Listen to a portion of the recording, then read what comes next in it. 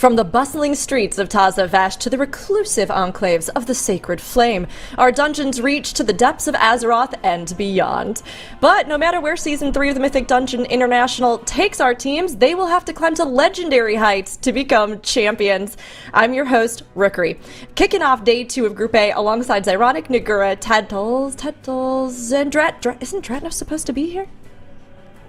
I think so. Sure. That's fine. Great.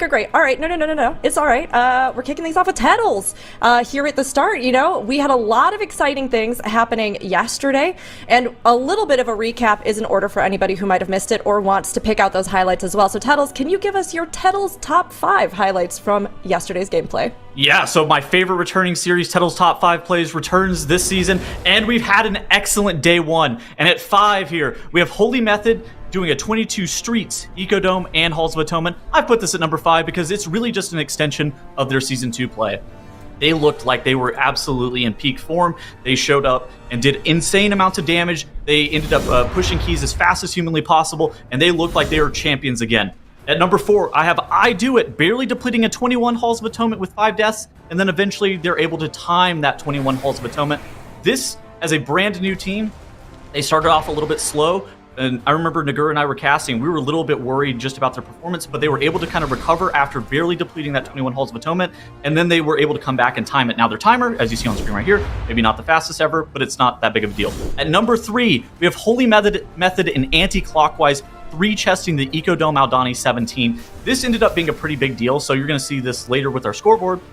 But Holy Method and Anti-Clockwise are the top 2 teams, and a lot of that actually comes off the back of that time efficiency that was saved by the ability to be able to 3-chest this Ecodome Aldani on the 17. It was not the hardest thing ever, but not all the teams were able to do it, and I think that actually set up both of these teams quite nicely to be able to progress into Friday. How is that going to set them up for Saturday? What are they going to be looking like in their dungeons today? I guess we're going to have to wait and see. And at number 2, we got some tech.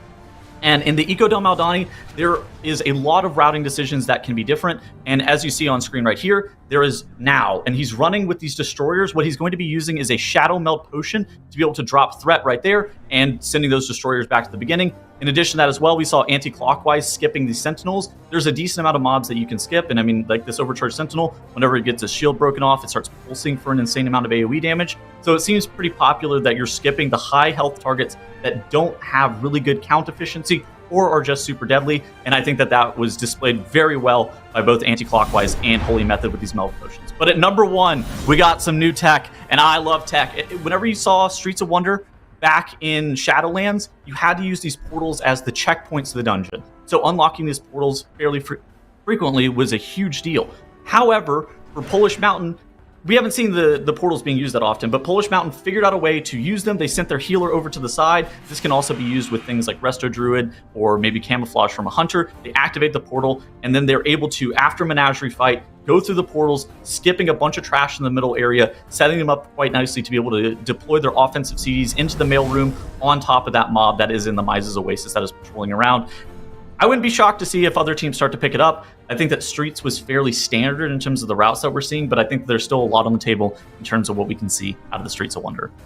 Totally agree. I know we were kind of talking about it yesterday too, the fact that there's potential for it. So it's great to see that potential actualize by one of the teams, and hopefully we'll get to see some more innovations. But thank you, Tettles, for the rundown. And while those might have been Tettles' top 5, trademark, we are also going to take a look at our leaderboard overall so that you can see where things landed for our teams yesterday.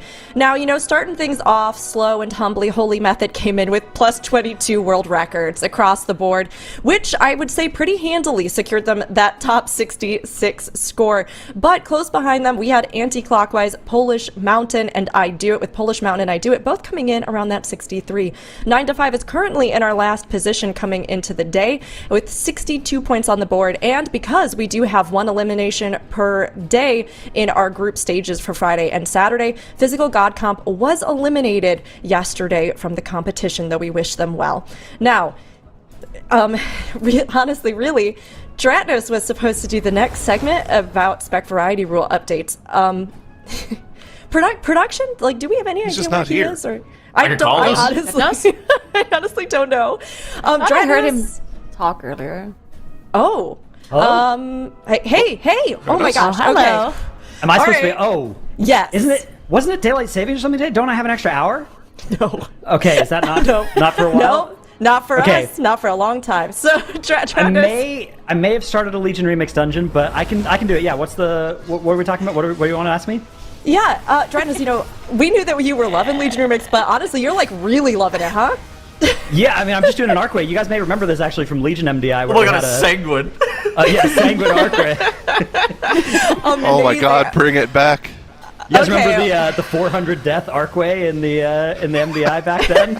This is amazing. And you do this in 10 minutes, Dratnos? I mean, 10 minutes it actually starts, yeah? I can finish this before we start for sure, yeah. Okay, I believe, well, I also believe that if anybody can multitask this, it's going to be you. So bring this blast from the past, but also give us the current update about our Spec Variety Rule updates for Season 3, if you can. Yeah, okay, so we are iterating on the Spec Variety Rule where you have to play different specs between the different days. Because we're doing 3 days now, we're doing it slightly differently than we did last season. The way it works is that after Friday, each team that survives, the 2 specs they played the most on Friday, they aren't allowed to play on Saturday or Sunday. And then again, after Saturday, the teams that survive into Sunday, we're going to take another 2 specs from the ones that haven't already been banned, and they won't be able to play those on Sunday either. So by Sunday, there will be 4 specs that each team is no longer allowed to play based on what they've played on days 1 and 2. So everybody kind of has to be ready to have an off spec and a main spec, and the teams have to cleverly juggle them around between the different runs. You stop using your hands while you're talking. You're trying to game. No, it's good. It's good. I got auto attack enabled. Play video games, please. You let the heals go off on those anomalies, Dratnos. Like, you let them heal. Yeah, it's okay. It's okay. I got plenty of time. No, I believe, look, yeah, sure, we've got, 9 minutes now on the clock for you to finish this one, Dratnos. Oh, yeah, so I'm chilling. I should have picked a higher difficulty. All right, you know what? We believe in you, chat. We'll keep tabs on it while we can, but we are going to also talk more about those spec bans that you so eloquently somehow told us about while also running this dungeon. So yesterday, we had our guesses about which specs would come in with the tally and what would be banned out. But Zyro, now that we have the official numbers, what was actually sort of eliminated from the pool yesterday? Yeah, so there's one clear standout here from the others in the form of 9 to 5, who pretty much ran the same comp for most of their dungeons yesterday outside of the first run of the day. They ended up banning out Arrested Druid as well as the Marksman Hunter, so they're not going to have those available. They are currently banning out their Frost DK, though, so they need to make sure they bring something up above that if they want to keep that available for Sunday, should they move on to Sunday. Our 3 middling teams both banned out. They all banned out both a tank and a healer, so they're probably going to be looking to ban out 2 DPS specs today as well. But you remember yesterday at the end of the day when we were speculating about Holy Method accidentally banning something incorrectly because they played too well and did 1 too many dungeons on the day? That actually ended up being the case. They banned out the Arcane Mage, which is something that I think they planned on banning out. But they accidentally banned out the Guardian Druid. They were hoping to have that one available to them today. Probably were planning on banning out the Resto Shaman, but instead that's something that's still unbanned. So they're going to have to come in today with a different game plan. I think it's probably going to work out okay for them because they can probably just split reps between Prot Paladin and Prot Warrior. But again, something that I'm looking at is the Ellie Shaman being top of the list on terms of their bans for tomorrow. They probably are going to play a little bit more on Holy DK today to bring that above the Ellie Shaman, so they still have that available for tomorrow. But other than that, looks like everyone else's game plan went perfectly yesterday. Yeah, we knew there was some possibility that teams might, mistake some of this, but it was also so great yesterday to see just the range of specs that were on display. Oh, okay, we're also taking a look at... You're going pretty fast, Dratnos. Yeah, I'm gonna win, I think. You're blasting. I gotta be careful, it's necrotic as well, so these guys are a little scary. Ooh. Necrotic Sanguine combo. Yeah. I missed that. God, it was a great combo.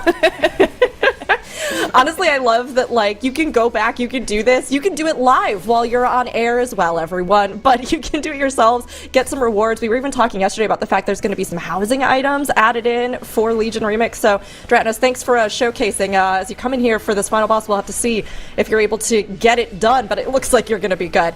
And, we've got dungeons ourselves in store for our current season here in game. Of course, we've been revealing these over the weekend in a 3-2-1 style, which means that yesterday our teams had 3 that they were playing. Today we'll add 2 more into the mix, and tomorrow there will be an additional one. So, Nagura, looking at what we've got, we're adding 2 in. What do you see?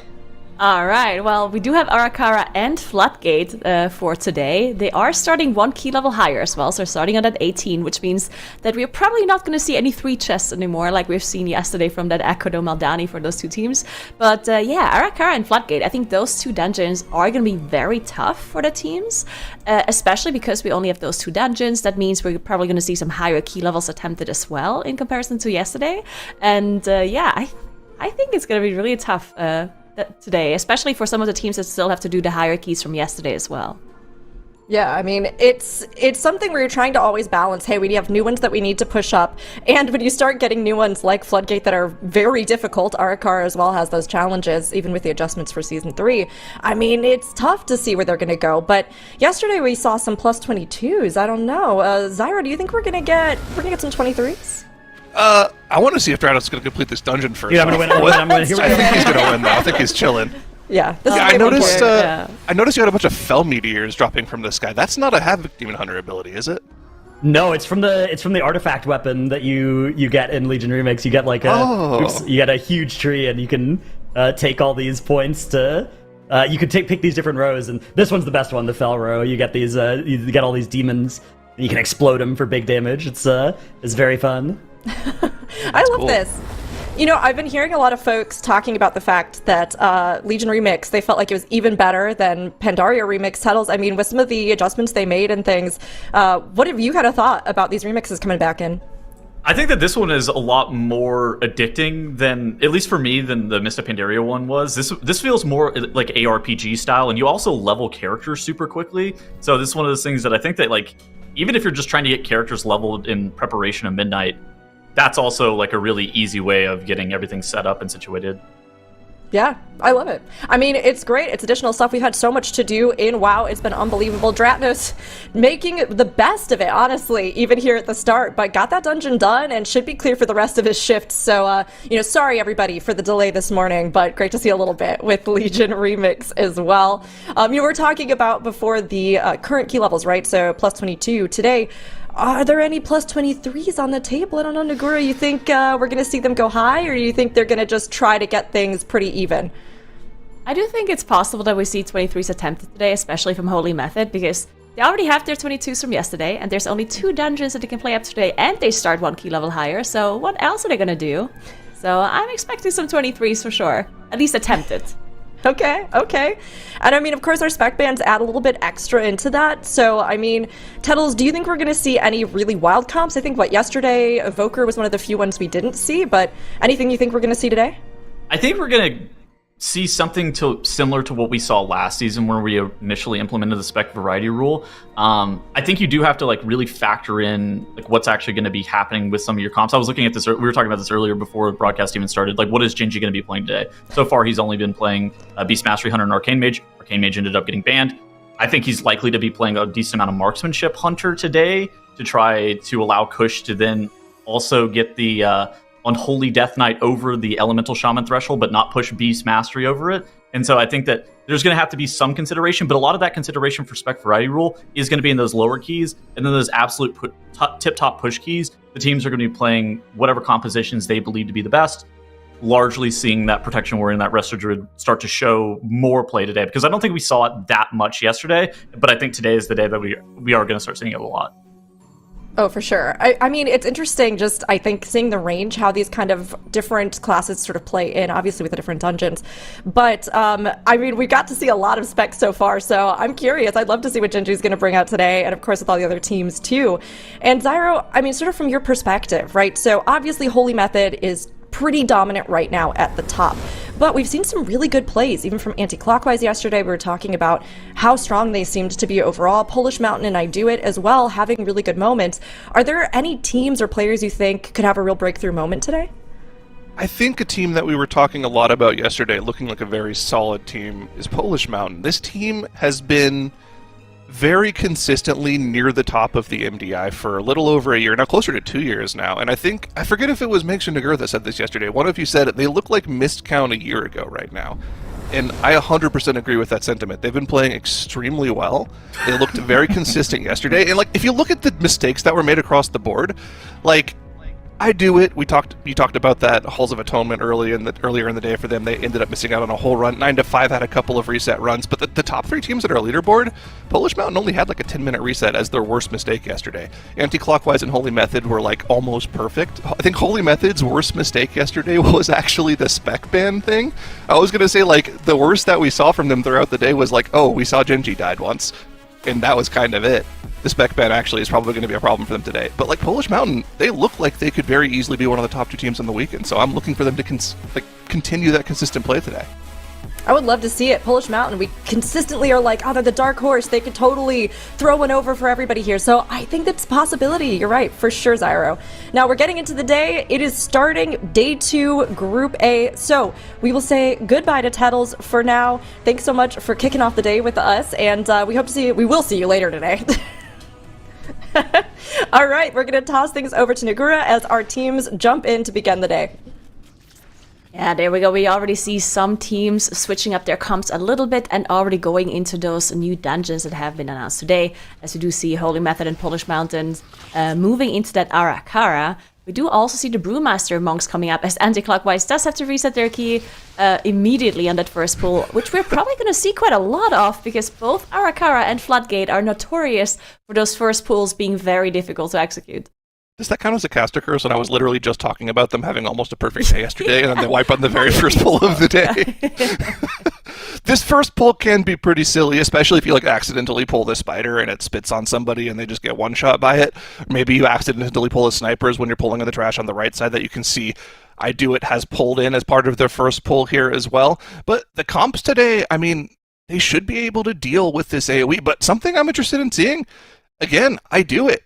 Bringing out the rogue here, Shindig's, the rogue main, showing why that class is pretty good, doing a ton of damage, beating out the Marksmanship Hunter and the Unholy DK here. Yeah, actually performing really well here for this first pull. Very impressive, as they also did use Bloodlust. And Floodgate is also one of those keys where maybe we do see quite a few different routes.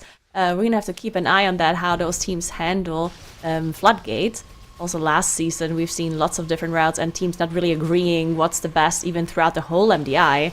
So very interesting to see what teams are going to be doing there, as Arakara and Polish Mountain here with the double Demon Hunter comp. Both the Vengeance and the Havoc Demon Hunter here coming out for them for this Arakara run. Interesting. Yeah, something that the teams would have had to think about in their routing throughout the weekend was how are we going to keep a shaman available for Saturday and Sunday? Because the teams know the dungeons in advance, like we've talked about, so they know that they're probably going to have 1 or maybe even 2 shamans available for this dungeon. That Poison Cleansing Totem is so powerful for this first section of the dungeon, which is very, very likely one of the hardest sections of any of the dungeons in the dungeon pool right now. I can see Genji having a death to one of those venomous blasts that come out in this part. We're also seeing the Brewmaster tank. I don't think we saw this at all yesterday, did we? We saw the Mistweaver for sure, but I don't think we've seen the Brewmaster yet. I don't think so either, and we see it twice, at least 2. I see one on I Do It and also one here for Holy Method, so very interesting.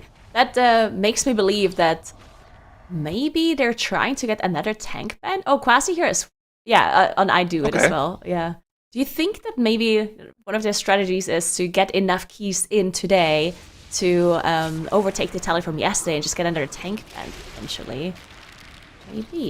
Maybe. Yeah, I could definitely see that. Holy Method. So they could ban Brew and Resto Shaman, so they keep all of their damage dealers potentially. Yeah, I think that's the ideal route, right? To make sure you have your best DPS comp, and I mean, ideally they'll have both Prot Paladin and Prot Warrior plus Resto Druid and whatever other healers they want to have available for Sunday, so they can go for the top keys with that. That looks like the idea here. I think Holy Method probably could get away with like splitting between Prot Paladin and Prot Warrior, but that would mean that they'd probably end up banning out one of their other DPS specs, which could be a little bit of an issue. We'll have to see if that's their plan throughout the day, if they stay on the Brewmaster for the entire day, because like we talked about, they accidentally banned out the Guardian Druid today. They wanted to have that available so they could play it for most of the day today and not have to worry about either banning out Prot Warrior or Prot Paladin. We'll have to see if their reaction to that mistake is just to play the Brewmaster all day today. Yeah, and one thing to mention as well about the Spec and Variety rule, even though Dratnos explained it beautifully earlier while he was doing that Legion dungeon, maybe some people have missed it. So the way the Spec and Variety rule works now is that 2 specs already got banned from yesterday, and then 2 more specs are going to be banned for tomorrow for the most played specs, combining yesterday and today together, right? So that actually makes it a little bit hard for them to ban a spec that they have not played yesterday at all, because that would mean they would have to overtake the amount of times that they played the most specs yesterday, or at least the third most specs yesterday after the 2 that were banned.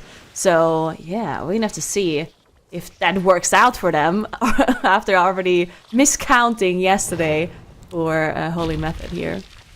So Polish Mountain in their first run of the day have gotten through the majority of the dangerous trash at the start of the dungeon here and are ready to pull Avanox in just a moment. You can see tankiers gathering a ton of extra fodder to pull on top of the boss. Most of this is not going to do that much damage to the group. These flyers, they can't all stack up on one player, do a ton of damage.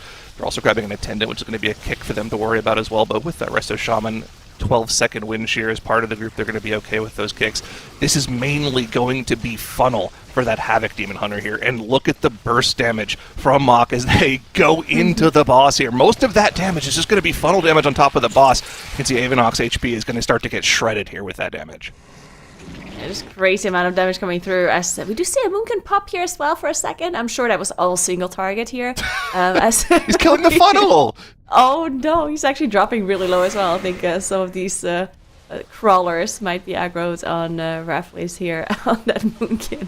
And yeah, Moonkin is interesting, right? We've seen Moonkin played quite a lot yesterday, presumably because they wanted to get the Moonkin banned, but then none of the Moonkins actually were banned out for the teams. So maybe they want it to be like a second day ban now. We do see Divine Field again on the Moonkin. We've seen him play the Moonkin yesterday quite a lot too. And we do see a bunch of course, Hunters across the board as well.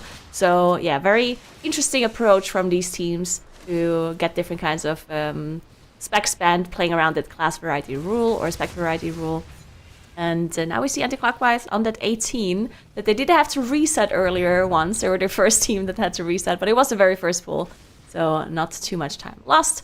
And now they are moving to this boss first, which yeah, we'll see if most teams are going to be doing it this way. It looks like I Do It are doing the same thing as well for their side.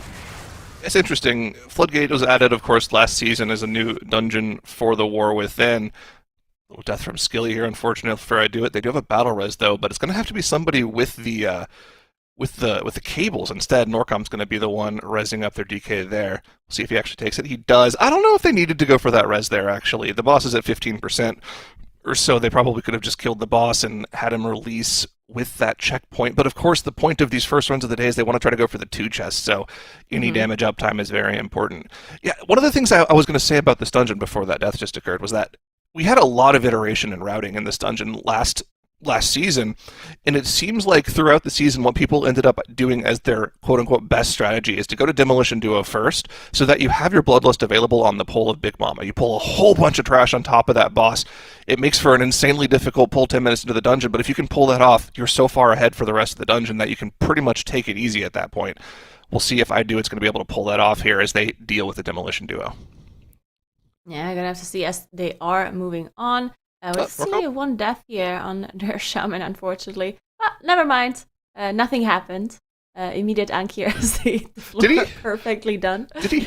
How did he die? Did he stand inside the explosion from the boxes? Oh, I think that's exactly what happened, yeah. What? I mean, that's a difficult mechanic. I don't know. Okay. I don't know about you, fine. but that can just happen. It's fine. But there we go. That's why you have an actor. You can just, revive. It's your defensive cooldown. It's all good. So they are dealing with these Kelps here, and then they're going to be... they actually have to go to Big Mama, of course, as you said, with their Bloodlust on a 3-minute cooldown. It's also possible that maybe in the hierarchies they change the route a little bit, because, of course, a 10-minute Bloodlust cooldown is going to stay the same no matter what key level you're on. But on the 18, you're going to be much faster than on a 20 or on a 21, 22 afterwards. So potentially some route adjustments, or... you generally are just going to have the same speed because you switch to a different comp that potentially has more damage, which we're probably also going to see in some of the hierarchies as well. And I will say, neither of our teams that are in Floodgate are playing the LA Shaman, but there's a very awkward cooldown timing in this dungeon as an LA Shaman, where on the higher key levels, when you get to this pole that anti-clockwise are on right now, your 3rd Ascendance of the dungeon comes up, your 4th Ascendance actually, it's around the 9-minute mark, and you really want to press it on this pole because you just don't want to be sitting on your cooldowns. But you also know that the Bloodlust Big Mama pull with a ton of extra trash is happening right afterwards, and it's a weird question of whether or not you want to make sure you have the extra cooldowns just for that big pull on the burst of Big Mama so you can get to the first intermission more quickly and safely, or if you want to have it for this trash pull and speed that up significantly. When we do get to the hierarchy levels and we do see the more efficient DPS comps as part of that play, that's something that we're definitely going to have to keep an eye on, how they choose to use those cooldowns in this section of the dungeon. Yeah, going to be interesting for sure. And it's also interesting to see the difference between the teams here in that 18, damage-wise and just speed-wise as well.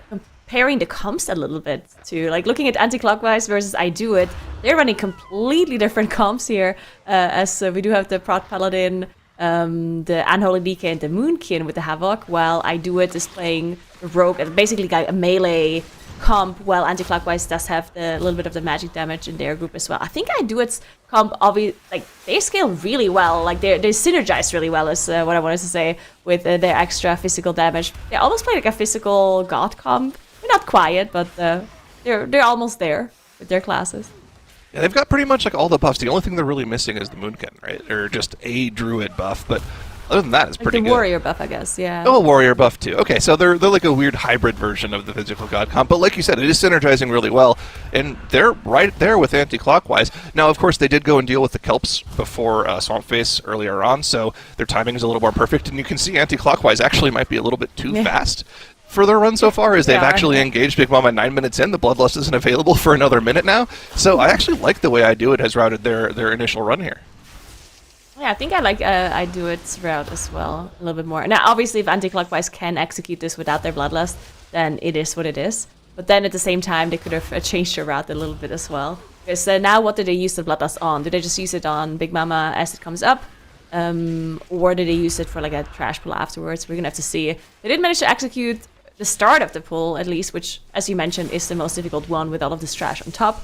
So good on them, as I Do It is still having their Bloodlust up, and they also managed to finish up most of the trash here, so they should be good to go from here. And as we talked about earlier, Polish Mountain and Holy Method both are in that Arakara. So all teams actually deciding to go to the new dungeons before they finish some of the hierarchies from yesterday.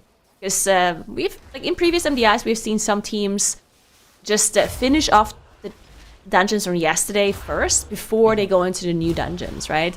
So none of the teams deciding to go with that strategy for today.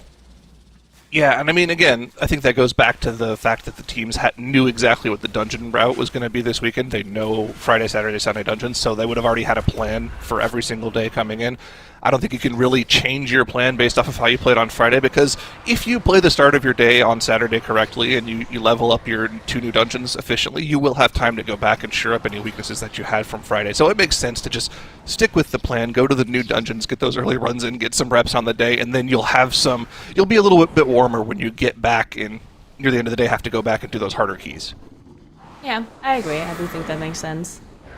In the meantime, we are taking a closer look here at Polish Mountain, as their second Bloodlust is still running, and they're actually playing this hulking Bloodguard here, which we've seen teams skip before with that pull-in mechanic from the boss on Anubsect. And it looks like Polish Mountain actually a little bit quicker than Holy Method here so far. Now, they might have chosen to play a little bit of a different route, so we're going to keep an eye on this. But yeah, Polish Mountain speeding through this dungeon here with their double Demon Hunter comp. Yeah, they are actually destroying this dungeon. Yeah, Holy Method is definitely pulling a little more trash, but there's a lot of trash near the end of the dungeon that's pretty easy to pull all together. It does make for a more difficult pull, but, I mean, I feel like pulling those Bloodguards can't be that efficient. I mean, when we had this as part of our MDI, our original MDI format way back at the beginning of the expansion, teams almost exclusively skipped those Bloodguards, right? You don't want to deal with a mob that reduces the damage of other enemies around it. It's not something ideal. Also, it's stunning you is kind of annoying as well. So it's surprising to see that they pulled it, but you obviously can't argue with the results that they're getting if they're going faster than Holy Method, especially after what we already saw from Holy Method yesterday. So I like it so far. They're playing really well at the start of the day here. Really kind of just continuing where they left off yesterday. Polish Mountain, again, they had a very, very good day yesterday. The only real mistake they had was like one 15-minute dungeon reset. So they can continue to play that way today. I think they're very good candidates to potentially be one of our top 2 teams this weekend. Yeah, I agree. Polish Mountain performing really well overall. As they're still fighting Atomment, not too much they can do here. 81% enemy forces. We can take a look at Holy Method in a moment, as they are approaching Atomment as well. And they're also playing that same trash mob there too. Interesting. Potentially maybe because they are running the funnel comp a little bit, that they have that Havoc Demon Hunter, so obviously they're going to be able to get a lot of damage into the Blood Guard.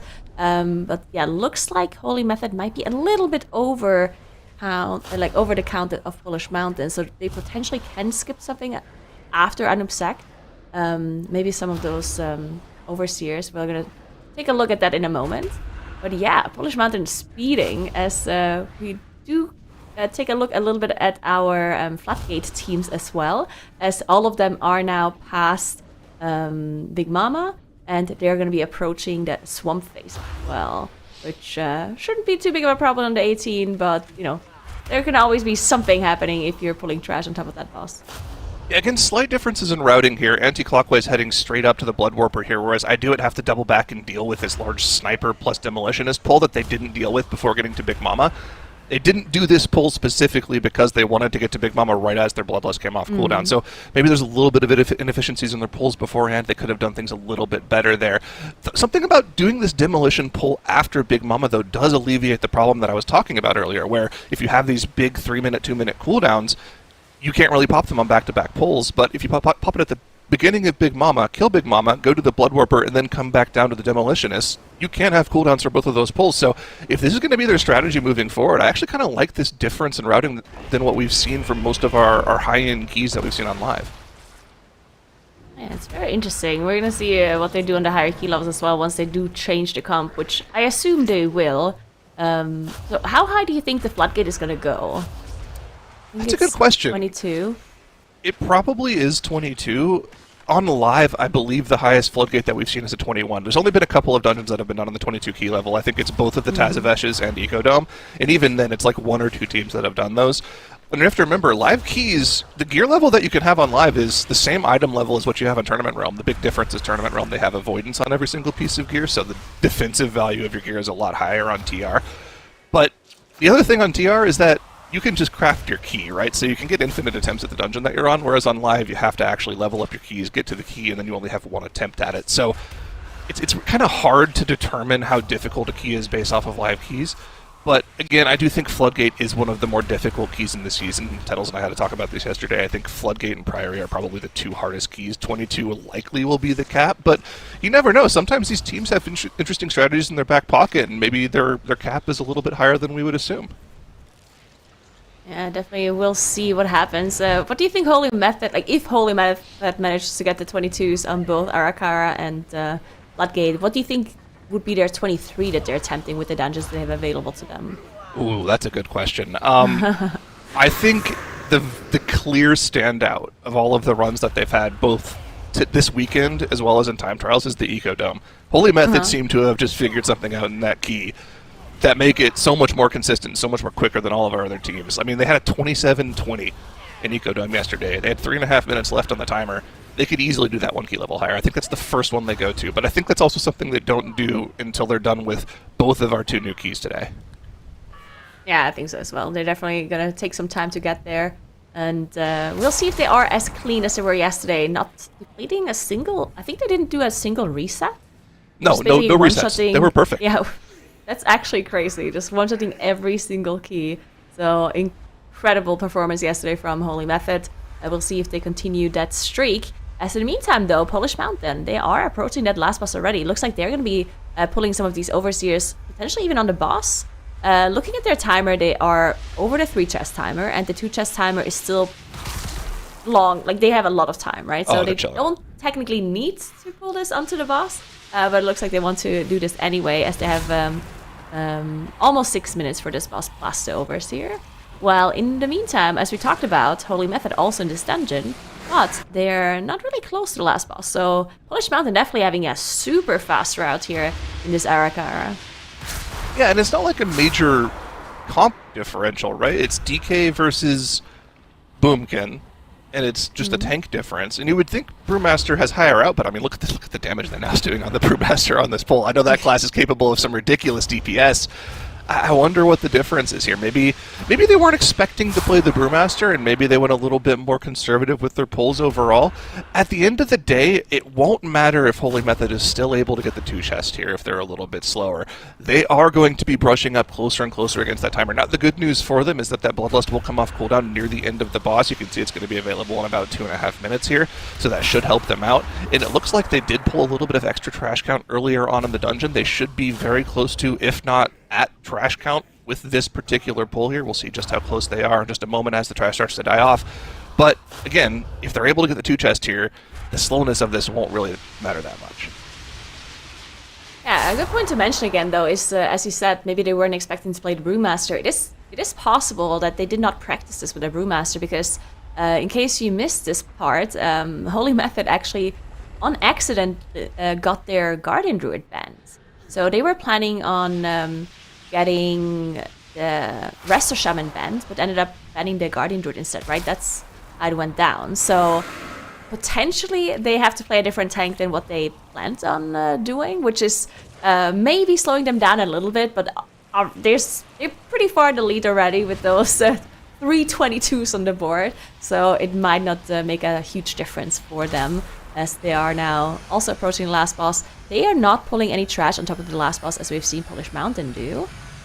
So they play everything earlier. They have 3 minutes and 20 left, as yet it does go down here for Polish Mountain. They do have a rest. They will have to go down to get him up here. He's going to be line of sight. So we'll see if they get the rest off. There it is. Boss is on 35%. They still have quite a bit of time left, so they should still be able to get the 2 chests for sure, and Holy Method should as well.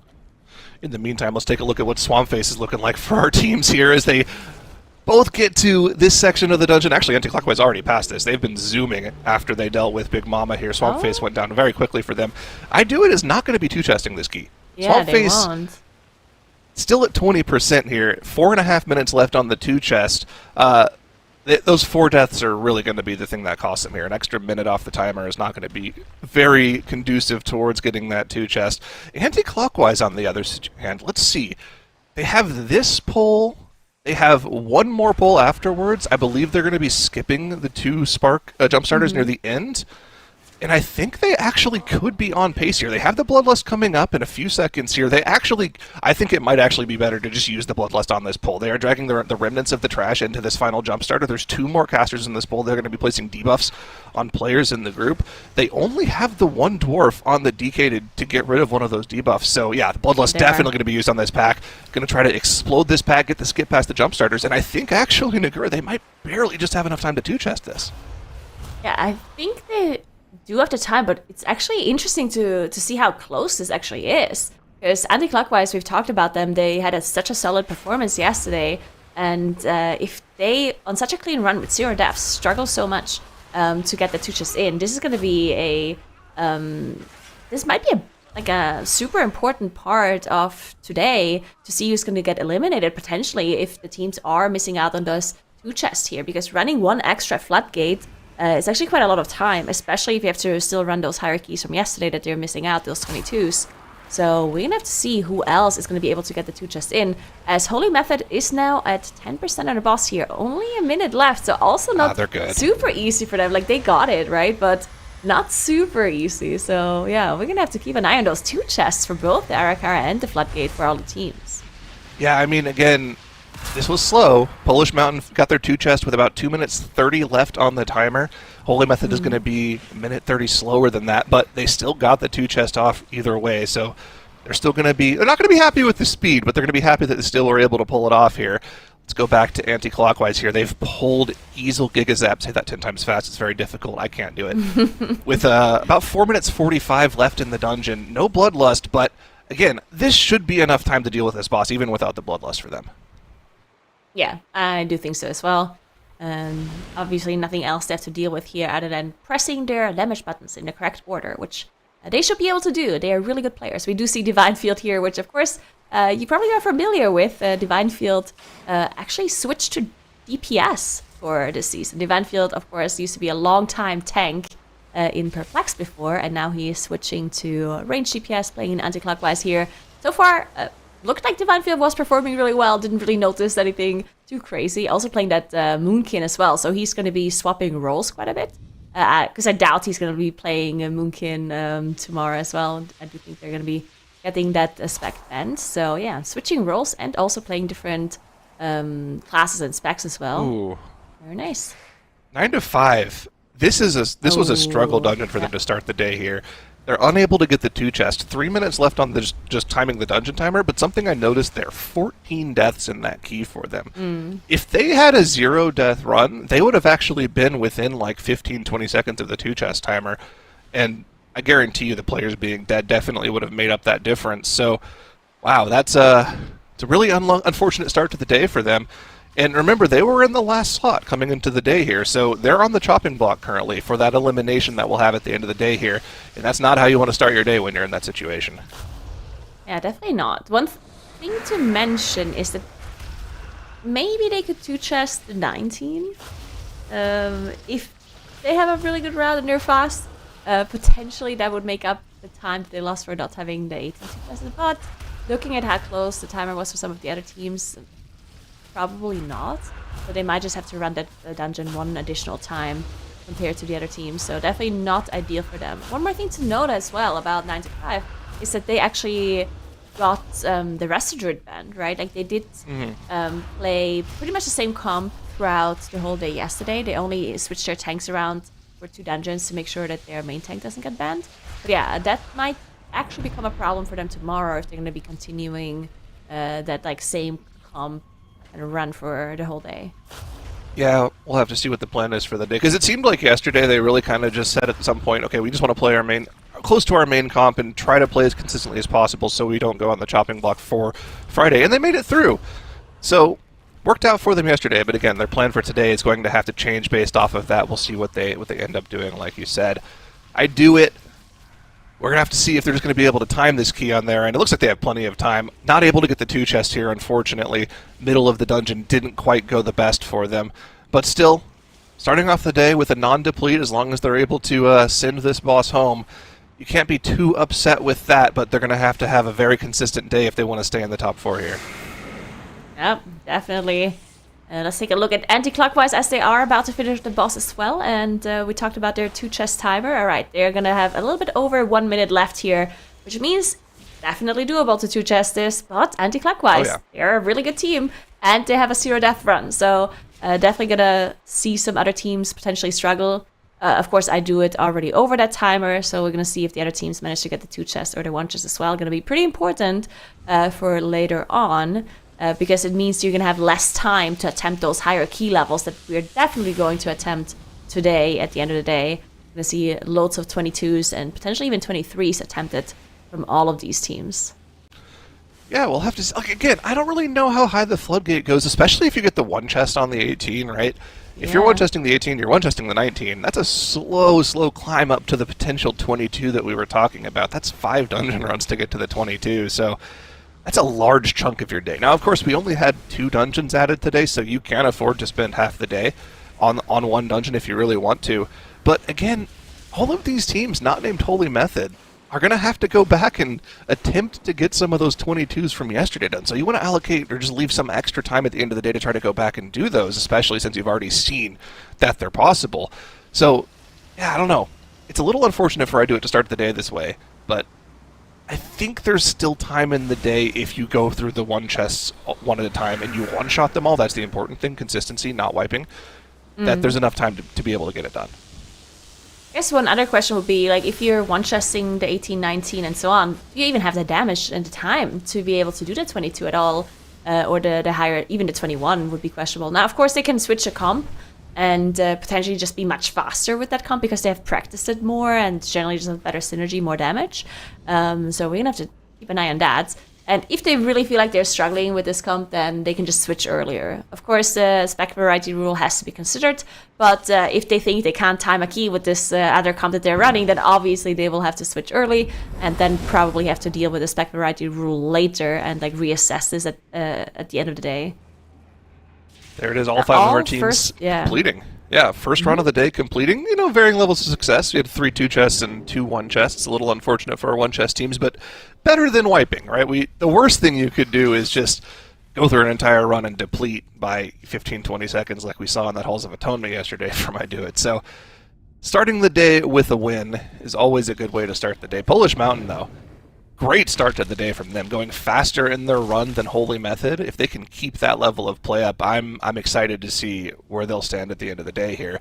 See if they can keep that level of play up, though, and you can see they've already gotten through this first trash in the dungeon. I mean, this is really the wall of the dungeon in Arakara. This is why it's actually such a good dungeon for this keep pushing format, because you can really go crazy right at the start of the dungeon, do insane pulls, and if you wipe, you've only lost a few minutes off of your day, so you're kind of okay with it.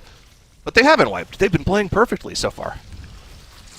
Yeah, they're doing incredibly well now. Avanox has been engaged for a Polish Mountain. Let's see if they can execute this, as the start of this pull can be pretty dangerous. You can see their Moonkin dropping so incredibly low, as they did get a Dispel through on that poison. It just does so much damage, plus all of the damage from the boss as well. And Barkskin has been used too. Yet they're also just struggling a little bit. I just look at the health bars and they're just going up and down. There's just so much damage coming in without Bloodless as well. It's just absolutely crazy. The healers in general just have to put in so much work here in the first pull. I mean, the thing is, they have confidence in the healing, right? You have, you know what you need to use your personal cooldowns on after all of your practice, all of your runs that you've done on the tournament realm beforehand. Yete still has the Dwarf available, right? He probably planned, like, I'm not pressing this unless I have both a Venom and a Bleed on me. And he had a Bleed on him there, and now he's a Venom at 1 HP. Still isn't using the Dwarf, though, just gets it dispelled. And, yeah, I mean, they have so much confidence in themselves as a team. I'm sure all of these teams have the similar level of confidence. They just know when they need to actually use their personals. And, I don't know, they're playing really well today again. Yeah, very, very good job. We do see all teams actually... Oh, we actually see Kyo go down here to an Onslaught. Unavailable, but has to be able to use it in this puddle. Does manage to survive and jump out of it immediately, so they're going to be able to recover this. A little bit of a scary moment. Thankfully, they had the Ang, so that means they're going to have a Battle Rest available as well in case something else happens. They also have the SLT used immediately to make sure they can recover this AoE damage. And yeah, they should be fine from here. Yeah, you can see how scary a 20 is already in this Arakara. And before we had the death here, I just wanted to mention that all of the teams are going back into that first dungeon that they got the 2 chest or the 1 chest in, which I guess is pretty common strategy to play it up to a key level where it gets really dangerous. Then some teams are switching before they attempt the really high key levels, but at least doing a dungeon twice before moving on is pretty standard. Yeah, even the Gossamer Onslaught, just passive AoE damage, doing a ton to the group, having to be healed through by Kyoma on the Resto Shaman here. The alerting Turshils, no problem for them as well. Looks like it was just a misstep, right? Typically the best way to play the Gossamer Onslaughts is to stack as a group and move every 2 puddles. So you can actually make that work. You only have to move 3 times during the entire channel. But it looks like they were a little bit spread out and might have accidentally walked into someone else's circle there. So they're actually not even doing the 2-step. They're just moving every single circle. So, you know, could have been just a slight misplay, but of course the Shaman immunity coming into play there. Just onking your back up with the squad. They still have the battle res banked in the back pocket. They're going to have another one come up in just a moment here. In the meantime, we do see both Holy Method and 9 to 5 also on Avanox. Even though 9 to 5 is on the 19 because they did not get that 2 chest, so it's going to be a little bit easier for them on their side. While Holy Method, again, a little bit behind compared to Polish Mountain. Of course, they also finished the dungeon a little bit later, earlier, so their key timer is 20 seconds later in comparison to Polish Mountain.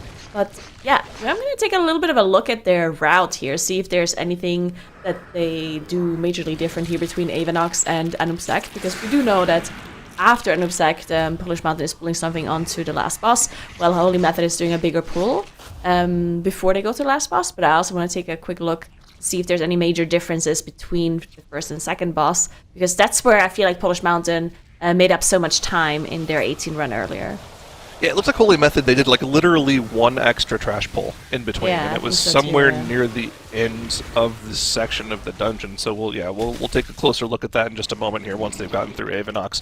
In the meantime, we do have both I Do It and Anti-Clockwise in their second runs of the Operation Floodgate. Anti-Clockwise, they finished their run a few minutes earlier than I Do It, so they're already onto the Demolition duo. I Do It just now dealing with the double shredders right beforehand. But, you know, again, Anti-clockwise just picking up where they left off yesterday, just like Polish Mountain. They've been very consistent today. They did have that one reset, like 30 seconds in on their first run, but since then they've been playing pretty well. I think that was our first and only reset of the day, right? I don't think anyone else has reset so far. It was just this one quick reset to anti-clockwise. We thought it was maybe like a death on the first pull that it reset, but it's also possible that maybe like somebody had a wrong talent or a wrong spec, and they just decided, you know what, let's go again. So maybe it wasn't even a mistake gameplay-wise. Maybe it was just like some talent things, which, by the way, they have to juggle quite a lot with the spec variety rule. We haven't really talked about that too much, because obviously these teams, they have their characters on the tournament realm and they have everything set up preemptively, but switching between characters, and sometimes they even have the same spec on different characters because they want different kind of racials as well, right? They have a dwarf, they have a night elf or shadow meld, and so on. So switching between those characters sometimes means that, you know, they maybe forgot to change a talent on one character that they had for a certain dungeon and they don't need it for the other, and things like that can happen to them all the time. But honestly, it rarely happens. Like, we rarely see the teams having to go out for no reason and just like resetting something. So yeah, teams are really good at figuring out their character switches pretty quickly between those keys. So starting to take a look at the trash here between Avanox and Anubzect here for both Polish Mountain and Holy Method. Something I noticed that was interesting right here, right away, and this was similar to the strategy used in the 18 for Polish Mountain, is this Bloodlust. It came off cooldown 2 minutes ago, and they only have just now popped it on this particular pull. They're saving it for the patrolling Bloodguard in the trash that they pulled on top of. In the 18, they actually were so fast in this section of the dungeon that they actually ended up using it on the trash like right before Anubzect, and they were able to pull the remainder of that Bloodlust onto the boss to get a little extra boss damage here. Holy Method, on the other hand, they still also have that Bloodlust off cooldown. Didn't use it on this first Bloodguard, and maybe they're going to do something similar where they just use that Bloodlust on the next pull.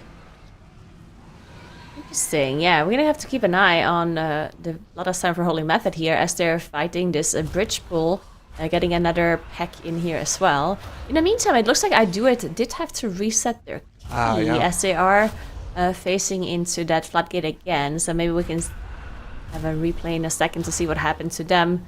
Either way, Holy Method doing that pull really cleanly, still holding on to that Bloodlust. We'll see if they're gonna be using it on that same pull as Polish Mountain just did, as Polish Mountain now gathering their third pull, even I believe after this, after Avanox. So Polish Mountain, honestly, also like the way they're gathering the pulls is so clean. Like everything immediately being gathered up into that Solar Beam combo as well that they have with that Moonkin, plus the Sigil combo too. This is actually a combo that we've seen in previous season, right? Having the Vengeance, Grip Sigil into the Solar Beam from the Moonkin into a bunch of just like AoE stuns and AoE disrupts. So very nicely executed by Polish Mountain here. You know, I think Nagura there was just highlighting really well even some of the usages of some of these specs, but already we've seen today a really good range of DPS. We've got Druid, Demon Hunter, Death Knight, Hunter. For tanks too, we've had a big range. Demon Hunter, Warrior, Paladin, Brewmaster, Monk. So Zyro, as we keep an eye out and we keep watching some of the timings and things, what do you think these are sort of bringing to the table for the specs with the players this season? I mean, again, we've talked about this. Good question, by the way. There's a lot of things that can factor into it, but like it's hard to like put it all under one umbrella. There are a lot of different reasons the teams might be bringing certain specs. In the case of, you know, for example, IDoIt here with the Subtlety Rogue. Shindig's is a rogue main. This dude plays this class probably as good as or better than most other top-end players in Mythic Plus. It's a great spec. It might not bring like the best combination of utility and damage, but I mean, we saw in that 18 Floodgate, he was topping the meters on the Subtlety Rogue. He did like 14.5 million overall. That's an insane number. In the case of most of the other choices that we're seeing a lot of Boomkin also from a couple of our other teams. Anti-clockwise, Polish Mountain both bringing that. It brings the Mark of the Wild, which is a fantastic buff for Mythic Plus. Moonkin still, even if their damage profile isn't the best for Mythic Plus, it still has some of the best utility in the game. The things that I'm looking at for with these comps, though, is like how quickly the Prio mobs are dying. That's something that they're bringing the Havoc Demon Hunter for, because that's usually going to be the thing that inhibits your team from moving from pull to pull quickly throughout the dungeon. And as long as you're like dealing with those Prio mobs quickly, I think you're going to have an okay time with most of these dungeons. People like to talk about how like the meta comps, the top comp is so powerful. It's so much better than everything else. But like at the end of the day, I think all of these different comps we're seeing, like the difference between their highest cap is really actually just going to come down to the individual and skill of players. I think it's like less than a key level of difference that we're seeing. Yeah, 100%. I do think one of the most important things that when it comes to like the high-end play and the top play, it's when you compare the damage profiles of the characters. Like they might overall be doing similar damage, right? But some of the classes just have this like extra niche that they can utilize so much better than like an average hug or an average team would do, and it's the final damage that we keep talking about and this prior damage that we keep talking about, right? Because if you do AoE damage while also being able to maintain a pretty high amount of single target damage or even gain single target damage while you have other mobs around, that's really those kind of damage profiles that they're looking for in these TGPs, because they can really pull around this. They can add those high enemy force mobs into the packs while just kind of cleaving down the other mobs, and you still have a lot of single target damage, and of course for boss damage as well, that is going to slow them down quite a bit. So having those extra single target classes, those funneled classes, those prior damage classes, it's just going to be so nice. And some of the classes that overall don't even look so bad damage wise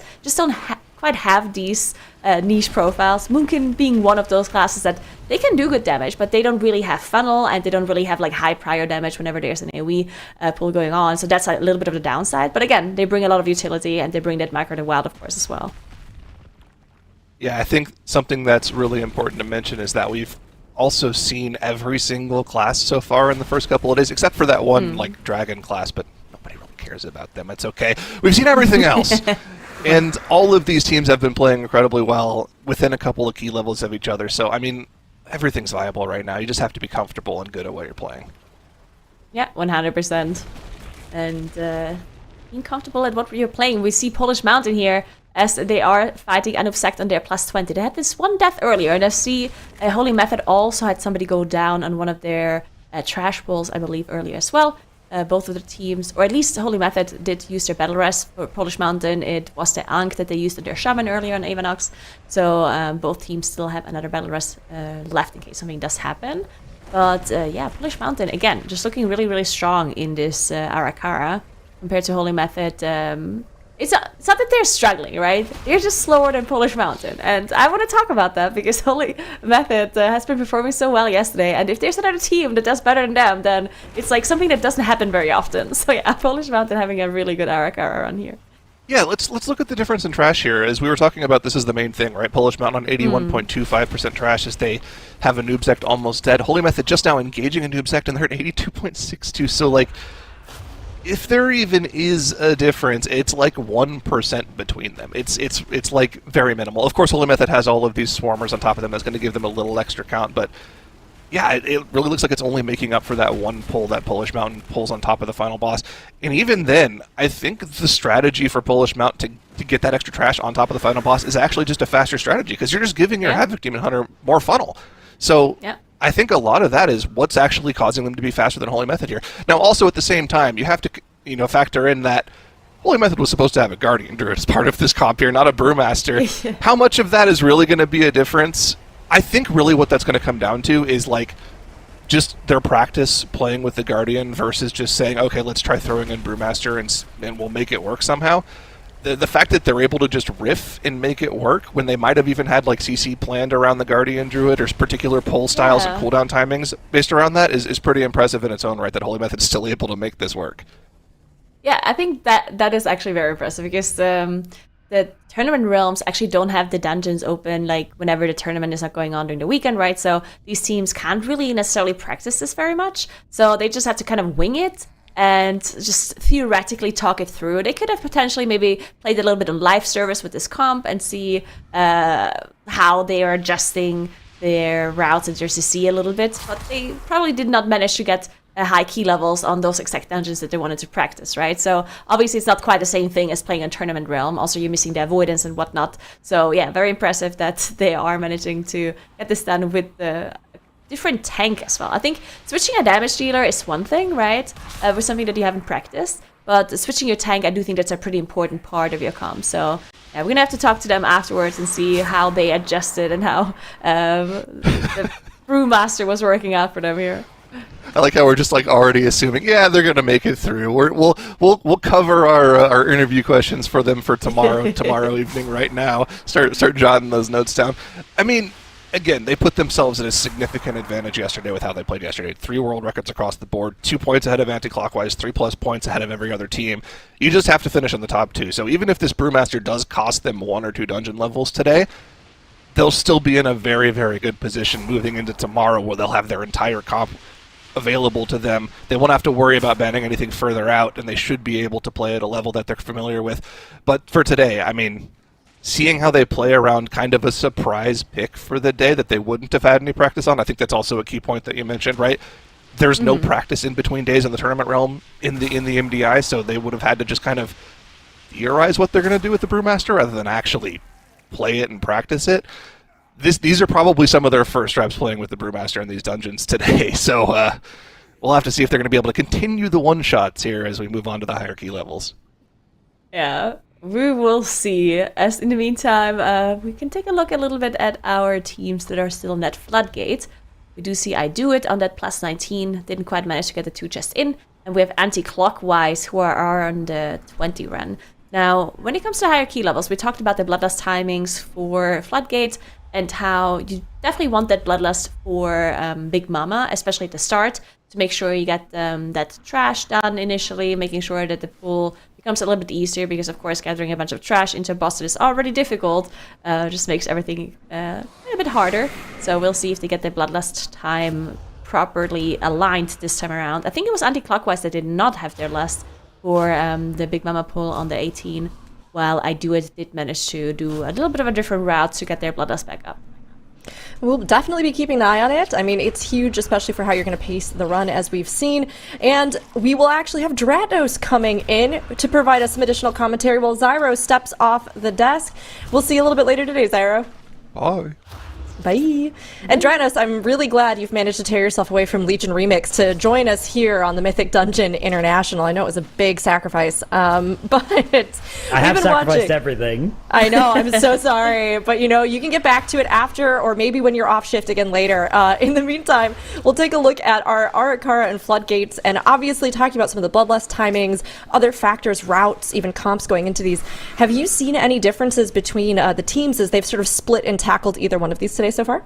Yeah, I mean, right at the start of our day, we can sort of see there's sort of 3 tiers of gameplay that we've got going on right now, right? We've got Holy Method, who are just sort of blasting everything, right? They're showing up, destroying every dungeon. They've got the world records everywhere. Although notably, they did their 18 Arakara slower than Polish Mountain, but both of those teams did succeed in 2-chesting that dungeon. So in the slightly behind Holy Method tier, both Anti-Clockwise and Polish Mountain they came into today, in 2nd and 3rd place, and they both 2-chested their first run of the day.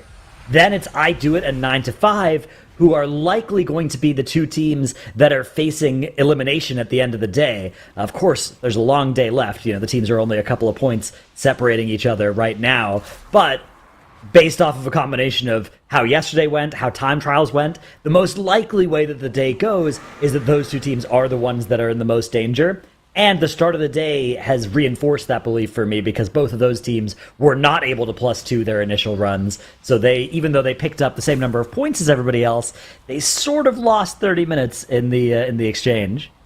Well, good news for 9 to 5 though, and I did mention this earlier. I wasn't quite sure if they're able to do it, but it looks like 9 to 5 is 2-chesting their 19 here. Yeah. Which means that if the other teams don't manage to 2-chest at 20, then they're actually caught up, right? Then they don't have to do an additional run in their Arakara. We're going to have to take a look at Holy Method and Polish Mountain. It looks like they're not able to 2-chest at 20.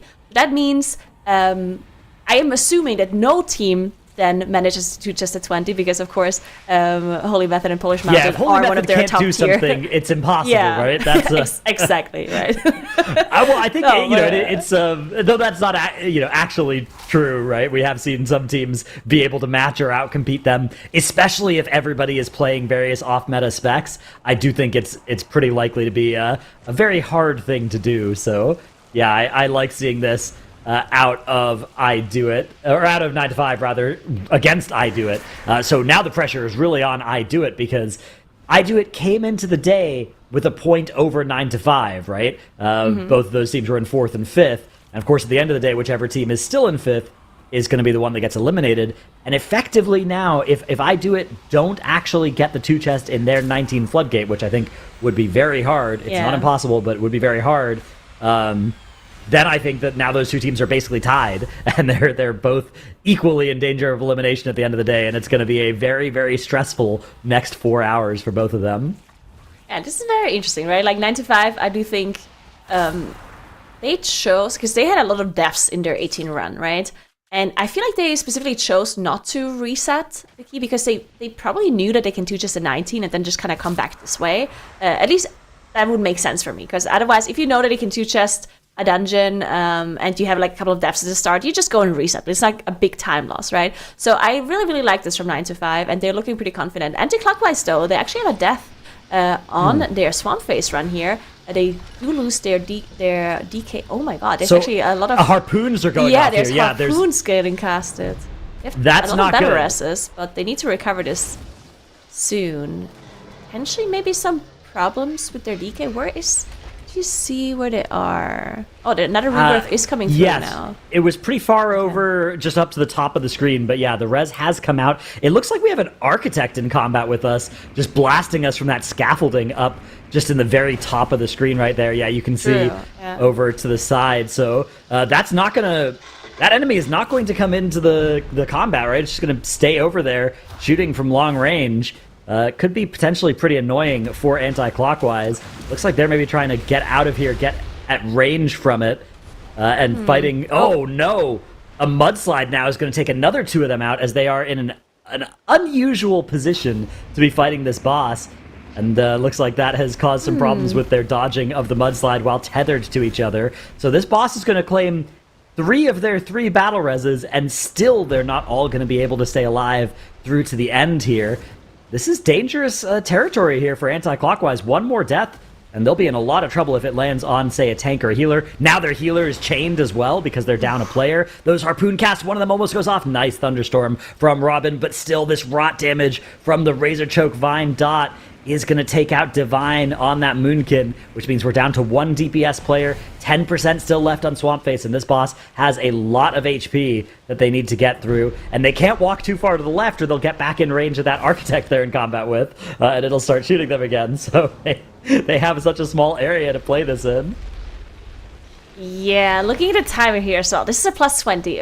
They're already 25 minutes into this, that's why they're trying so hard to recover this, but I have a feeling they might not have enough time, even if they manage to finish off this boss, because this is going to take them quite a while still, and yeah, the timer's going to look a little bit grim, as they still have to do quite a bit of enemy forces. They have to somehow deal with this Architect as well. Either they use some like melt potions or whatever to get de-aggro this. Yeah, this is probably something that they did not intend on pulling. This must have been some mistake. Happened here. They tried to recover it.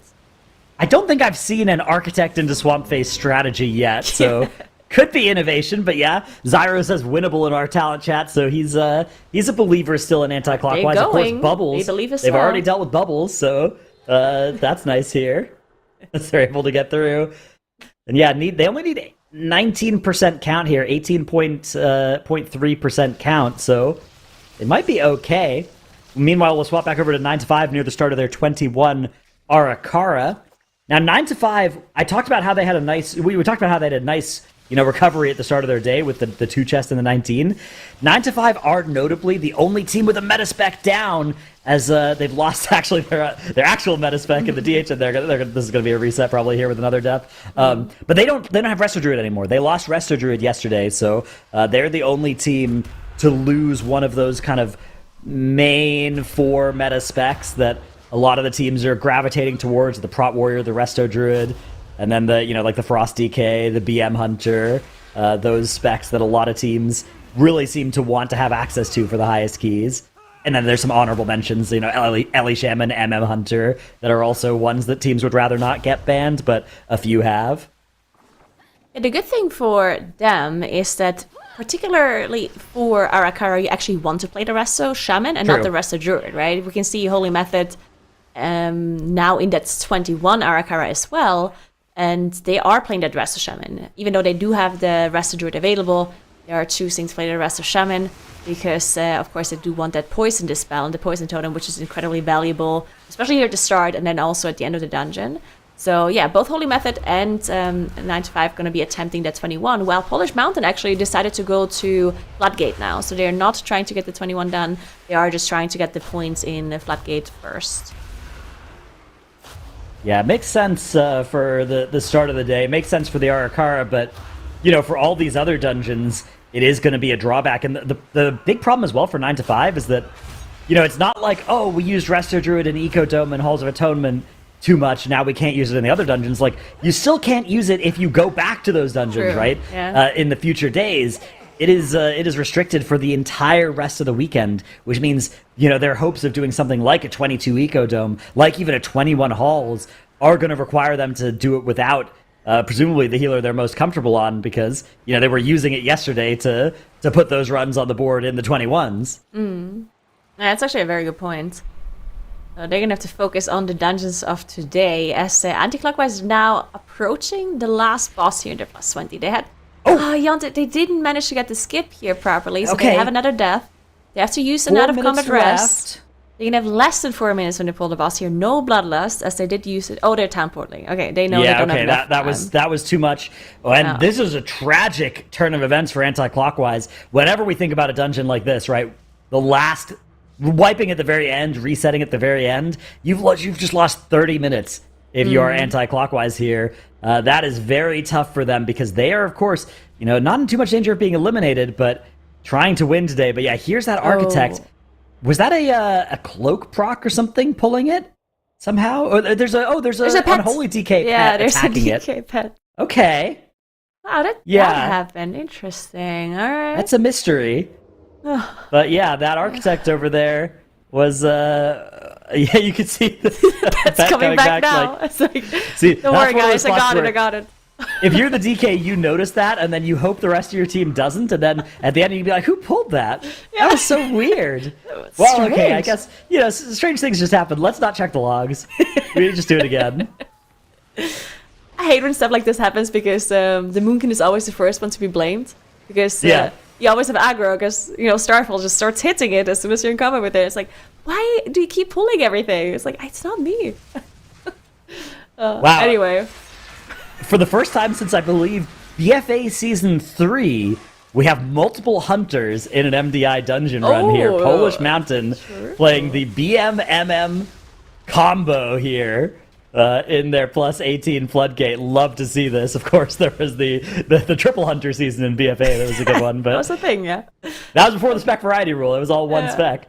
Now we have two different specs. We're just missing the survival hunter, which that would be a cool thing to see. Not super likely, I don't think, but we've at least got the other two here. Pretty cool. Yeah, I'd love to see that from Polish Mountain here. They're probably going to be playing it up to a certain... key level as well. We're going to see how far they're going to be playing with that comp here, because as we talked about the spec variety rule, Holy Method did now switch to their main comp after playing that Brewmaster on the earlier runs. They're now on that 21, and they decided that's the key level where we want our main comp, and that's where they switched. Same thing goes for 9 to 5, as they were attempting that 21 Arakara as well. They did also switch. And we're going to see if all of the other teams decide to do that as well, or if they have a different plan. In the meantime, Holy Method did manage to execute that first pull that we've seen 9 to 5 wipe to. So, looking pretty good for them. One of the most difficult parts in the hierarchies in Arakara is that first part. And of course, Aeonox as well. Yeah, it's one of the reasons why Arakara is like a key or two level lower on the live leaderboards than the other dungeons is, this dungeon is just really hard at any given key level compared to the other dungeons. But the nice thing for this format is, like you said, that difficulty is super front-loaded, which means if you actually have effectively a resilient key, which, on live you don't have a resilient key for your push key level, right? But on Tournament Realm, you do. And so you get to try this over and over again, and if the difficulty is right at the start of the dungeon, it only costs you 5 or 10 minutes per reset, and then you can, hopefully get the rest of the dungeon done in your first attempt after actually beating Aeonox, which Yeah, that is very much the hard part, is the trash before Avenox, and then Avenox itself. Very, very dangerous encounter at this key level. Just so much chance of somebody dying. Another downside as well is, on the Tournament Realm, everybody has full avoidance now, but most of the damage in Arakara is like dots and stuff. Those aren't reduced by avoidance. It's not AoE damage, it's like random player-targeted damage.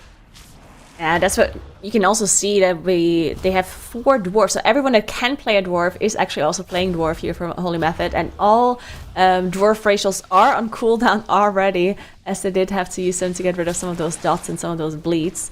And some of the most dangerous pulls is still coming up.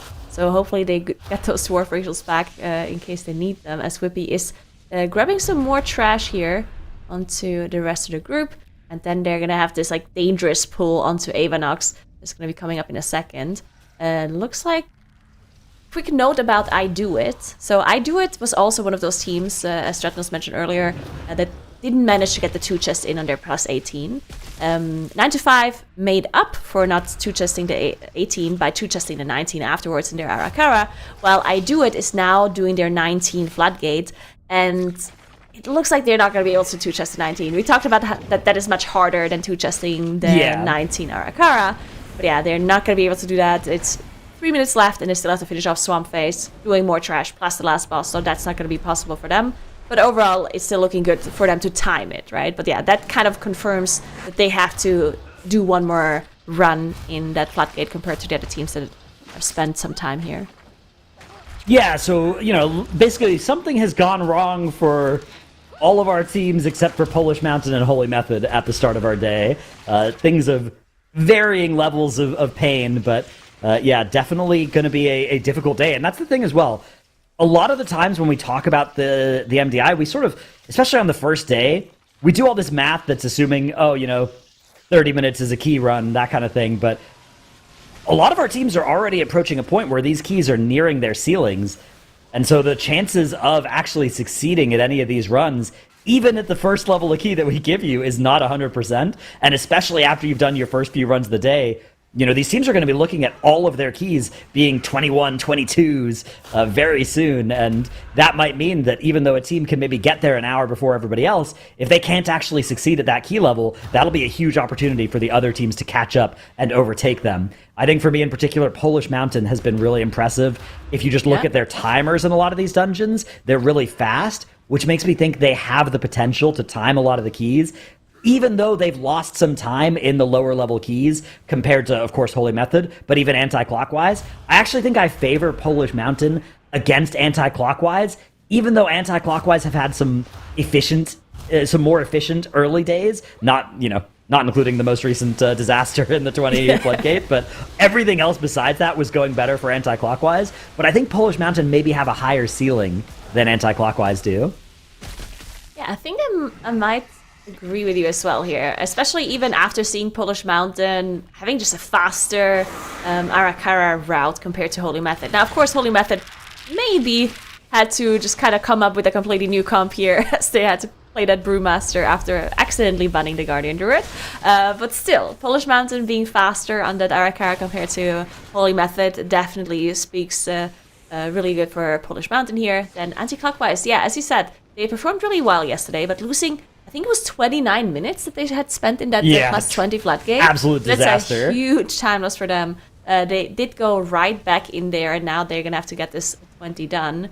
And as we talked about Holy Method, they are now on Avenox. And it is on 24%. We didn't quite caster curse them, as we didn't really talk about it as they were fighting the boss here at the start. But it looks like they might be able to get the boss done here first try. And we'll see if they continue their streak here. Still have not reset a single dungeon so far this MDI. Yeah, they've been doing really well. I think there was one Ecodome run that they lost like 10 minutes in, but other than that, they've just been on an absolute tear throughout this weekend so far. And that is the team that is going to be the most... Yeah. I'm going to be the most curious about, like... Okay, so they get this 21 Arakara done. Then they have a Floodgate that they can take from presumably like 18 to 20 to 21. And then what, right? then what do you do, right? Do you go do 22s in these dungeons, the Arakara, the Floodgate? Do you go do 23 in Ecodome, something that's never been done on the live servers? Of course, they have full gear and everything here on Tournament Realm and unlimited attempts, that kind of stuff. So I'm not saying it would be impossible or anything, but like a lot of what they could do at this point is they might get to this point where they've done so well in their first 8 hours of MDI between yesterday and today that they're kind of run out of doable stuff to do, and they have to start just doing a insanely hard push key. Yeah, we would love to see that. So let's hope they actually get there, so we can see some of those high keys attempted by them. I did also... Oh, I do it has a little bit of a problem here in their 19 run, as they do have a death... I think this is a skip. They didn't quite manage to execute here. So it looked like that may not have been a combat issue. They might have just died even without having combat, maybe, yeah. Low health type situation, getting randomly targeted. I'm not 100% sure, but either way, into the boss we go. 5 minutes left on the clock. They should be comfortably able to get this one done. The Brewmaster as well. We talked about Brewmaster being something that we didn't see yesterday, right? But a lot of our teams are opting into it to avoid getting their Prot Warrior restricted going into tomorrow for these lower keys. Brewmaster works really well on these boss fights. If you can do these boss fights on another tank, Brewmaster is so comfy on a lot of the boss fights in particular. Like you just look at the health bar here, so little danger even from that Thunder Punch compared to other tanks. So the trash is the hard part for the Brewmaster, but the bosses often feel like a breeze on this spec. So they should be okay from here.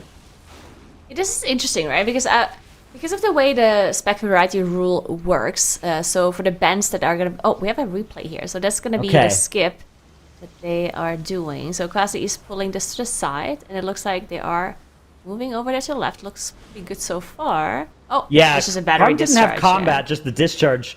Exactly, yeah. So it's just a case of maybe it wasn't done quickly enough, so there was an extra tick that shouldn't have happened there.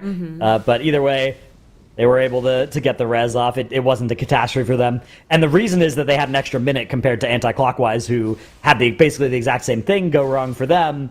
But they didn't have the extra minute to spare.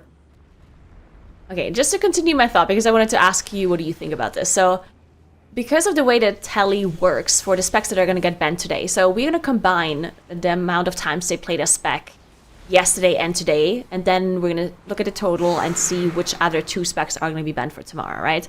And one thing I'm kind of curious about is, like, why are they playing another tank? Because to me, it seems like, okay, if they played the Guardian Druid yesterday and they played it so much that it was banned, then wouldn't they just be able to play like the Prot Warrior today and just continue to play another spec that they played a lot yesterday and always just be higher than the Prot Warrior?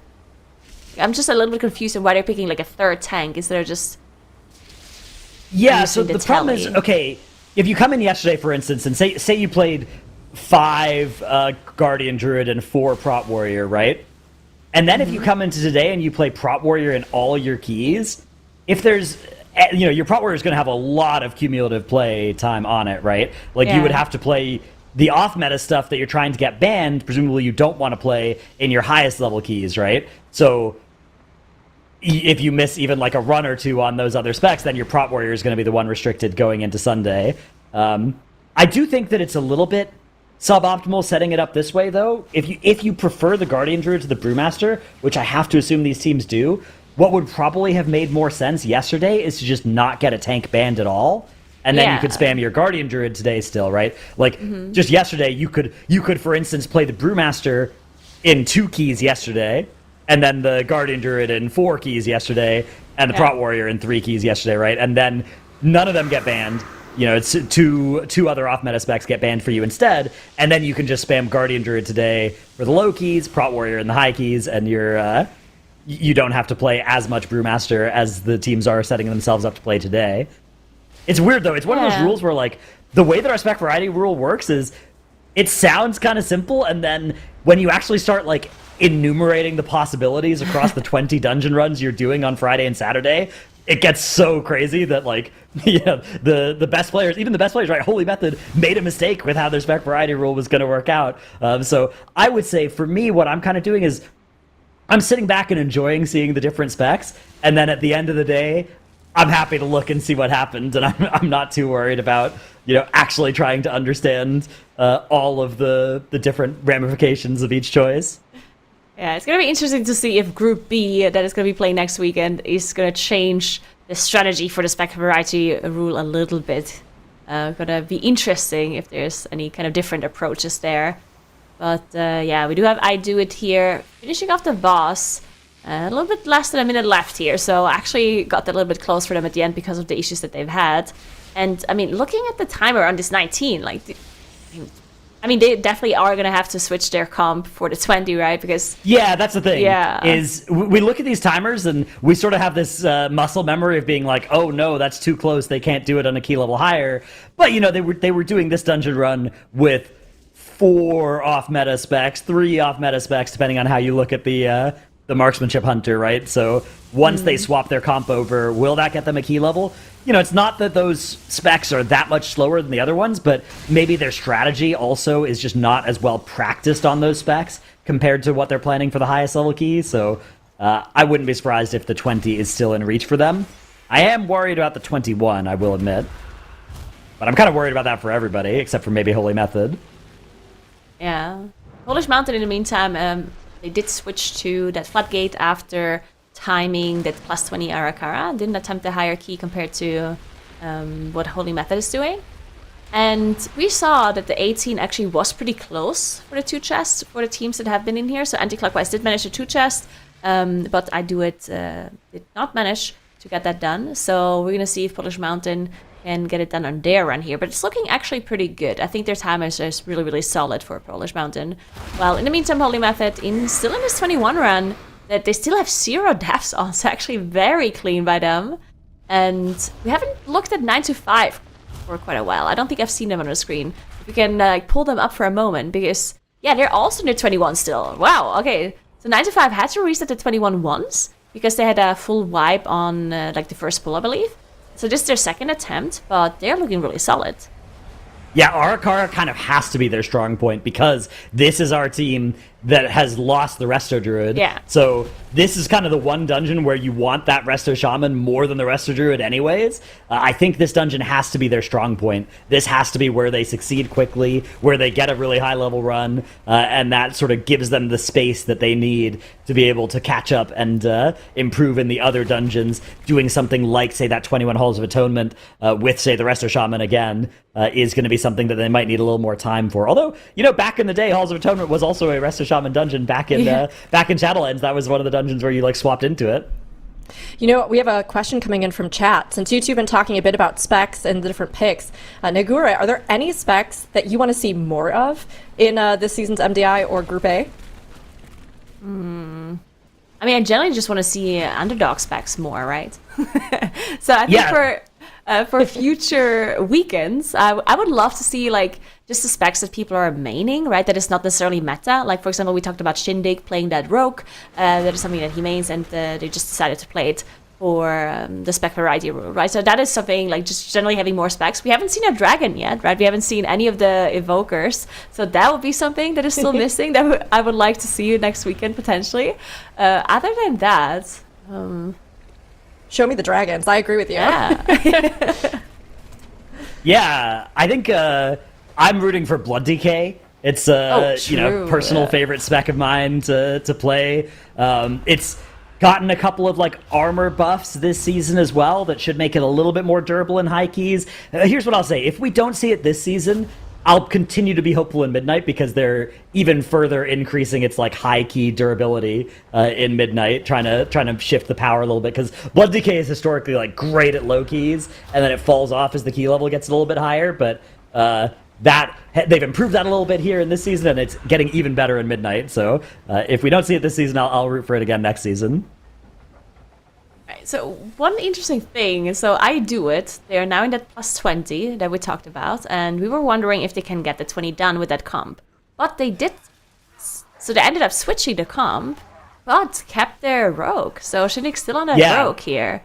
Switched rogue to was Proud one of their Warrior, most though. played specs yesterday as well. It was like it was not there in the top 2, but my suspicion is they're trying to have rogue be the spec be one of the 2 specs that gets restricted going into tomorrow.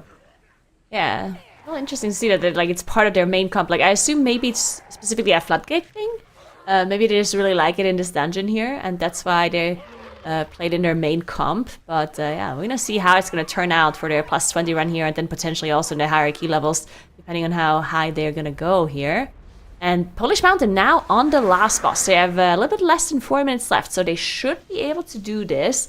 Yeah, still only 1 death on the board. I looked at them earlier as they were fighting Big Mama. They didn't actually have the Bloodlust available because they were fast since it's the 18 for them, right?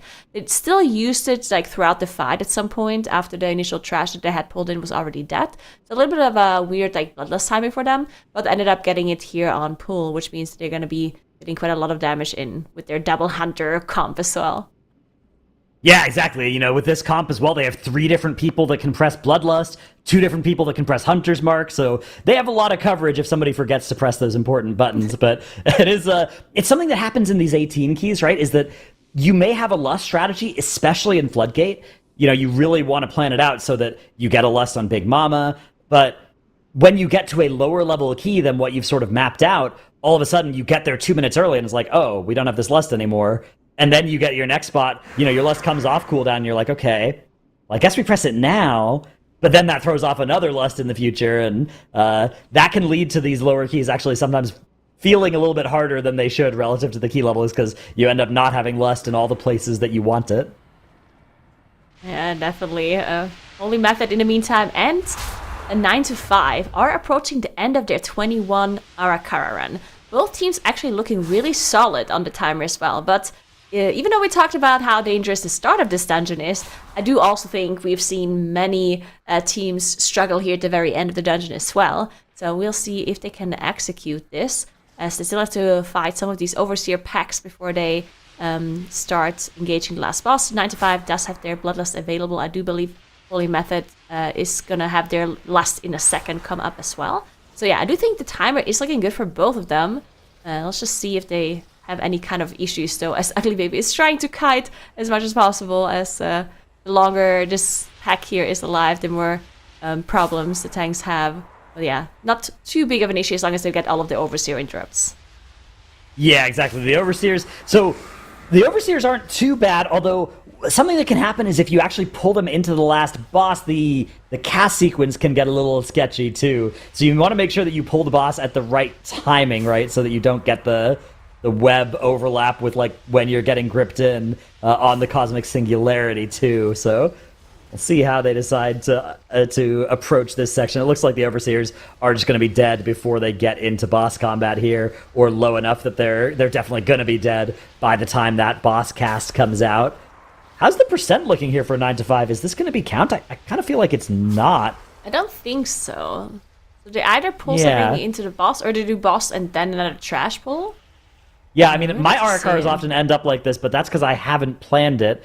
Maybe they actually do want it to look like that. But yeah, Holy Method, you can see here, do already have count. In fact, they are going over count. They're fighting an extra. I think this is probably what they probably didn't want to pull, this patrolling set of winged carriers, and then ended up doing it by accident. But yeah, you can see 9 to 5 here. I feel like this is also not planned, because do you really want to come up here and fight this Brute Overseer and just these, you know, these drones by themselves up here? I guess maybe this is good for cooldown recovery, but yeah, I'm not sure. Maybe both teams, maybe one team pulled a little too much early on, one team a little too little. Yeah, interesting. We're going to see if the timer's still going to work out for 9 to 5, but I assume it will if there's no major problems. Holy Method now on that boss and done with the count as well, of course, as we talked about. So they should be fine on the timer. For 9 to 5, maybe a little bit sketchy. You can see they already are pulling it into the boss here too, because they know that they're going to need the time here. At some point, when it gets too spicy, they're going to have to engage the boss, and there it is. So they're going to have to... Yeah. The timing, the cast sequence on the Blood Overseer is the important thing here. They pulled the boss right after the Overseer cast its Erupting Webs, which I think means they should be okay on the first Cosmic Singularity. Although, actually, This might overlap a little bit scarily here. No, okay, so they're going to get the next Erupting Webs cast, and then I think it's going to be on cooldown here as the boss is about to do that Singularity cast. So they might get a kick that they need to do during this, but that's a lot easier to manage. In fact, down goes the Overseer, so now they just have the boss mechanics and these extra drones. Their tank leaps out, charges in, and beautifully dodges that debuff. Nicely handled by 9 to 5. Nice. So this is actually I really like this for 9 to 5 here. The fact that they're playing this so well after not getting the 2 chests on the 18, but then kind of making up for their mistakes, getting the 2 chests on the 19, and then performing so well on this 21. I do believe they're going to be moving on to this Floodgate, and that's where it's really going to come down to, are they going to be able to 2 chest the 18 or not, right? The kind of rivalry between 9 to 5 and I Do It, as we talked about a little bit earlier, as they are like kind of like the lower seeded teams coming into today. If 9 to 5 is getting that 2 chests for the 18 Floodgate, it's going to be looking really good for them.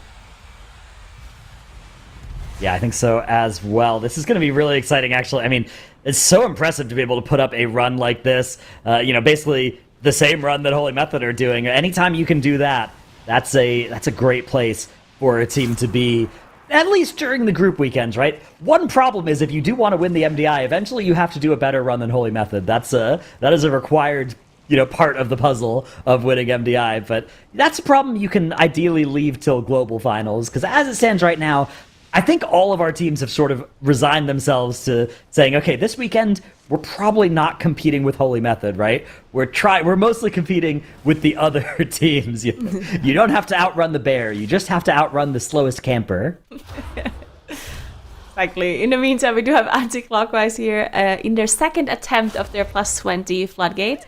They're one of the teams that managed to 2 chest 18 immediately as the first dungeon of the day, but then ended up depleting one of their 20 runs earlier after 29 minutes. So they definitely lost the most amount of time out of all teams for today, which is crazy because they are the second seeded team coming in for today, right? So they might actually struggle as well at the end of the day if the other teams perform incredibly well because of that big time loss. But now they're back here close to the last boss. This is going to be the big bloodlust pool for them right before they go into the last boss. So we'll see if they manage to execute this. In the meantime, 9 to 5, still 3 minutes left to get 30% done off the boss, which is going to be more than fine for them. And, they could technically try and attempt the 22 afterwards, since it's fresh in their minds. But I kind of assume they won't do that and just try to get that Floodgate done first. Yeah, I think so as well. We'll have to see how they decide to sequence this. But usually the way it works is that teams sort of push up the keys to a level that it's like before it becomes a super high failure rate key. They'll maybe push it up to a level where it's like, okay, we're going to have to reset this a couple of times, but they're usually not going to do full on, push key mode while there is still a key that they just haven't done yet. Usually they'll go to all of the keys before focusing in on one of them, just because, what if it takes you a bunch of time, right? What if you have a lot of attempts and then you sort of realize, oh no, we need to go get these points from this other dungeon, and you have to go and leave and do that. You'd rather just have all the time you need and not feel that pressure. Yeah, 100%. As Holy Method now did manage to finish off the boss, and they're going to be able to move on. Holy Method might be a team that just says, you know what, let's do the 22 real quick. Yeah, that's the thing, is like, how hard is the 22 for them? Yeah, we're going to have to see. As Anti-Clockwise actually having a similar issue here.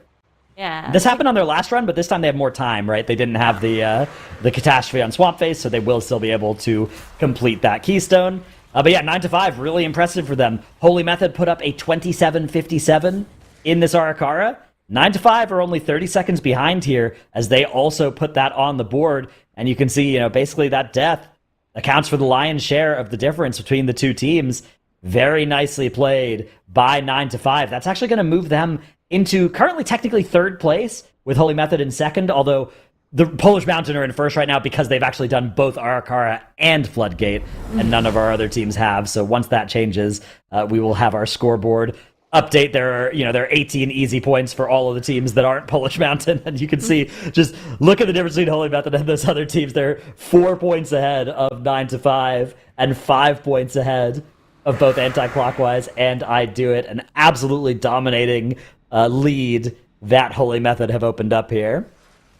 And they also are taking their first 10-minute break of the day, so they're going to be discussing what they're going to do as they come back. In the meantime, I do it are on their plus 20 run as well after getting that 19 done.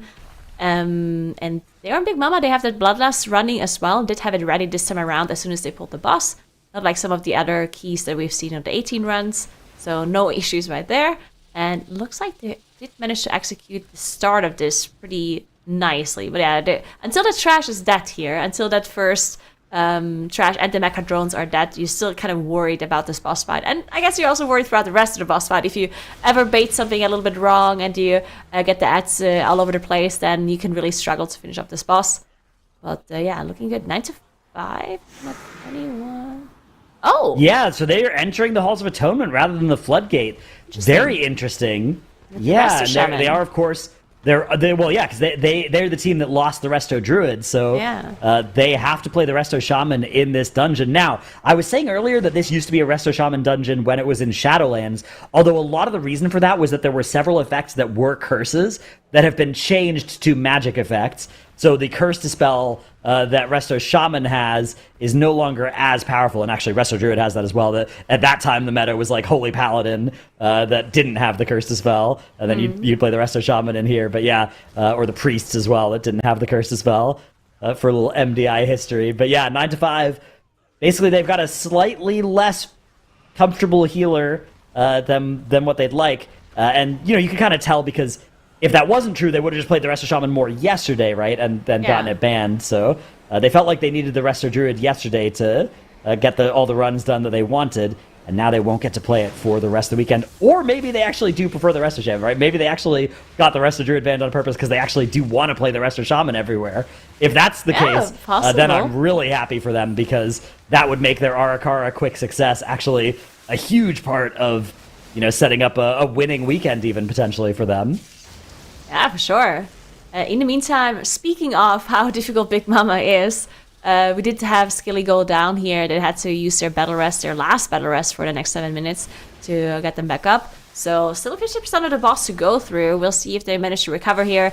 And we also see how close the timer in a plus 20 is. If you have more mistakes, smaller mistakes like this, you might actually run out of time, especially with maybe not running like a super optimal comp when it comes to like damage profiles, since of course they do have that rogue that they're playing with, even though Shindig of course has been doing a lot of damage. But looking at the timer anti-clockwise, they are on their 20 run and they are on the last boss about to finish it off, and they have 3 minutes left. It's going to take them a little while to finish off the boss here, and they had the 2 deaths too, so I do think that I do this still fine, but obviously don't want to make any more mistakes, as we do see another... Oh, that's going to be a reset here for 95, as they did have some deaths here in the second pool.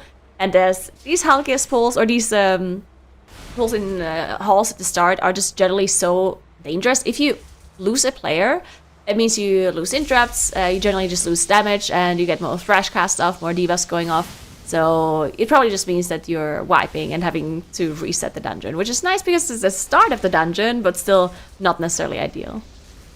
Yeah, exactly. It's, obviously you'd rather not have it happen, but it's much better to happen at the start of the dungeon as compared to the end of the dungeon, which is where Anti-Clockwise lost their Floodgate last time, but this time around, Anti-Clockwise with 2 minutes to spare are going to be able to finish off Giesel Gigazap here, put this dungeon on the board for themselves, advancing to 84 points. We'll see if they head over into the Arakara, or if they decide to run back the Floodgate. Both of those being the main options for them. The other keys they have are already all quite high. Something like a 22 Ecodome is probably on the menu for some point, but I think both Floodgate and Arakara need to go up higher first. Oh, Warlock sighted. Warlock for Polish Mountain here. The Polish Mountain switching to their main comp for this plus 20, and their main comp in Floodgate seems to be including a Astro Warlock. Very, very cool to see. I think we have seen the Warlock before in Floodgate in previous season. It's definitely a good class for this dungeon in particular. There's some things you can do with the Gateway. There's some pulls you can do with the Warlock as well. So very cool to see. Yeah, I mean, look at the damage meters right now. You can see the Warlock looking really strong. The AoE damage is really the specialty of the Destrolock, right? The big AoE pulls are where it shines. but it has some nice burst single target that you can do into, say, a Big Mama, burn window. It's not embarrassing DPS there like some AoE classes historically would be really bad at that. Things like Rep Pallies and Outlaw Rogues, for instance. And Warlock is not down that far in that situation. And on the Demolition Duo, Warlock does pretty solid 2-target damage whenever it procs those Havocs on the extra targets. Yeah, we're going to see how it's performing. And also we'll see if any of the other teams decides to play that Warlock here in that dungeon. Now, Yitte, of course, really good at that Warlock as well. So maybe it's just a Yitte special. We're going to have to see for the other teams. But yeah, lots of damage coming in as anti-clockwise now decided to move on to the 18. Arakara is not trying to attempt the 21 Floodgate just yet. I do think that they will have to attempt it eventually, right? Because we're still really early on in the day. And I do think that 21 is like the minimum, I think, that you're going to need in the Floodgate to be able to make it to tomorrow. What do you think? Yeah, I mean, I think if you're missing the 21 Floodgate, you better have something great in some of your other dungeons, because I think both Arakara and Floodgate probably need to get to 21, and you probably need, like, 2 22s across the other dungeons. Maybe not. I mean, the thing is, again, a lot of it depends on how well the other teams do, right? Because you only need to survive today. You only need to beat one other team today, so you don't need to be super scared by what Holy Method and even Anti-Clockwise and Polish Mountain are doing. If you're 9 to 5 or I do it, you're probably looking at the other, whichever the other of those teams and seeing how they're doing. So if one of those teams isn't able to, say put up a 21 Floodgate, then the other team maybe doesn't have to either. Yeah, we're gonna have to see it. Of course, with the tiebreaker as well, right? Being the high skill level, anything could really happen. That's why I like the high skill level tiebreaker, especially at the end of the day, because it creates situations where teams might actually just want to do like a crazy key instead of doing like a much easier one just to win that tiebreaker. So yeah, we're gonna see at the end of the day. But in the meantime, 9 to 5 is attempting the 21 halls again. They decided to go to this dungeon rather than doing the Floodgate first, because they didn't manage to quite time it yesterday. But they're playing the Rest Shaman now because they had the Rest Druid Band that they played yesterday. So we'll see if they manage to execute this dungeon here. As our teams continue to strive to land the dungeons they need, get those points on the board as they keep pushing ever higher, we will be politely and nicely pushing Nagura off of the caster desk. I'm so sorry. Later. Bye. And we're going to be getting Makes in. I know that she's been hanging out with a lot of you in chat, but now she's going to hang out with those of us up here. I honestly have not ever seen you not in chat during an MDI, which I'm is a shocking chatter to me. at heart. What can I say? I just love chatting. It's true. I love it. Well, we're going to chat up a storm because we have a little bit of a shakeup here on the desk for our handoff. We're actually going to play a little round of Whose Spell Is It Anyway as we switch things over. So I hope you're both ready. You feeling good? You feel like you're on top of it? Yep. Of course. Always. I'm so good at these games. Me too. All right, so for those of you who haven't seen it before, Whose Spell Is It Anyway is a game that you can play along with us during. You need to try to decipher the spell based only on the information that we're going to see here on screen. So this can be from a huge range of stuff, abilities, talents, or items usable in a dungeon. And some of you in chat, you are always on it. So, I mean, we'll see what happens for those of us here, but we'll take a look at our image and see, our tooltip, I should say, and see what we can determine. Unleash a beam? Beam seems telling. 3 seconds. Channel. A 3-second channel beam that you unleash. Could this be something like an I-beam, perchance? It could be I-beam, although it says 2 up in the beam. top right. I think this is that's true. Focusing Iris BFA Essence. That's my wild guess here, because that was a 2-minute CD, I think. Wow. So Zyro Okay, it's not an is in her option. chat yelling Void Ray. Beam Void Beam. from Devourer. Okay. Okay. Maybe Void Ray. He's changed his mind now. Void Ray seems... Yeah? Well, But I it beam's could on be there too. Disintegrate. Disintegrate could make sense also, because that could be like two essence that it cost up in the top right. You know what? I could see Disintegrate.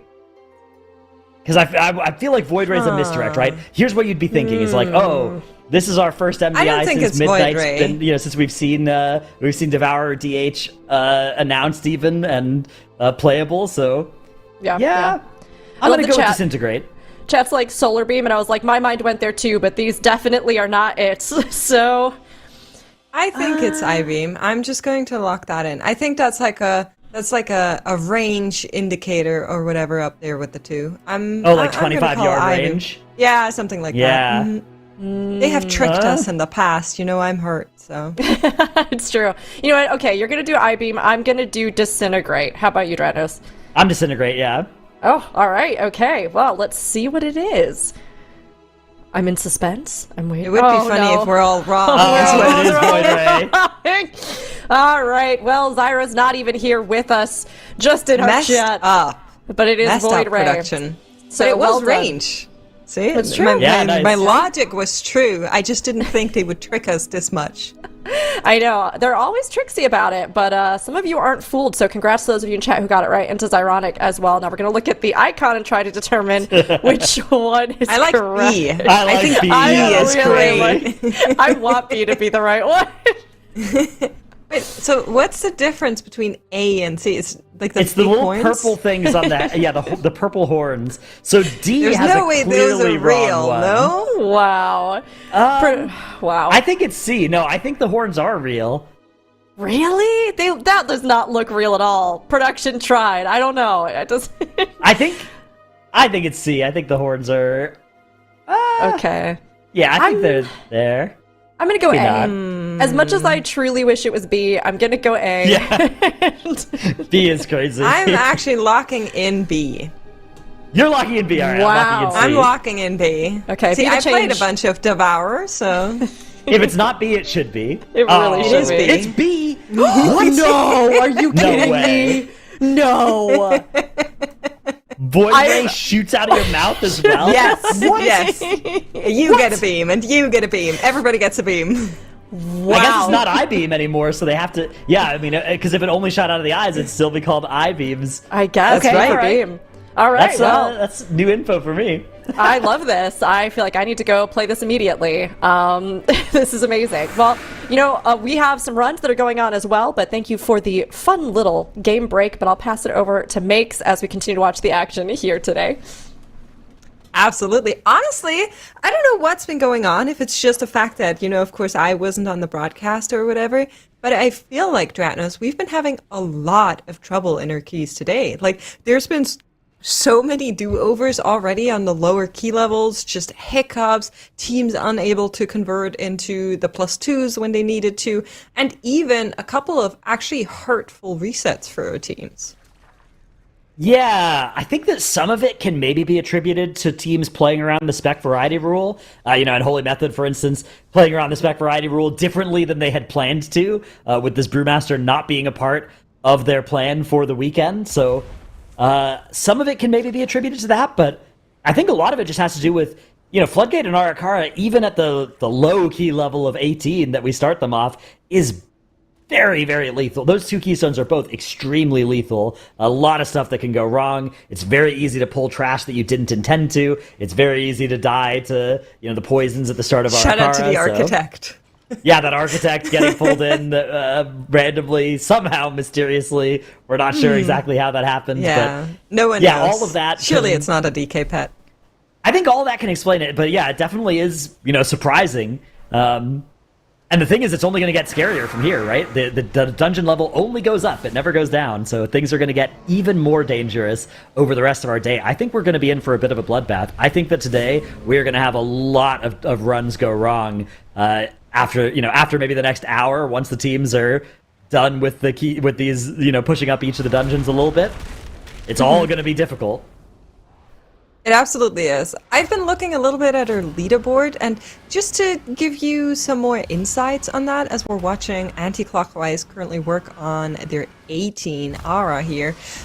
Right now, Polish Mountain are leading with a good chunk of points, but that is because Holy Method has focused on getting their Arakara to that 21 as opposed to the 20. They haven't actually gotten the first 18 points from that Floodgate just yet. They have started this dungeon now, so once they're done with that, they should pull ahead and be at the very tippy top again. And the same story is true for Anti-Clockwise, 9 to 5, and I Do It. All of these teams are still missing out on that second dungeon of the day that gives you so many points. So if you're currently a little bit confused as to what's going on and how the scores are shaking out, that is how it's looking.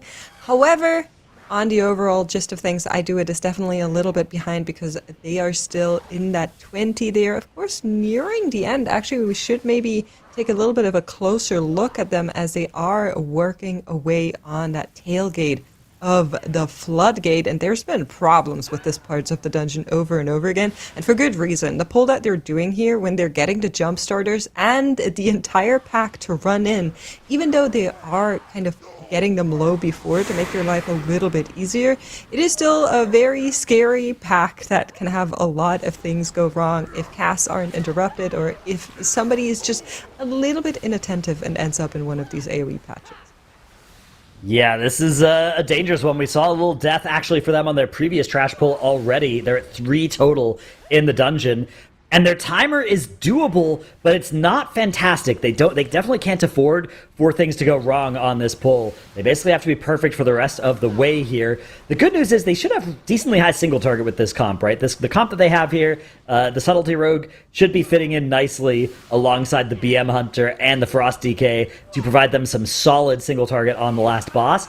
The Bloodlust is an important variable as well. You can see the Bloodlust timer says 5 minutes right now, but I wonder if that's like, you know, is that 4 minutes and 20 seconds, or is that 4 minutes and 50 seconds, right? Because whichever of those it is a big deal, because you can see right now they've just got less than 5 minutes on the clock. So how much there? It just ticked over to 4 minutes. I was watching it. So yeah, it's good. They're going to get a full lust right at the end of this dungeon, provided nobody else dies. If somebody dies, not only are they losing that timer off the clock, they're also losing that timer off of their last bloodlust of the dungeon. So nice meld though. Only going to get that 1 tick of the discharge here. 4 minutes and 30 seconds as they get that boss RP going, and they're in combat now. This should be enough time, but it is going to be close for I Do It. It absolutely is, so we'll need to keep a close eye on them as they are trying to get this dungeon timed. And of course, for them, I just mentioned, it's so important to get this 1 point converted. They're already with their back against the wall. They're fighting an uphill battle, and they need their keys to go right from here on out. It's not good news that we are in this 20 with little time left and 3 deaths on the counter. Of course, you could argue that one of these things maybe, coincides with the other. I would agree with that statement, but they really need to be careful here and make sure that they're not having any other oopsies. Fun little fact, if you're a DK, actually, you never need to run here. You can just AMS that orb, and you'll have a grand old time always having uptime on that boss. Yeah, exactly. It's very nice experience. A lot of comfy specs actually here for I Do It. Kind of all 3 of their DPS are quite comfy on this fight. Your BM Hunter just walks around, full uptime. Your DK, of course, AMS, and your Rogue even. Cloak of Shadows is available depending on how you want to use it on this fight. So that's a fun comp. These are some fun DPS specs to play, I think. And you can see looking at the damage meters right now. That Subtlety Rogue very much keeping up with the other damage dealers here. A little behind the top 2, but not far. Definitely still in the range. The Prot Warrior kind of creeping up on everybody else as well on the damage meters there. Very high damage tank spec. One of the big strengths of the Prot Warrior. As the AoE damage is high, the single target is really high from a well-piloted Prot Warrior. It's been low-key a little bit ridiculous, but I'll accept it, Anything the tanks wants goes in my book, but this is the half-point check. We're at 50% here on Giesel Gigazap. Looking at the cooldowns, they should come back up or are up as of right now, and then therefore should be back up in 2 minutes when that Bloodlust finally comes off the cooldown. So at least it is synced. That is good news, but we're really hoping that they get some of that lust with the overall dungeon timer also sitting at that 2 minute marker. Yeah, this should be enough time, right? They pulled the boss with 4:30.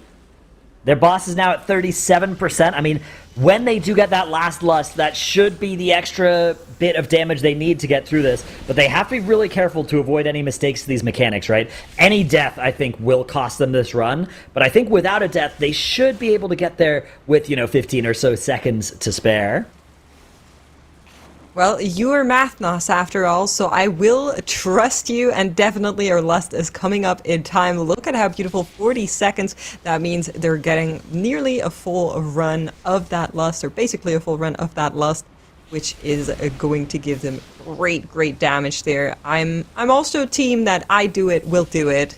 Not only because of their great logo, but because my math also seems to be working out in the favor here, as they are having to go through one more turbo charge, and then using more than 75% of the clock that they had when they pulled the boss by a couple of seconds. But the good news is this last set of cooldowns, combined with that lust, which they are going to press, ideally, right now, as it comes off of cooldown, should be enough to get them over the finish line here. That haste, the cooldowns that they've maybe saved for it, should be enough to get this done. 10% on the boss, 36 seconds. This is going to be close. They have to deal with these leaping sparks as well, so that is going to be a little bit of an uptime loss for some of these players. They're able to get back on the boss over in the corner. 5% now. 25 seconds to get this done. The Thunder Punch should be easily tankable with that shield wall, and 19 seconds to spare. I do it. Put the dungeon on the board.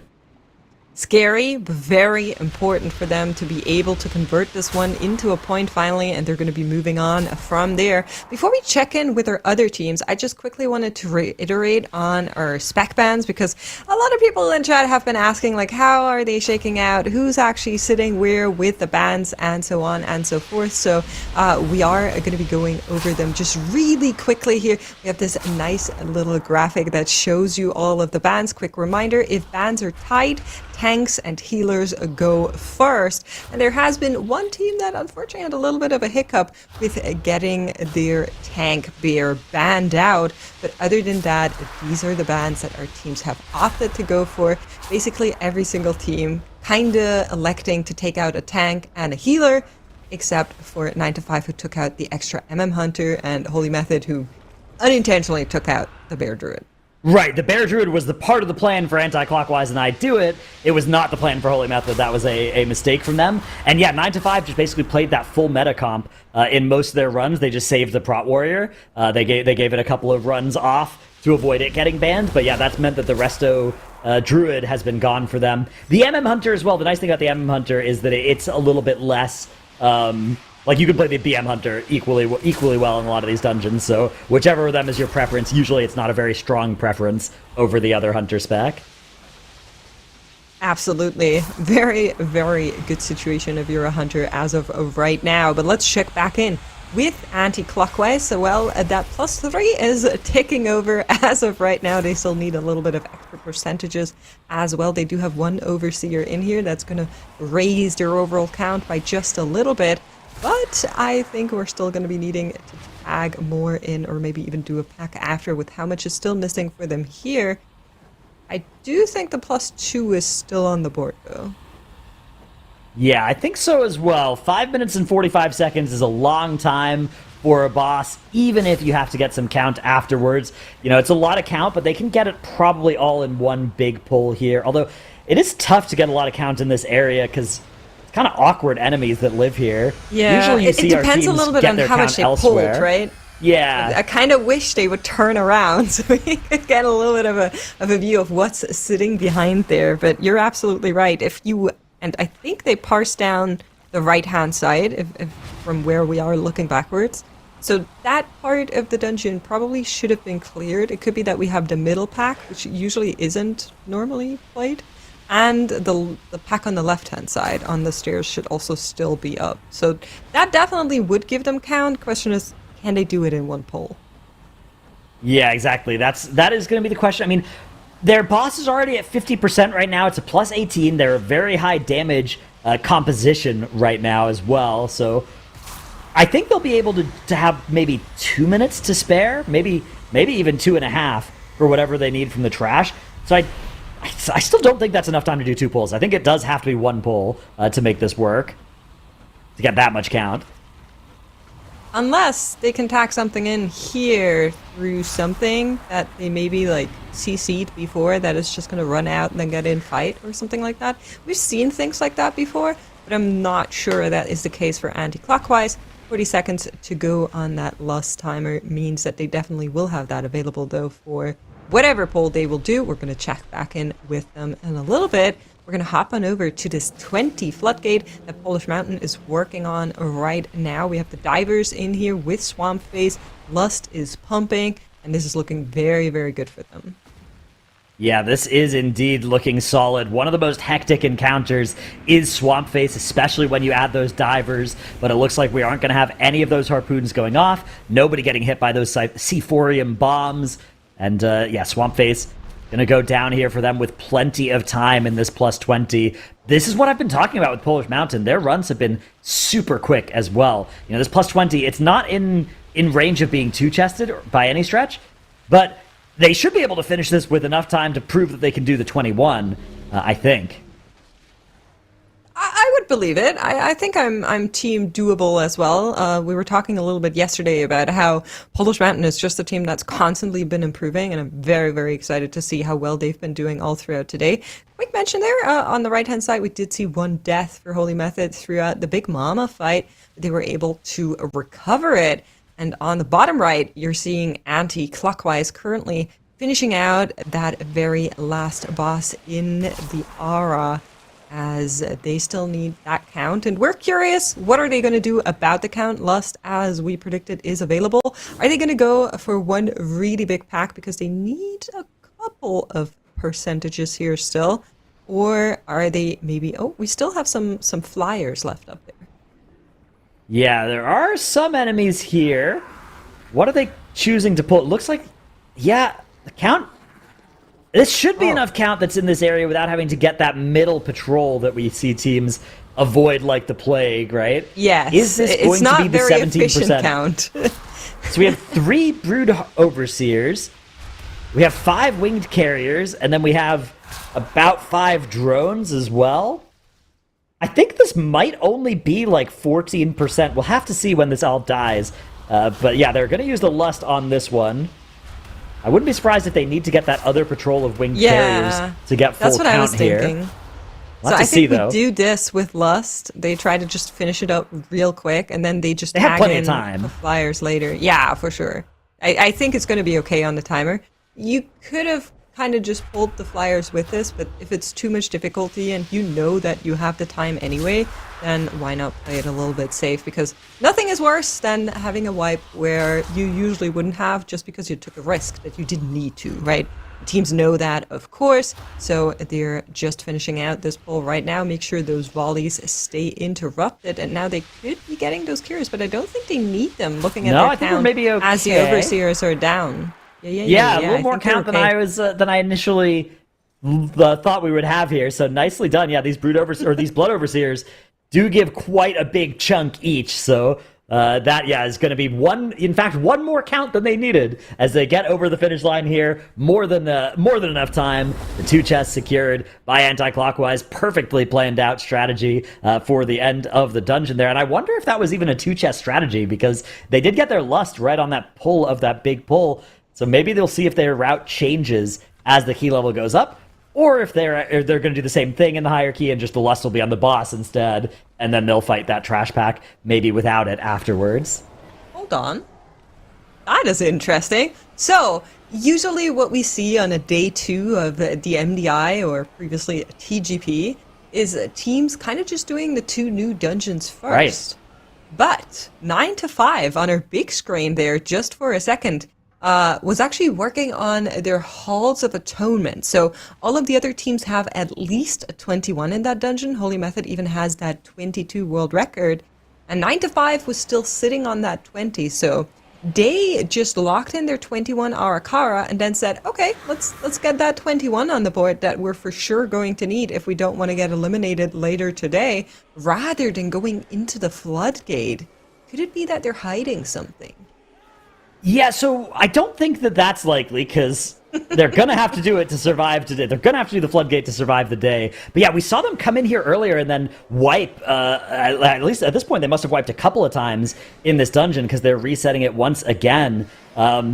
It's definitely a strange decision, though, because like you said, they're going to have to do that Floodgate today. I mean, even if there's a strategy you wanted to hide, it's not like you could hide it overnight, right? You have to get the Floodgate on the board today. So if there's a strategy you really wanted to hide, you just do the Floodgate without it. But I don't think that this team is in a position to be hiding strats that give them points. I think they need any advantage they can get. But yeah, it's interesting to see them come back into the Halls of Atonement, especially because they are being forced to play this with a different comp than they've played all their push keys so far yesterday, right? All the 21s and the 20 halls that they did yesterday featured, Resto Druid, Marksmanship Hunter. Now, the MM Hunter swapping out for the BM Hunter is a very easy swap, and maybe even was what they were planning for the rest of the weekend as like a power level thing. The Resto Druid into a Resto Shaman, though, is probably a power level downgrade, at least most of our teams think. And we are going to see another death coming out here for 9-5. The Urez does land, but now any further deaths, and they won't be able to res. Yeah, I'm curious what their strategy is here. I wonder why they're not choosing to Floodgate. Hear me out. I've done some thinking while you were talking. Rare occasion, I know. And I think their approach is trying to get the math right. Because, like you mentioned, they kind of put themselves in the bad position because they weren't able to time this yesterday. And so now their spec math might not be correct, and they just want to get this extra run on the board and on their meter to kind of just alleviate that pain and then be able to log onto whatever they wanted for the lower key in the Floodgate, right? Because there is that kind of system that a lot of teams use where they don't want to switch between specs a whole lot if they can help it. Like they want to try and stay on the same specs until they actually have to log on over to something else. That has always been the case even before spec ban rules.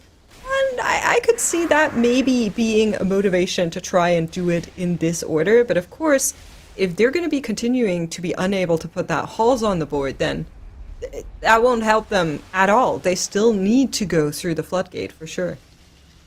Yeah, exactly. We'll have to see how they're looking to set this up. But right now, I'm definitely a little bit worried for 9-5.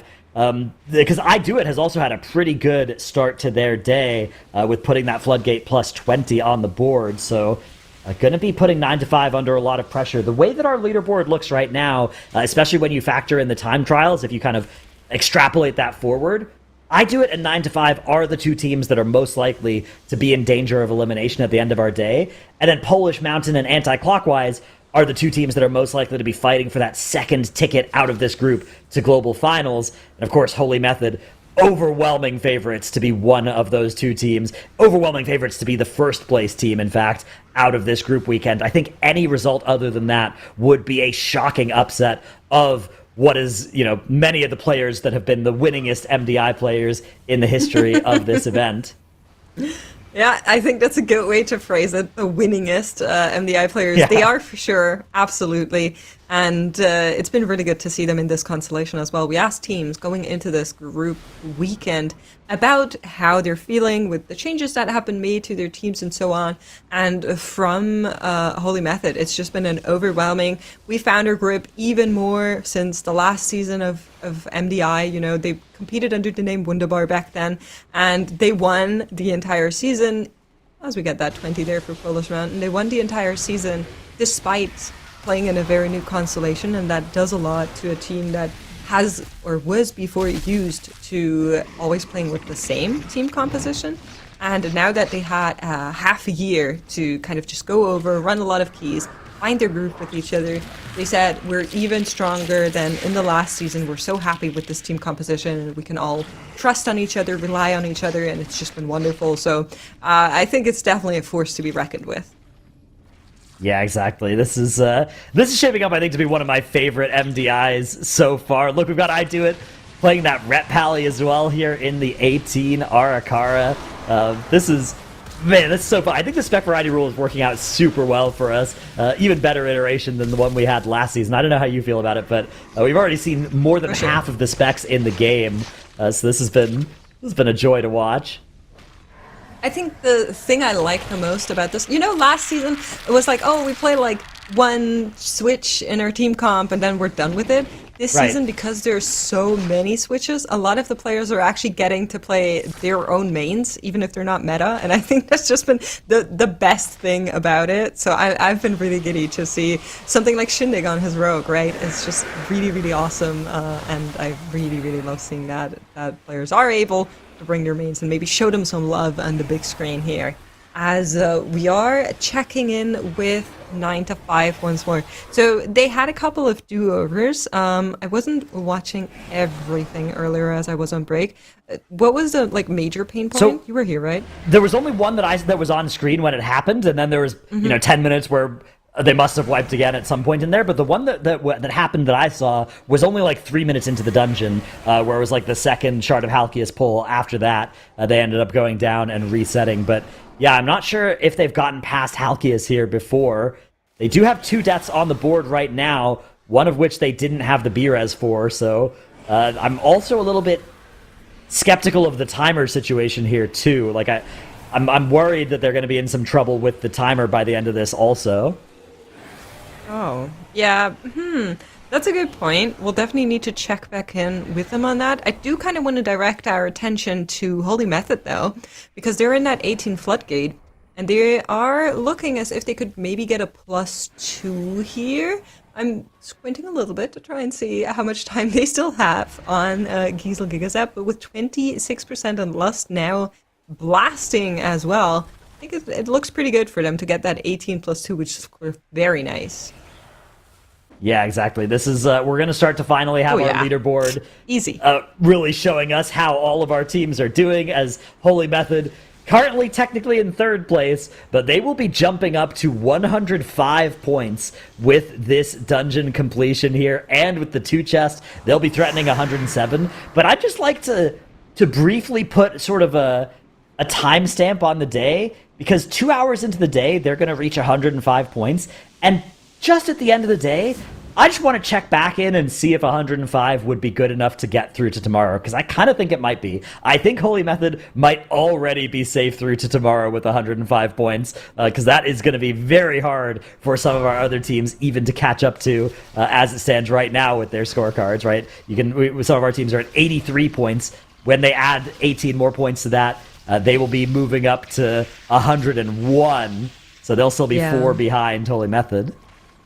So yeah, even if Method kind of just stepped away right now and came back in 2 hours or so, they would still have a substantial lead. Just to I repeat think that. there's a good chance that Holy Method could maybe stop playing for the day and still qualify for tomorrow. I think they're maybe that far ahead. Now, they could still qualify for tomorrow, but they'd be giving up a lot of their chances of being, they would still hurt them for tomorrow. You're not going to do that. And our scores are cumulative as well, which is a big deal here, which means that Holy Method, they have they've earned themselves a lot of time today to accomplish now some incredible pushing in these other dungeons. First, though, Floodgate still does have a couple more levels to go up, and then we are just going to get, 2.5 or 2 hours of Holy Method just trying these absolutely incredibly high keys, and it's sort of a case of they could fail and still be maybe fine, but also they could succeed and they could just open up a lead that is completely insurmountable for the competition. Well, we're definitely going to be watching as that happens. I'm quite excited to see what other world record keys they may or may not have time for as they are moving on. Polish Mountain here working on that 21 Arakara. They were in 1st place before Holy Method just, pushed them down a little bit. But I said it before, I'll say it again. I think this is a team that has a lot of potential, and they've been growing wonderfully in our competitive tournament season. And I'm quite excited to see them fight Avenox here on that 21. It's an incredibly hard boss. We, of course, saw that they front-loaded their difficulty here with that Bloodlust, have used it already. And that is going to make Avenox just a tiny smidge harder, and I'm quite excited to see it. Yeah, here comes the second mini-boss, or the third mini-boss pull for Polish Mountain. getting underway. Nice spell reflect to start things off as well. One of those things with the prop warrior, that building that muscle memory for the spell reflect and not kicking over the spell reflect is a useful thing to do, especially if prop warrior hasn't been meta for a few seasons. Sometimes something you kind of forget about, but you can get a lot of damage over some of these dungeons with the spell reflect on the right abilities. That poison bolt being a pretty valuable one to land the reflect on. Not to mention, of course, being completely immune to the damage of the spell that you reflect also, so defensive value too, but a lot of our tanks in the MDI are more concerned with the offense than the defense. That is true, because often if you have a good offense, you don't need a defense. I know all about that. But Polish Mountain is working away there, as you said, on that mini-boss. I'm trying to see if we have our Halls of Atonement team on our board right now. So here's 9 to 5. Halkias, you were talking about the timers, Dratnos. So they locked in Halkias in the 21 at 12:28. How are we feeling about that time? Yeah, so Echelon here is going to go down at maybe that 19-minute marker for 9 to 5, which that qualifies as they're on pace, but it's going to be tight, right? They're on pace to finish the dungeon at the timer, not substantially under it, I'd say. Here's a look at our time cards from other teams. So they've lost a little bit of time even compared to Holy Method's 22, and the Holy Method Echelon there being 16:57. Right? So out of our teams that have the 21 timed, Polish Mountain and Anti-Clockwise were faster, and I Do It was just like 3 seconds slower, but I Do It did time that dungeon with 2 seconds under, so they're still on track, given that they don't slow down now. Yeah, exactly. This is going to be the important part for 9 to 5, and I think they maybe have also lost a little bit of time in the trash section between Halkias and Echelon compared to some of our other teams too. So this is going to be quite tight. The timer, I guess, we're looking for here is like, I think as long as they're done before 19 minutes on this boss fight, we're feeling, I don't want to say great, but we're feeling good. As long as it's before 20 minutes, I think it's doable. And anything over that 20-minute mark, and I am terrified. That's actually a lot higher than I was thinking. So I was just kind of referencing what I Do It did. And they finished Echelon at 18:11. And they were 2 seconds under. So, of course, they had 2 deaths. We don't know when exactly they came in as of right now. But 9 to 5 also has 2 deaths already. So, I'm not sure I'm confident with a 19-something. I think Are you sure? we would rather were 2 be seconds under under. I thought they were a couple minutes under. Oh, it might be 2 minutes under. Yeah, I think they may have been 2 minutes under. Okay, hold on. Yeah. I take it back. Yeah, so okay, then I think we can do the 20.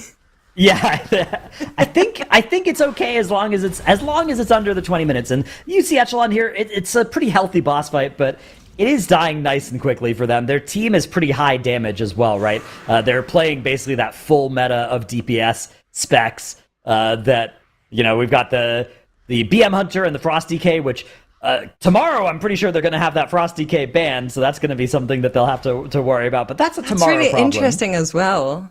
Because Ace is a player that came to their team as like a last-minute replacement, right? And so if that's the class you wanted to main, getting that banned out with Frost DK being as strong as it is...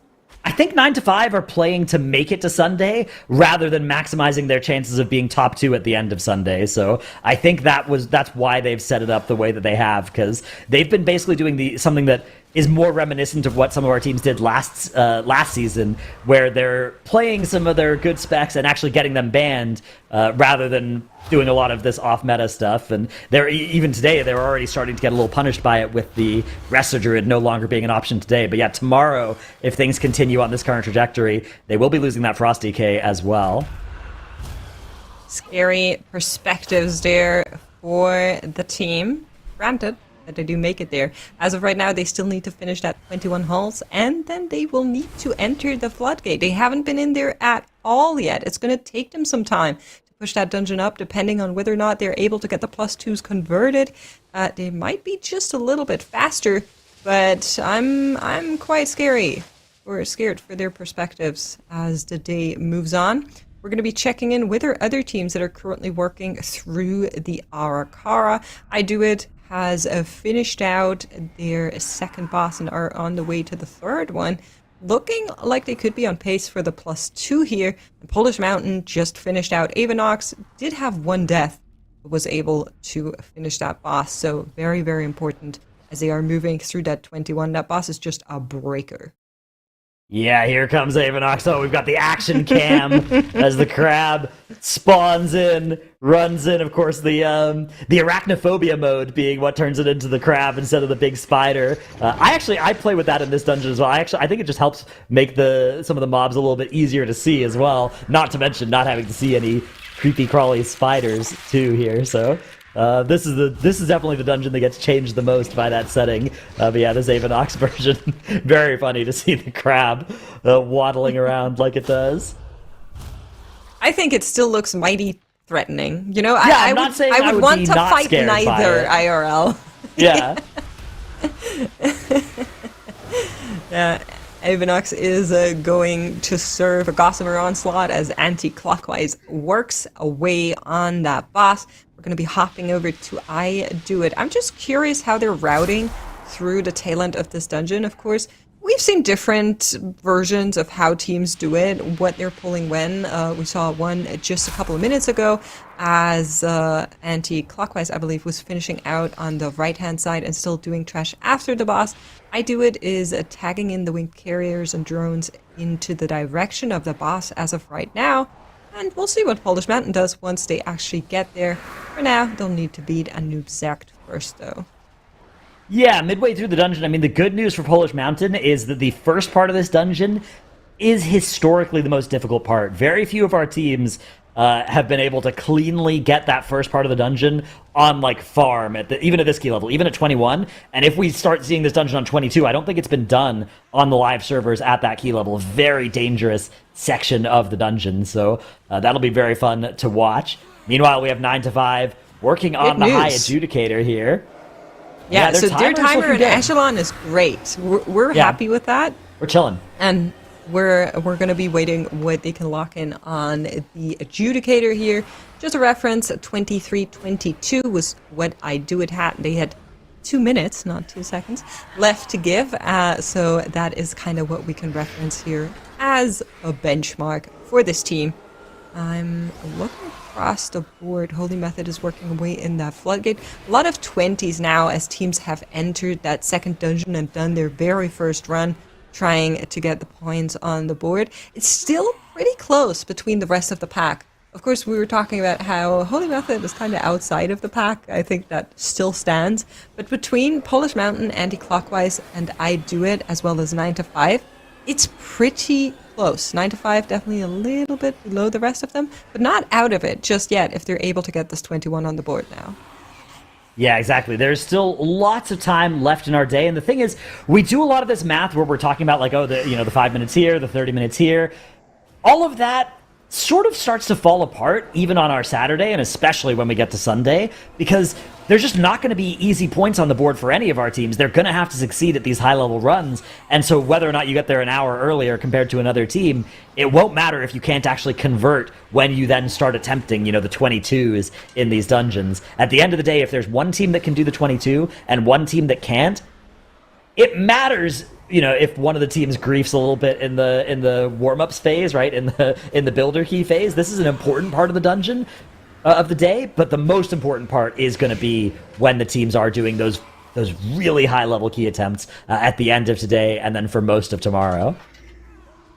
Absolutely. I mean, I love that, but what I don't love is what we're seeing on Anti-Clockwise, their top right corner.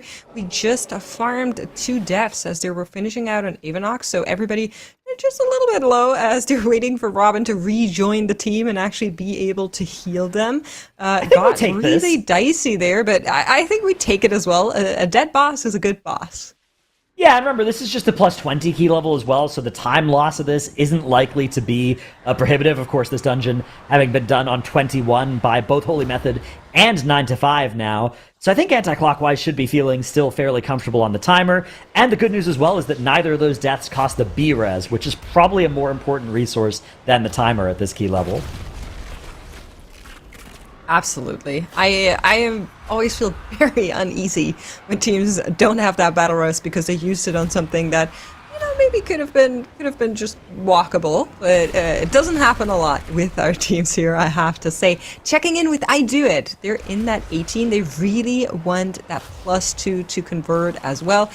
Be able to do what the rest of the team does. A little death there for Holy Method on the right-hand side. Able to recover, did use their battle rest on their end. But I Do It, 38%. Bloodlust coming up in a little bit. 2 minutes, 30, and their count is very close to being done as well. I think we're feeling pretty good about this one, no? Yeah, I think so as well. The last 8 points of count are probably a little... this is probably not exactly how it was supposed to look for I Do It. I suspect that there's a couple of mobs they missed that they were supposed to get, but it should be pretty easy to rectify, right? After this, they can go and they can just kill, 2 drones somewhere, 3 drones somewhere, or something like that to get the rest of the count that they need. 2 minutes left until that 2-chest timer expires, and only 25% on the boss here. They are going to make it to that lust also, and able to just destroy the last little bit of this boss. They'll have a minute to do the trash. They should be just fine. This should be a 2-chest for I Do It. Great news, exactly what they need if they want to stay competitive with the rest of the pack here. And great news for 9 to 5 as well, as they have made it to the Heatmaster 9000. Lord Chamberlain is back at it, erupting a torment right now. Of course, the +2 is not going to be on the board, but that's not what they need. They just need to time this 21 with a decent time, and as of right now, that is looking very possible. 2 battle rests are available should anybody misstep on these statues here. But of course, on the 21, you are always in a little bit of danger every single time that AoE does come in, so we'll need to keep an eye on that. Yeah, exactly. This is one of the easier mechanical boss fights for these teams. Especially because when we do reach these intermission phases, there is a spot you can stand where you're soaking 2 of the beams at once. It's a little bit, technical to get in that spot. It's something you kind of have to learn what it looks like. But once you do learn how to stand there, you can do it very reliably. And that means that the overall damage of this fight is generally not too lethal here, unless something goes wrong with that. So you can see here, those players moving into these positions, and, getting right under the boss. Actually, we are going to have a tick go off on that statue, so it did go a little bit wrong here for 9 to 5. But yeah, they're able to handle this nicely, and there we go. Beautifully handled intermission number 1. Their timer is looking phenomenal. The start of the dungeon was a little bit sketchy, those deaths, especially the second one that they didn't have a battle res for. They had to run back. Definitely lost some time there. So I said at that time I was worried about their timer, but since then they haven't made another mistake. And when you stop making mistakes, the timer starts to improve a lot over the rest of the dungeon. So extremely well played by 9 to 5.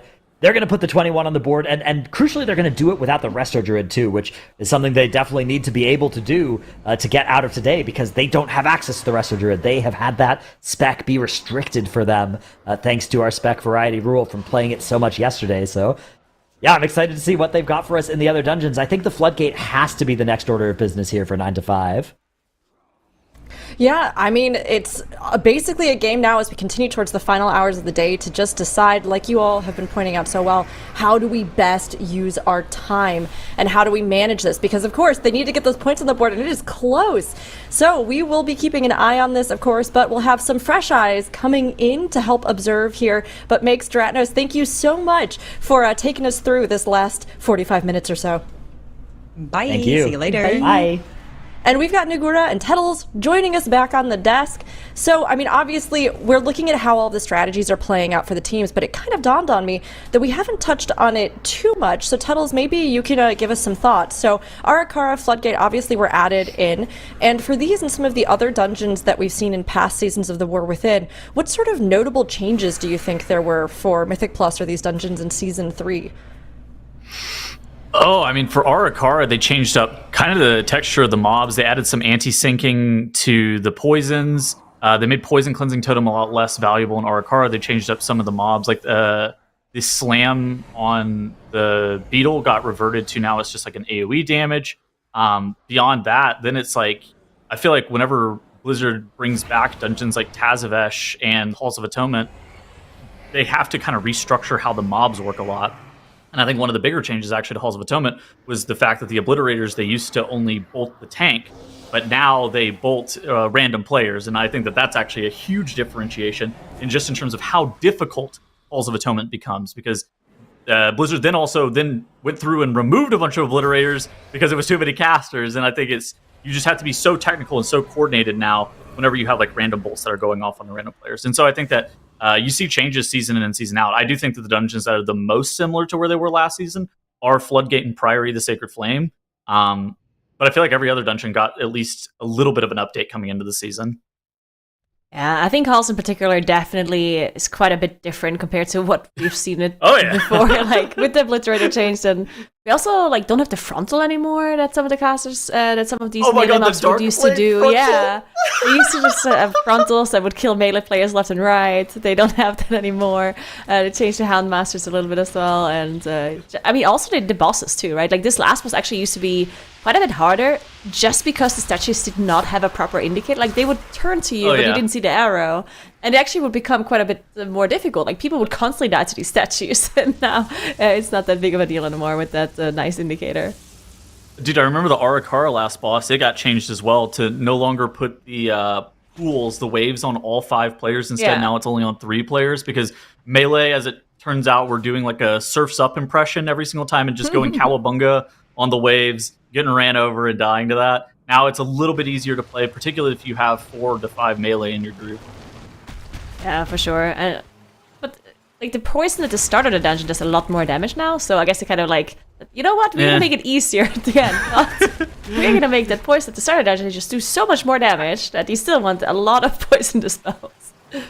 So, something that I actually think is the most different this season compared to some other seasons past is just how polarizing damage is. And I'm interested in your thoughts on this, where no specialization, it feels like this season, does damage outside of their CDs. We've kind of gotten to a part just in terms of power creep of the game where if you have your offensive CDs, you are just doing God mode DPS. But whenever you're outside your CDs, you just like do nothing. And now it feels like every single dungeon has to be completely routed around that kind of thought process of making sure that you're doubling or tripling up on your CDs. Yeah, that is something that like I think it adds to like coordinated groups a little bit, right? Because if you're coordinated, then you can strategize around your cooldowns and you can figure it out. If you don't play classes that have cooldowns all the time, right? But I do think it's a little bit harder for pugging, right? Because if you play with classes that don't have like super quick cooldowns, and you actually are going to have a little bit of a downside if you don't communicate with your team and people don't know their route beforehand, because then you're, I don't know, 2 people use the cooldowns at the same time, and then they don't have anything for the next pull, and so on, right? And it can be a little bit difficult to coordinate. I mean, Ellie Shaman, I think, is probably the quintessential example of this, where it just does so much damage, but it's on a 3-minute CD. And if you're not pulling around the 3-minute CD, it can be kind of worthless, but you see it a bunch here. It looks like I Do It. They're having a wipe here in this 20 Arakara. We've kind of talked about it a little bit. I know that you mentioned it at the top of the show. The first 10 minutes of Arakara, though, by far the hardest part of this dungeon. So if you're going to be resetting the key, as long as it's within the first 10 minutes, it's kind of fine. But once you get through that first 10 minutes, you really need to make sure that you're like 100% success rate, like automatic, being able to time that dungeon. Yeah, definitely. I do think that it's also going to be really important to see what 9 to 5 does here in this 18. Like we talked about 9 to 5 a little bit. They did get this 21 done earlier. And I mean, they're looking really good.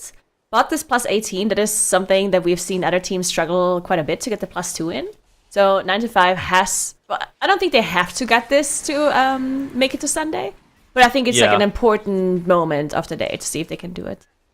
I feel like for me, 9 to 5 and I Do It are kind of the 2 teams that seem to be on the chopping block. For I Do It, they have 101 points. Obviously, they were able to put up both the Floodgate and the Arakara, which is different than 9 to 5, who is now, like you're saying, working on this Floodgate. 9 to 5 does have 4 21s done in all of the dungeons that they have completed, where 9 to 5, or I Do It rather, put up a very, very slow Floodgate 20. And I'm interested in seeing what ends up happening with that. I do think that 21 is pretty reasonably doable, looking at some of the other times on that key. But I don't know if it's necessarily going to be doable for I Do It. So that's something that we're going to have to be watching out for. But if 9 to 5 can, say, put up the Floodgate on a 21, that could kind of box out I Do It. But that's kind of where I'm feeling the bottom of the leaderboards looking like for the eliminations at the end of the day. Yeah, and with I Do It having to reset this 20 here now, obviously it wasn't too far into the dungeon, but still, right? It's not boding too well for them, especially because they still need to do the 21 afterwards, probably.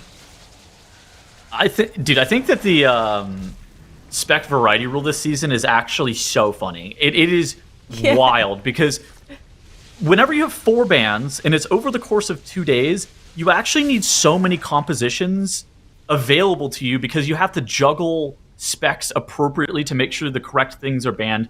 Otherwise, you're going to end up in a situation where you were planning on playing Dorian Druid all day today, and you're going to be on some random Brewmaster monk instead that you didn't practice. It's so funny to me that they're also playing these comps on such a high key. Like, this is a 20. Like, we see a 20 Floodgate and a 20 Arakara being done by Brewmasters. 2 proc paladins here. And look at the comp difference between I Do It and anti-clockwise. Like, there's a rogue, there's an MM hunter, and then anti-clockwise has the double shaman comp.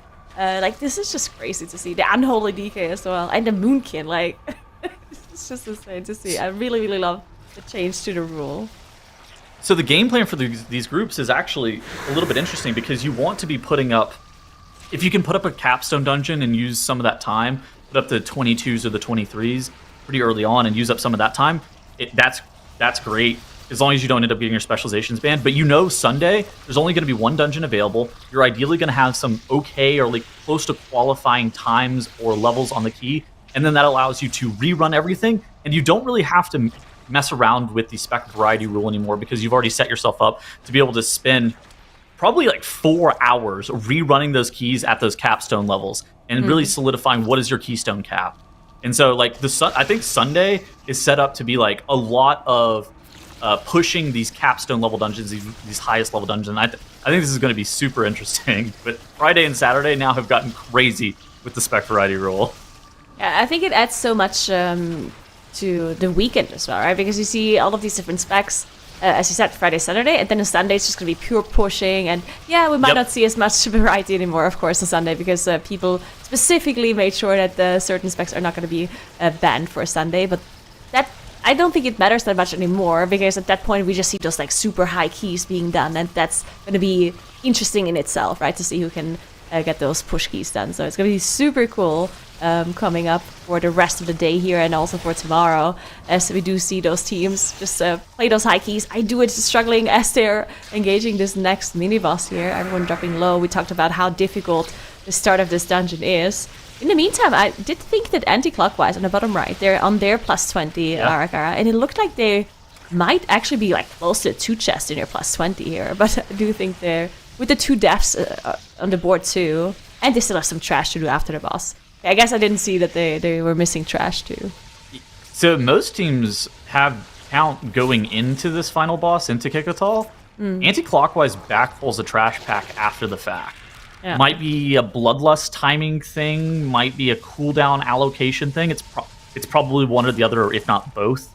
But it's interesting to see the routing differences that we're seeing here. And I think that that's something that we saw in War Within Season 1 as well, is like nobody had the exact same route. I remember some teams would come out of this first area at 25% enemy forces, and some teams would come out of this area like all the way up to like 40% enemy forces. So it kind of just it was different based off of like what your teams thought that they wanted to pull here.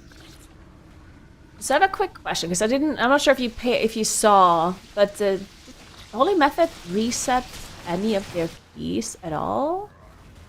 Today or yesterday? Yeah, today. I have not seen them reset anything today. They reset an Ecodome yesterday, I think, whenever you and Dratnos were casting, like 5 minutes in. But they've had what I would describe as like almost close to like perfect days. Like they are looking like they are in peak form to me. I don't know what your read on them is though.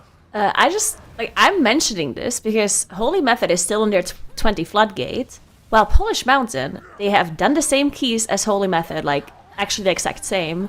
And Polish Mountain is done with their 20 already, and they are attempting a 22 Arakara.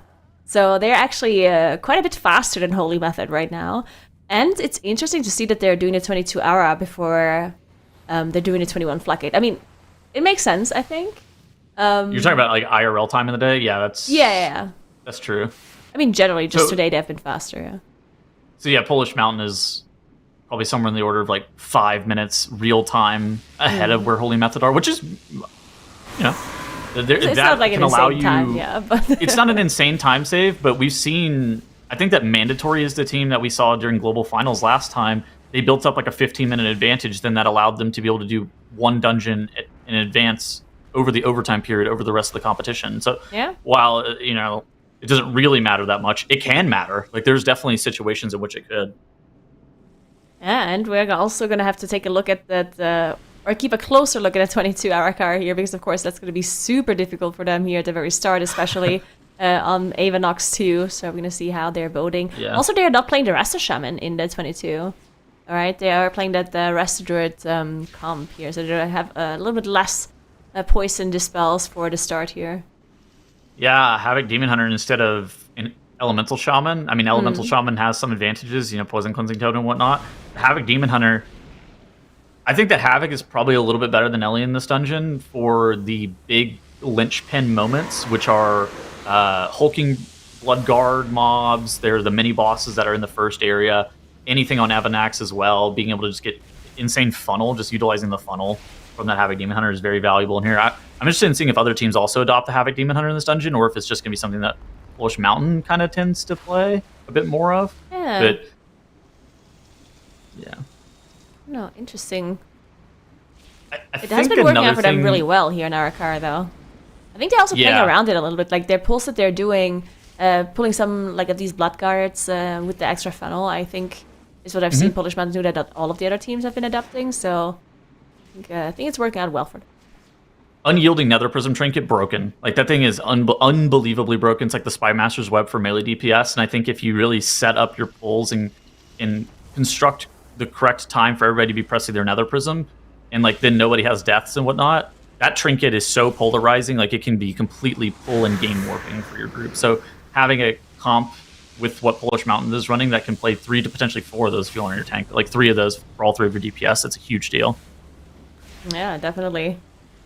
In the meantime, we have anti-clockwise on the bottom right about to finish off their last trash pack. They've done the boss already, so they have to get this last trash. As Teddles mentioned, they played the route a little bit differently, where they're backtracking afterwards.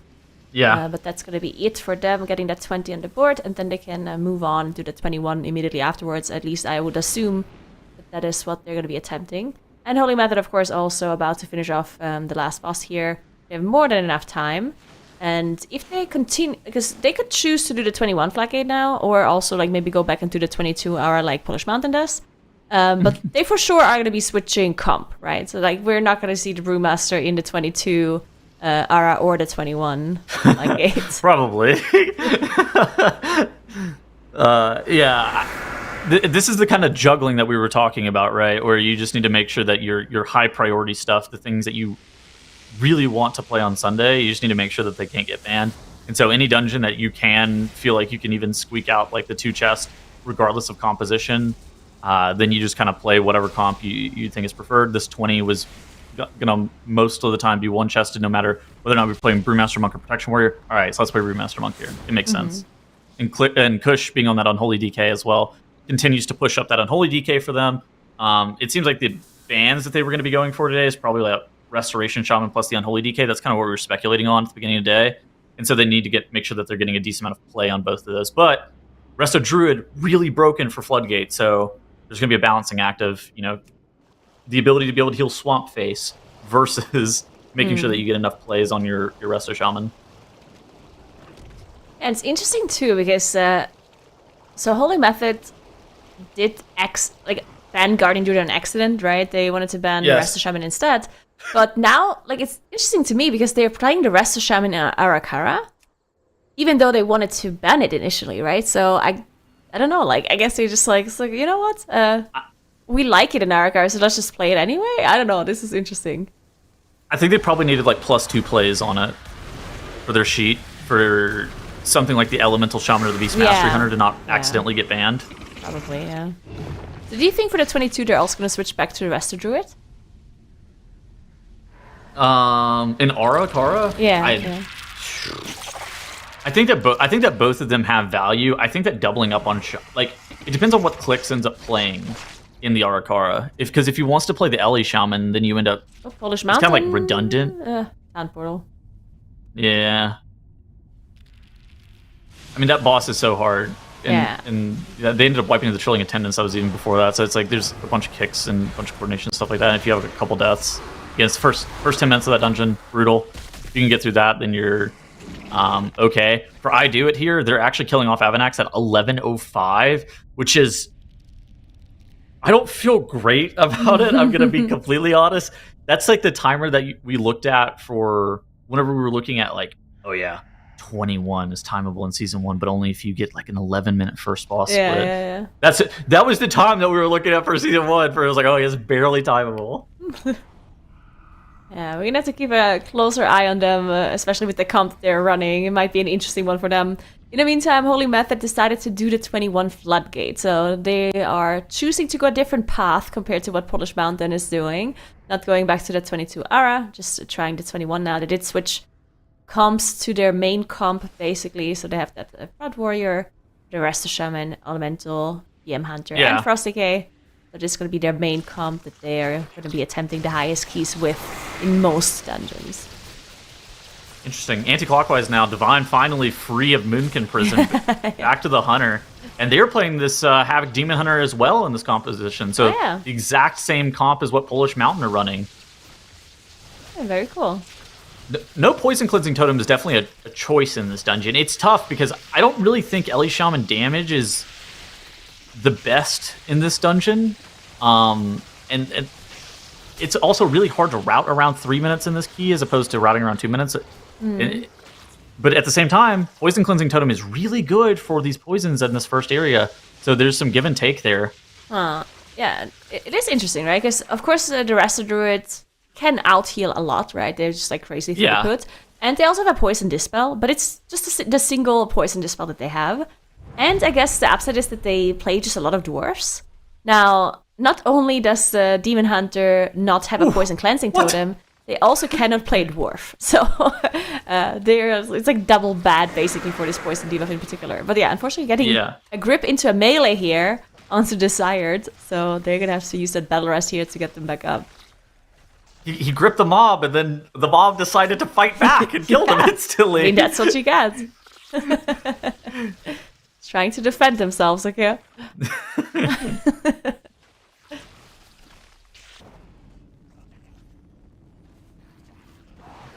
Just looking around at the composition, it looked like Nezro played Havoc Demon Hunter in anti-clockwise Ecodome Aldani, but Nezro did end up swapping over to that Elemental Shaman in the Celia's Gambit.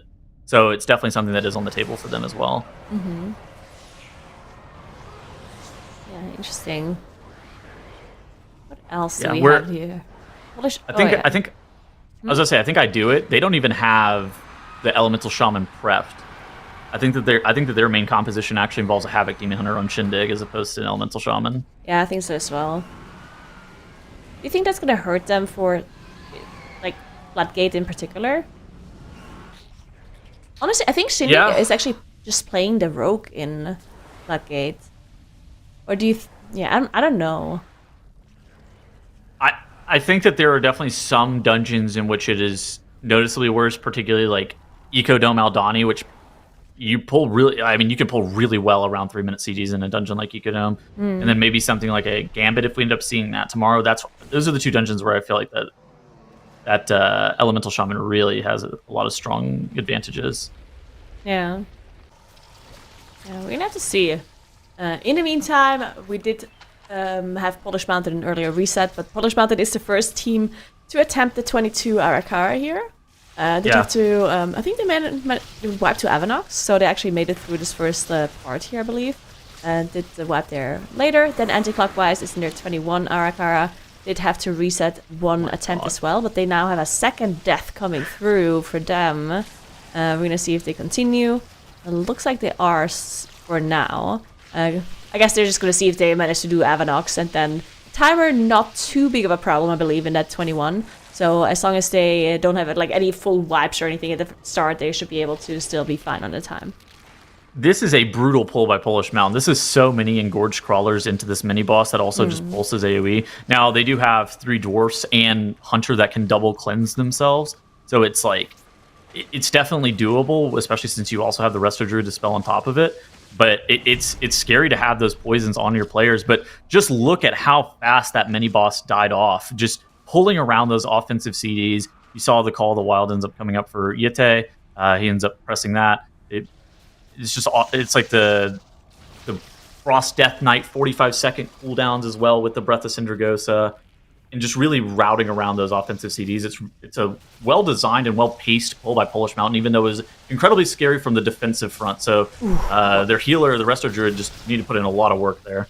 Yeah, they really do. Especially like this gathering part between the mini-bosses, I feel like, when they just get so much trash in, everything is kind of all over the place. There's poisons, bits everywhere. There's bleeds everywhere. Bleeds. Yeah, this is just crazy. We did see their DK drop incredibly low, not having a Dwarf Racial available to help, or an AMS, and you can see just the healer dropping as well. This is just crazy damage coming through. Dude, Yete's just doing so much damage. Every single pull he's doing, like, his minimum pull, his minimum damage number on every single pull so far, I think, has been 30 million DPS. He is literally just annihilating every single trash pack. We need some good RNG, let's say, from the Dark Ranger build for these Beast Mastery Hunters, because I think that is one of the biggest points of RNG is, like, are you getting those procs or not? And that can actually change how much damage they're doing by tens of millions of DPS sometimes. Yeah, you just love to see that when you just go in and you do one of those crazy pulls. Like, why did we wipe? Well, just didn't get the procs, didn't get the crits.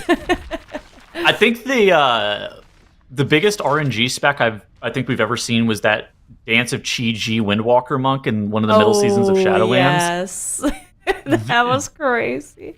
Dark Ranger and Beast some enhancement Mastery shaman is stuff too. Enhancement shaman was also a bit crazy. That is true. The Tempest Enhanced from Season 1 of the War Within was also wild. But this version of Beast Mastery is also so feast or famine in terms of their procs. It is crazy.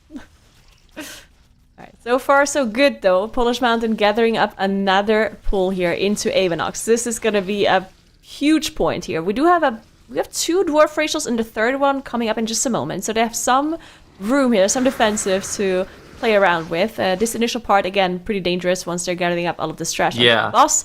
And this boss also just takes so long in a 22. It just feels like it never ends. This Gather is what wiped them last time, because like that Trilling Attendant getting it kicked.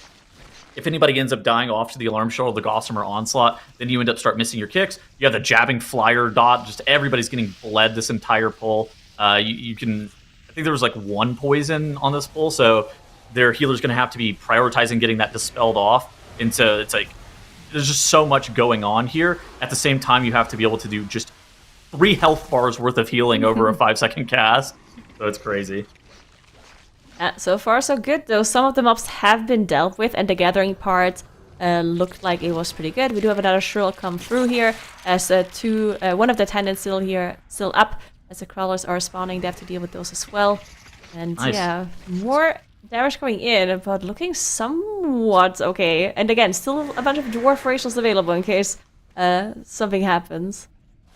So this looks a little bit sketchy with how they're tanking these Starved Crawlers, but basically if nobody's standing inside that red hitbox around the boss whenever you have it targeted, you can guarantee that the boss isn't going to feast on any of those crawlers, which is a huge deal, because whenever you're looking at the composition, you have the Frost Death Knight, which can constantly cleave the boss and the adds if possible. You have the Havoc Demon Hunter that wants to actually be targeting the boss with Wounded Quarry and his glaives from the Eldrazi Reaver whenever that's possible. And the Beast Mastery Hunter needs to move the pets on top of the crawlers to be able to do damage to them.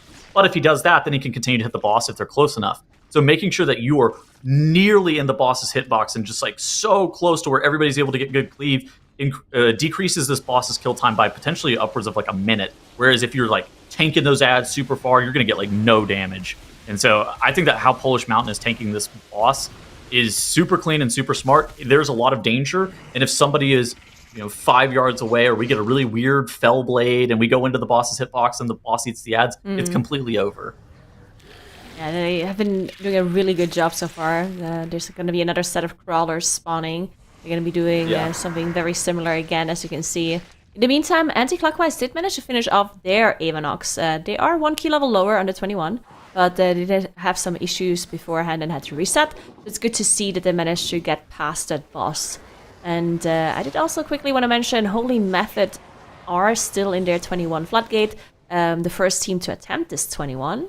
And it's looking pretty good. I do want to watch their Big Mama pool as it comes in just a moment here, as their Bloodlust is about to be ready, because that's going to be one of those more important moments of the dungeon. It's interesting to see that they're doing the Disturbed Kelp here prior to going to Big Mama. Now, we did see this exact route last season, but whenever teams were doing it last season, they were routing around the Eye of Kazan trinket. I wonder what the reason that they're routing around this is. Is it Lust or is it Ascendance from the Shaman? Maybe it's only Lust? Yeah, it could be both, though.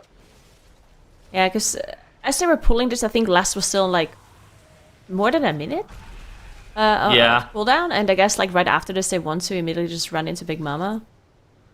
Zyro mentioned it earlier, but that the Shaman's timing here, he's going to get his next Ascendance around the 12-minute mark. You see that it's going to be available here in actually even 2 minutes, so it's going to be available around the 13-minute mark.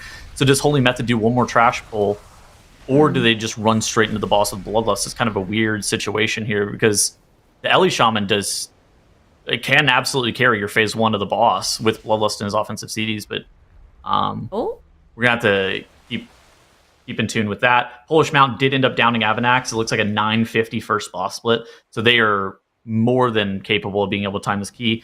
I do it kind of slowly progressing through their dungeon. We saw their first boss split was unbelievably slow. At the same time, they're completely deathless, so they should have minutes to spare on their timer. Sorry, I just quickly wanted to mention... jump in, please. I quickly want to mention that 9 to 5 just got the 2 chests on the 18, and that's actually really important. I talked about this earlier, like how we had teams miss the 18 plus 2, and now 9 to 5 getting the 2 chests in, or like, I think they're still in it, but like they're super close to getting it. Like they have enough time basically, and that's gonna be huge for them. Like that is insane. Yeah. They managed to get the plus 2 on the 19 Arakara, and then got the 21 afterwards, getting the 21 halls, and now getting the 2 chests on the 18. Like, that is super good news for them. Not so good news for I Do It. I think I Do It are now in real... like, they're going to be struggling really hard now to catch up to 9 to 5, because they are blasting today. Like, 9 to 5 is having an incredible performance.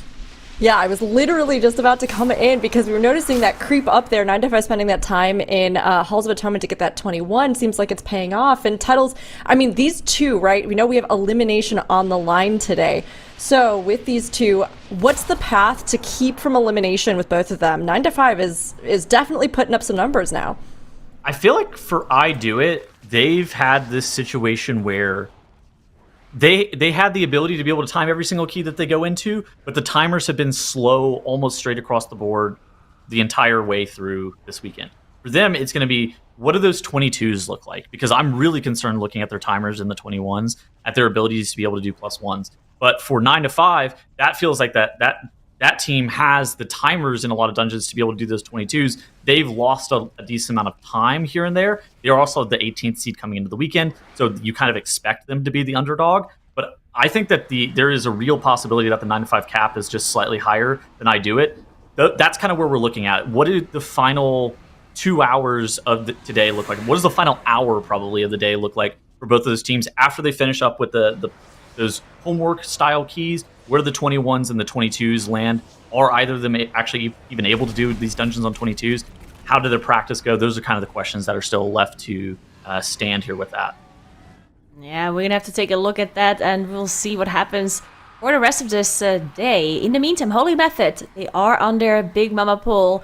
We talked about this. They actually did do one more trash pull, as you mentioned. They were waiting for the Ascendants for clicks here, and then they went into Big Mama. They gathered everything up. You can see the positioning actually pretty good as they're trying to get all of those fixates close to the wall. One of them actually did go out here as it was some clicks, just as I mentioned it. So not everybody's at 40 million DPS. Like, but yeah, what is this going is just on? absolutely crazy damage coming in by all of the Holy Method DPS members. But yeah, clicks absolutely ramping. Yeah, and this is, now it kind of makes sense whenever you saw that Kelp cast. It was to make sure that they had both the Bloodlust and the Ascendants. It was a combo play. What ends up happening in the 22 to 23? Do you still do those Disturbed Kelp to make sure that the Ascendance is available? Or what's going on? Ooh, it looks like Holy Method is planning on getting these... Okay, I was about to say, it looked like they were... Yeah, I thought they were going to run into the wall to get the Mechadrone stacked, but it looks like, yeah, they're just positioning like you were saying. I thought they were going to be doing something a little bit different. Or maybe they just pull the trash from the top here, you know? A little bit of a blood warmer. I don't know about all that. No, I'm no healer, but I mean, they said that Whippy improved quite a lot from last season to now. He can heal and kick now at the same time, apparently, so... That's good, because he's going to need to kick the Blood Warper while he's trying to heal it.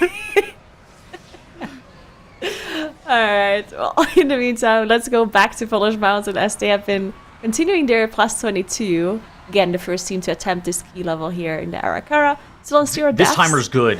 This timer is really strong. good. 950 to 22 for Avanox is really clean. Yeah, I think you need like sub 21 kind of coming out of a noob Zect. Obviously, that's flexible relative to what count you have. Polish Mountain, by all metrics, whether it be count or whatever, they're going to be at like 19 minutes, maybe like 19:30 coming out of a noob Zect. So they're going to be more than capable of timing this dungeon. Completely deathless as well, like you were pointed out, which is a huge deal. And just the funnel damage of this Havoc Demon Hunter, they're just pulling around that Wounded Quarry and that priority damage, where even things like Hulking Blood Guards, which are not that great normally, can actually have good value here. Yeah, another Black Guard being pulled by them. You can see, I mean, we can't see it right now. Meta. Oh, there we go. Meta means we're going to have lots of funnel damage into this Blood Guard here. It's going to be going down really quickly as they try to keep the small Eds alive for a little while longer. Stop padding. Stop padding. To make sure we get more funnel in. SC10 drops incredibly low. There we go. I mean, these monsters just have so much health at a plus 22, even with all of the crazy damage that they have from the Demon Hunter here with the meta. It still feels like it takes forever. These Bloodworker dashes are actually diabolical at the same time that this Locust Swarm is going off, because if you like double dash while the Locust Swarm is going off, you can just die from 100 to 0 to them. I really like the use of the AMZ and the Darkness there. They also comboed in the Tranquility and that Convoke the Spirits to be able to just heal through all of that. That felt like that was really smooth by Polish Mountain, and then bringing those Bloodworkers, not padding on them and actually allowing to use them for funnel is a huge deal in that 22. We're jumping back over here to Holy Method in that 21 Floodgate. What were you going to say? Let's take a look at I Do It. I think their timer might be a little bit... they need trash. Oh, they don't have... Okay, I think we're okay. We're going to have a minute to get 5%. Maybe some I don't know. This is gonna be really close. I don't think they can do it. It's that 11-minute first boss split that we were talking about earlier, and then they had a 21:30 Anub Zect. I was saying earlier that we wanted to see a 21-minute Anub Zect, and that's why this is super tight, even though they're completely deathless. Now they are on an alt comp, which if they're able to time this, that's a huge deal, because then if they make it to Sunday, they don't really have any. Their ban situation's looking good. If they deplete this key, though, and they end up losing 30 minutes on the timer, then we're starting to look at 9 to 5 potentially being in the driver's seat. And we were already thinking that 9 to 5 was in the driver's seat. Oh, gosh, 45 seconds here, Nagura. We do have the True Shot available. We have the Rogue offensive CDs as well. Ret Paladin has a fairly flat damage profile compared to most other specs. Do we need this Overseer killed? Or is it just the drones? I think it's Overseer. Yeah, I think it's Overseer. They're hitting it, so it has to be the Overseer, right? 23 seconds. I think they have the damage. 20. This is going to be so close. This. I don't know. Oh my god. 15 seconds. Okay, I think the bombs are at 15%. I think they might have it, but 10 seconds here to be able to kill off this trash pack. They gotta dodge out of melee range. Oh, bubble. 4, oh my god. 3, 1 second. One more. Kill the drone. Oh my god. They got it. They got the timer rule where all timers round down. The favorable timer ruling. Wow. That was incredible. I can't believe we got a timer rule dungeon time today. The rare proc.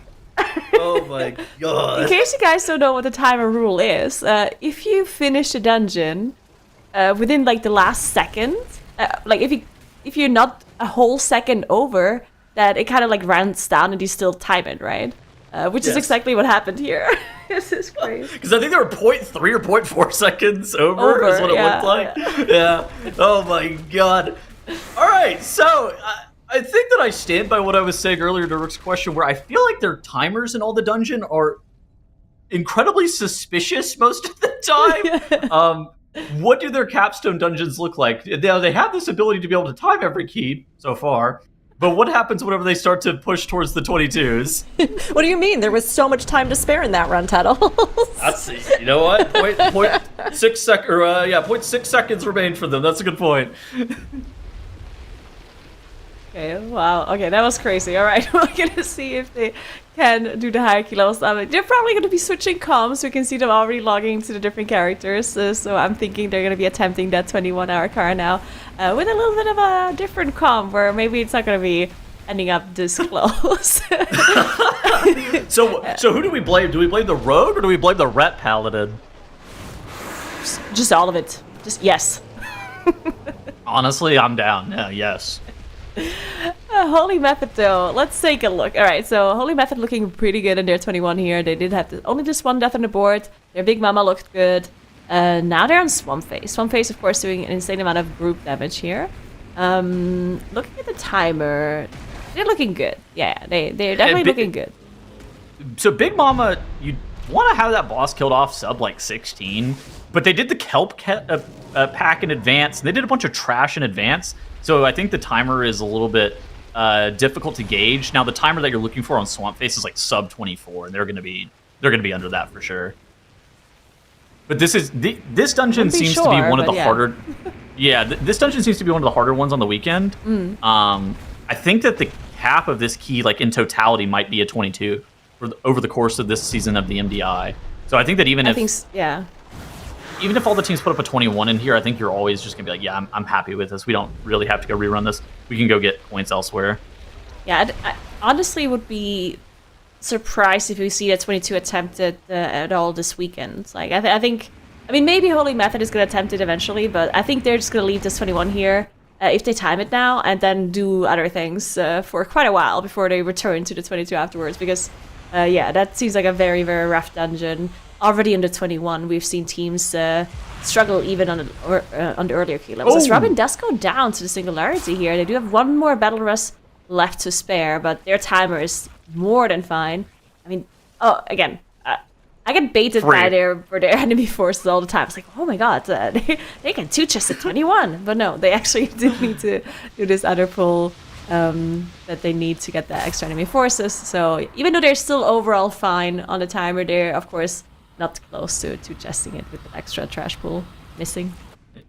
Yeah, we saw I do it on the right-hand side of the screen right there, wiping to the first Bullets dungeon on to the classic. You actually see them completely swapping up their comp. I think all 5 members maybe even logged on the new spec. So we got a brand new composition in for I do it. Hopefully they're going to be a little bit faster. And oh my god, we're getting griefed for anti-clockwise. Robin almost going straight into the boss and dying again. But was able to stay alive. I wonder what's going to go on with anti-clockwise in this dungeon on a 22. I know that's maybe a little bit forward thinking, but where are they going to be pressing this final bloodlust of the dungeon is a question that I have that's interesting. Are they going to be looking to press it on one of those left side pulls with the double overseer? That we know that's very dangerous. Are they going to be looking to press it on that pack that they do after the boss like they have been? It's really going to be interesting to see where they are adapting that to. But we see 9 to 5 here on the big screen in this 20 Operation Floodgate gearing up to pull Big Mama. Yeah, we talked about 9 to 5, two-chesting that 18 earlier. Very impressive by them, as we've seen other teams struggle quite a lot. 9 to 5 looking really good. Up to 102 score now after time just to get another 2 on the board, which would mean that they actually have the same amount of points as anti-clockwise. Now, of course, they're going to be moving up an additional point on their side once they time this 21 Arakara, though, if they manage to do so. And they are looking pretty good. But yeah, the Bloodlust is running, and all of the damage, offensives and defensives probably are going to be pressed here at the start of this pull, as it's one of the most dangerous pulls in that Floodgate here. But they are looking really good. The gathering of the pull did work out pretty well. And looking like most of the trash is going down. Yeah. You really want to 3-phase that boss. I think that's like a pretty big deal. Only through getting 3 jump start phases. If you end up getting more than that, that's a boss that you can take from 430 to 530 very easily if you don't end up killing it inside that 3rd jump start cast. Yeah, we also have Polish Mountain here in the 22, looking so good. We talked about them earlier as it's generally this 22 is just a crazy key level, and at the very start they had to reset it once, but then the Evonox part and the early part did look very, very clean, and now they're in this last boss fight. So with the Overseer even, like they just don't care. They're just pulling an Overseer onto the last boss on the 22. This Overseer is unbelievably sketchy to actually pull into this boss, because you can see that the Overseer also does the same cast as Kickoff, where it drops these erupting webs on the ground like you see right here. But there's a specific time in which you can pull the Overseer, and you have those erupting webs on CD. I think it's like 15 seconds remaining. I'm not 100% sure, but I believe it's 15 seconds remaining. And you pull the boss, and that sets it up to where that Cosmic Singularity cast won't ever line up with the erupting webs in a way that's undodgeable. Right there, you see the erupting webs going off as the Cosmic Singularity started. Not the end of the world, as long as the erupting webs don't happen at the same time as you need to be rooted. And so Polish Mountain here, a very dangerous play, one that we actually saw wipe a ton of teams in the Season 1 MDI, because everybody was trying to do this mob with the boss. At the same time, Polish Mountain, they're really pushing the pace here in this dungeon. I think this is like a Havoc Demon Hunter special, right? Like they're playing this Havoc Demon Hunter instead of the Elemental Shaman here, and they just want this extra funnel, this extra damage onto the boss here, which, like, it's just we actually do see the Havoc Demon Hunter go down to an erupting the web. other Havoc Demon Hunter special, the Fellblade into the boss. Speaking of, but there we go. They do have another battle rest, and the timer is still fine. A little bit less than 4 minutes left now. The boss is on 56%. Now, I do feel like the boss has been dropping kind of slowly for them. Like, I don't know if it is because they have to think about this Overseer, because that's one thing, right? Like, we keep talking about, like, pulling stuff onto the boss is obviously always very efficient. If they can pull it off, it's going to be, like, extra funnel, extra this, extra efficiency. But if it costs your players quite a lot of brain power dealing with, like, extra trickiness, right? And just generally having to be more defensive, or like switching to interrupt and whatever. Like, yeah, these are good players, but if it's incredibly difficult, then it will mean you're gonna lose out on some damage, right? And at some point, it might not actually even be worth it anymore. But I mean, I do think it's worth it for them here. But yeah, we also just saw the Demon Hunter go down as well, right? Which is maybe another reason why. Like, if the boss would have been there without the Overseer, then maybe it wouldn't have happened. Right? Yeah, and they are playing a bunch of melee on this fight. It's really easy to kind of get caught up in, I would say, maybe like traffic, where you have all of these waves going off at the same time. If you accidentally get caught in an erupting web and you don't feel like you have like a great space to move, it can be tough. I think that's something you pointed out that is true, is this boss is dying really slow. Yeah. Like, I feel like we've been watching this fight for 2 minutes and the boss has only lost 20% HP. Yeah. You know, the health just continues to creep down, and maybe this just gives us plenty of time during it to do a little caster swap over here. So while we wait for the boss to die, Nigura, we will say goodbye to you here on the desk, but thanks for the commentary here. Bye! Bye. And we're getting Makes back on the desk again. Boss is still going down, and you know, we're heading into the last 2 hours of the day. I know you've been watching, but Makes, where do you kind of feel overall our teams stand currently? That's a great question. So I think Nagura and Tuttles were talking about this a little bit already. Polish Mountain is looking phenomenal. I was saying earlier how I'm really impressed with them, but they're looking phenomenal on their overall dungeon trajectory now. Maybe being able to get that 22, I agree with you guys, it's kind of slow, but I think we got this one in the bags for them here, as well as Kickoff does drop lower and lower. They have over a minute still to go.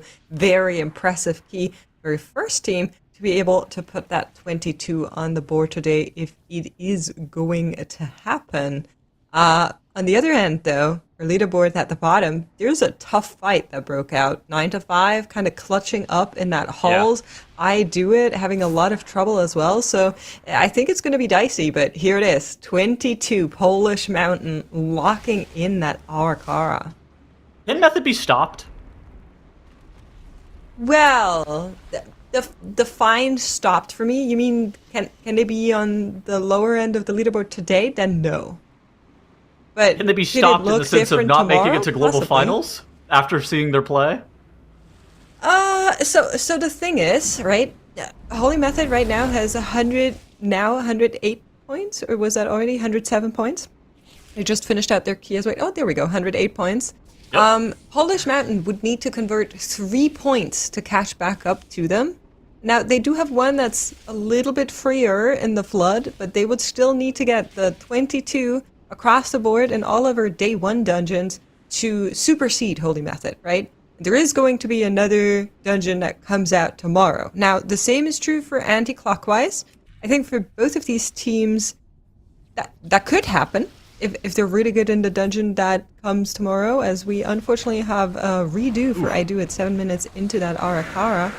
I think it's unlikely that they don't go to globals, but what I do think is likely is that we'll have a really tough fight for that second team that is going to be moving into the globals.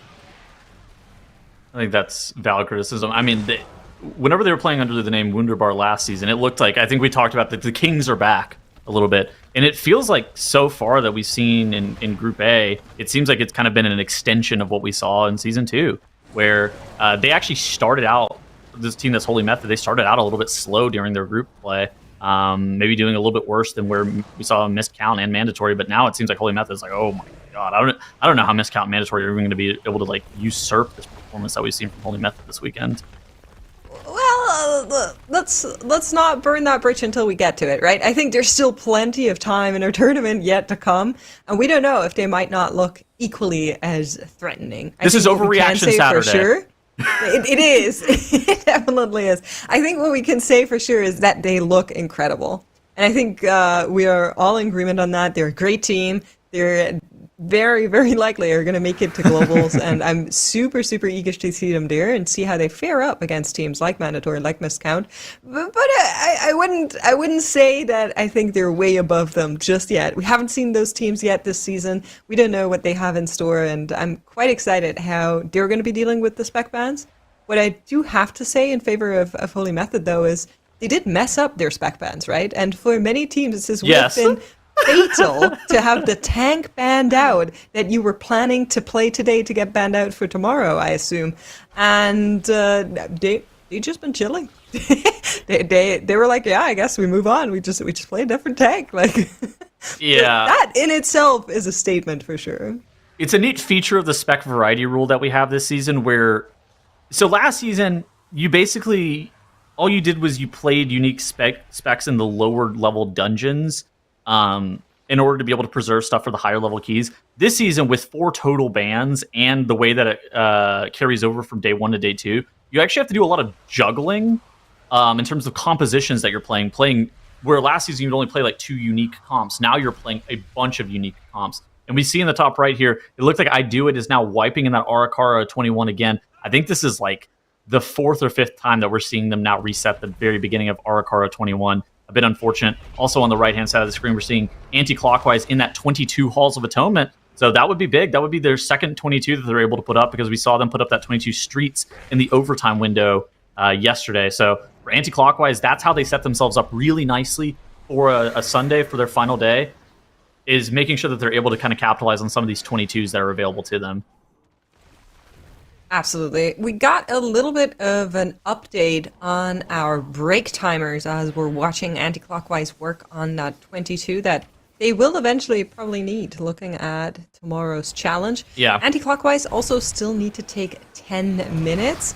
I Do It need to take 15, and 9 to 5 need to take 10 as well. Every other team, so Holy Method and Polish Mountain, are already done with their breaks, as we get a little replay here. The fear went off. Oh, no.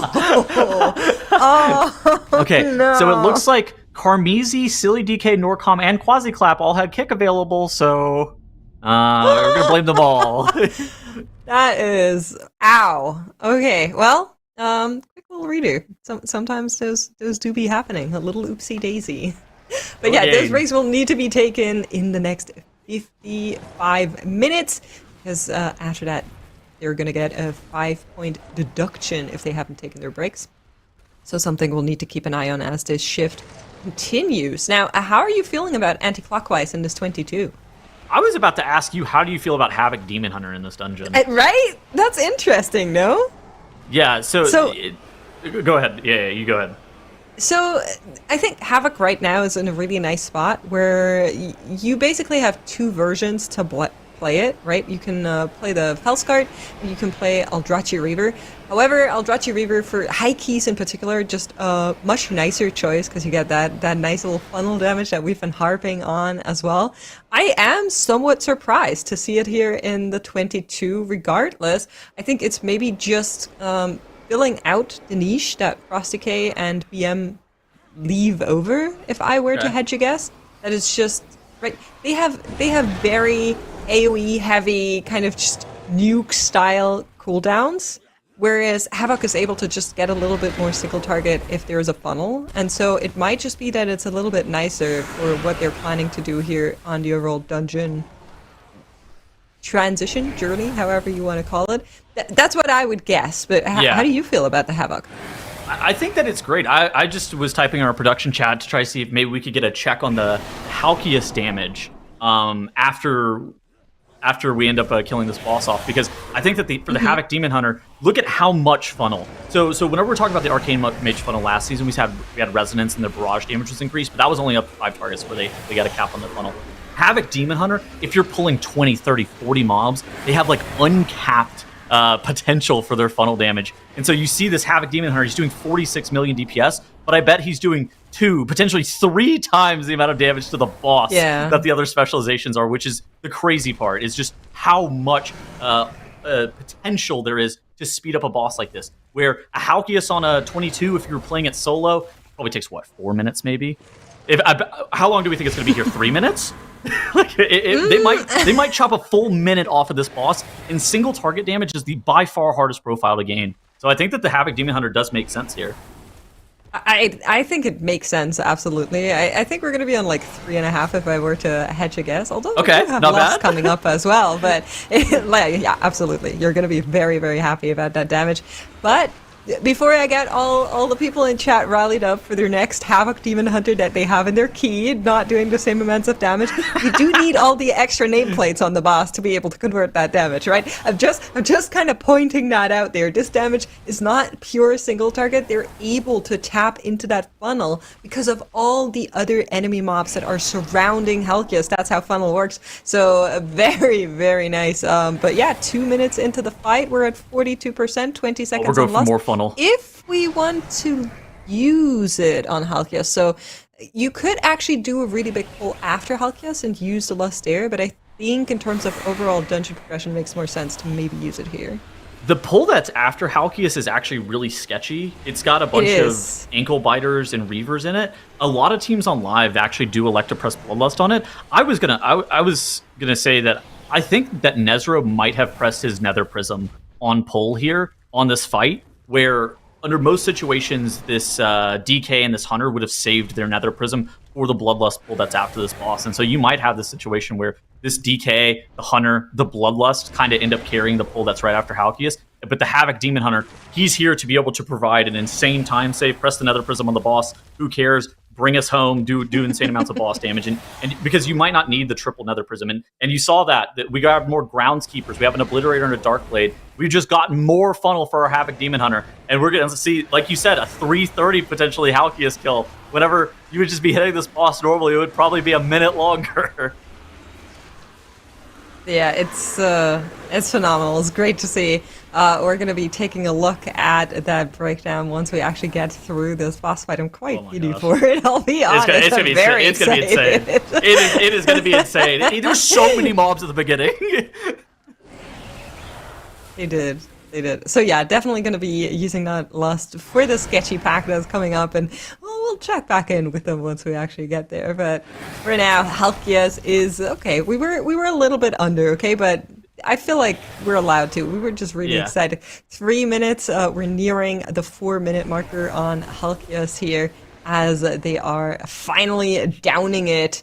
And are going to be moving on to that Lust pull with all of those ankle biters. Ayanta is going to be grabbing the extra reavers into it, and attack the Obliterators that are waiting in the back there. It's a huge pull. You really need to be very careful with your CC, with your interrupt, with where you're standing, with all of these melees as well. You can see Blur already being used here by Nezra, making sure that on the initial he's not actually taking any of the extra damage there. And that lust of 70 course, also million being DPS. used. Dwarf racials coming in. Yep, that's Frosty K for you.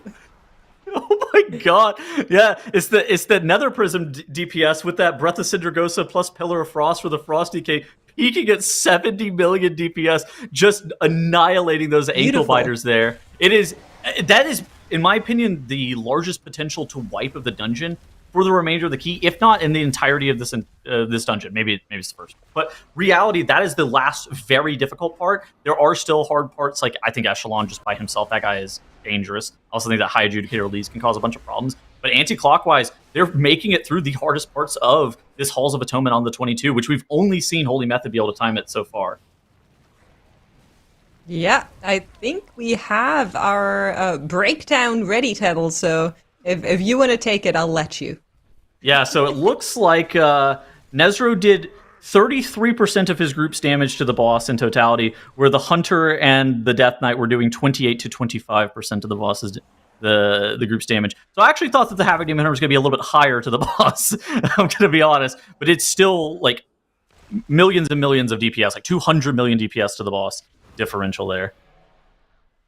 Absolutely beautiful, great class. I mean, especially in the halls, right? You kind of have to point out because of how that very first part of the dungeon is structured, with always having these shards that are high target or high HP targets that you will need to fall down. It's a really, really nice class to bring here. And it's been great to see from Nezro and from some of the other teams as well, of course. Polish Mountain in the bottom right, also in that 22 halls, also electing to bring that same setup. I think we're seeing a routing masterclass by anti-clockwise. Look at this. We got more groundskeepers into this echelon. Every single time they play groundskeepers, it's always into something that's a huge high priority mob. We're not playing groundskeepers for fun. That's for funnel. Well, it's both. Funnel can be fun. Put the fun in funnel. Yeah, that's a good point. That's exactly how it works.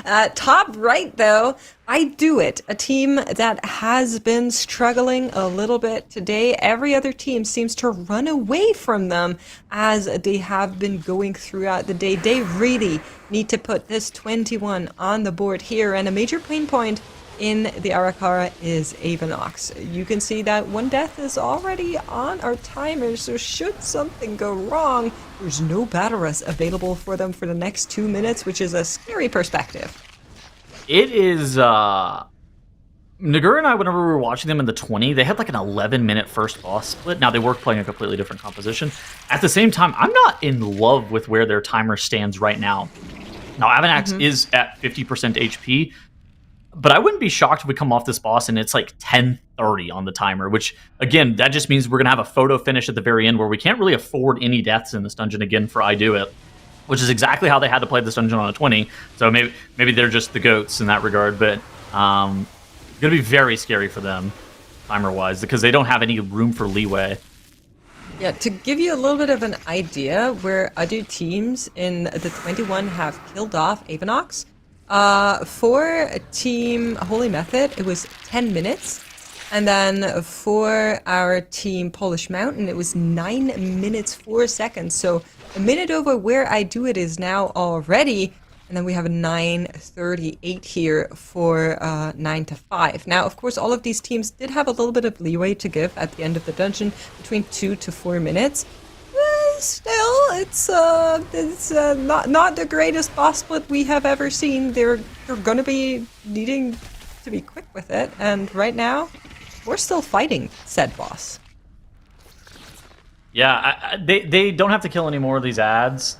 Something that we did see a lot in Season 1 was like Balancer went Mass Root, and then you have like your Enhancement Shaman go like Root Totem into Root Totem Refresh into Root Totem again, and it was like you could kill Avanax from 300 million health without having to kill any more ads. It'd be like 35% or something like that. But without those classes being meta this season, having to elongate out your fight or potentially even kill like 1 to 2 more waves of those crawlers is brutal. But we're gonna have to check back in with I do it in a little bit to see how they're going to be continuing to progress in that 21. We see 9 to 5 on the big screen here. 5 deaths in the 20 Operation Floodgate. They are going to be able to time this dungeon on that 20. There is a question as to whether or not they're going to be going to look to go to 21 next, but they're going all the way up to 104 points. And that's honestly not bad considering where the rest of the competition stands.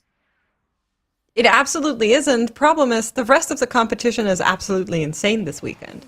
So, in many other MDIs in the past, that would have put you right in the upper middle field, as Robin unfortunately does go down. Nesro also just died, so 2 deaths for anti-clockwise here. They need to be a little bit careful.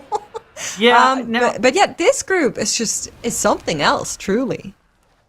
I did mention that ankle biter pull is probably the hardest pull in the dungeon. This pull has a tendency to just like one-shot people, so it's double Houndmaster, double Eviscerator, and you saw the Houndmaster shoot Robin at the exact same time the Eviscerator hurled the glaive at him and just ends up instantly killing him. That's why you see him doing some stance dancing here, swapping into bear form each and every single time he's getting targeted with the shoot by the Houndmaster. He's got a weaker on the screen that'll make like the banana peel sound go, and then he just like swaps into bear form immediately. We're not going to get shot to death. Like, and at the same time, keeping the rest of the group alive is going to be very deadly, but his priority is also to make sure that he stays alive throughout the entirety of this pull. And this pull is taken forever to die. It is really slow. It is, but their overall boss timers are pretty good. So having Echelon killed off under 18 minutes, I think you are pretty happy with that. And there, you can see right now in the bottom right, they're just routing to at the rest of the trash. So they're kind of just carrying over this pack, and then are going to be going into the high adjudicator as well. So it's kind of like one of those trash packs that you go on a little walkie with, and you're gonna be okay here. But I do it. 10 minutes 47. Avanox finished out. I'm not good. I'm feeling some type of way about this, Tattles, and it's not a good thing. This also doesn't look good. This Blood Guard did not look like it was intended, was it? I don't think so. Maybe we can get a replay just to see what it looked like they were trying to sneak on by it. Yeah, I think they were trying to sneak on it, and then somebody pulled. It looked like maybe Carmisi wasn't able to get on over. God. We're fighting him and then solo now. Quasi just jumped in, but this is when you're with your back against the wall. This is not what you need, right? On a good speedy run, you could probably get away with just doing this, but here.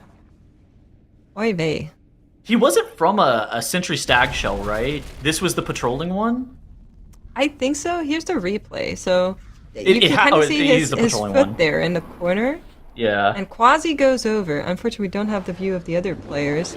And everybody moves on through except for Carmisi. So Carmisi's still on the other side of that pillar. Oh my And then you God. can see that he gets pulled. Yeah. Unfortunate. Huh. Well... So that is probably a 45-second time loss, and it looks like they probably didn't need the count. And now we have procced multiple deaths. Well, just one. Okay. Just one death. The other death was earlier, but... Oh, okay. That's a good point. I'm not really save it much, I know. I don't think that we should zone out yet, but I think if we have one more minor mistake, like another 15 seconds lost, it might be over. Yeah. So this is a very tough thing to navigate for teams, right? Because... on one hand, you have been in here for 15 minutes. You have dealt with what is a very hard... Oh, no, anti-clockwise. What's happening here? We were talking about how they're carrying this into the boss. Why are we replaying this? Is it going wrong? Oh, it doesn't look like it's going good. Everything doesn't... Yont has 12 stacks of the Dark Blade. Does go down. Yeah. Robin is going to get it into... Well... Okay, can we recover? We have 2 rests. Divine Field gets picked up, Robin gets picked up. Now Nezro's down, Divine Field dies again, and everything comes undone. Great news for I Do It. I mean, that's what you want. That's what you want. If the other team makes please. I didn't know. I'm casting with the Eternal Optimist. My co-host really. here, Eternal Optimist. Positive spin, but is this really love watching? I don't know. Jesus.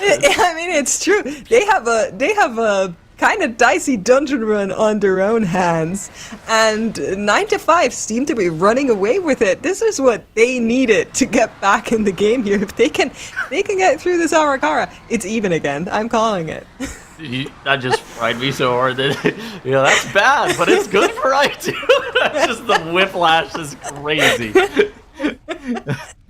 Oh man. Okay, so it is really bad for 9 to 5. Let me elaborate. They spent a lot of time in that dungeon.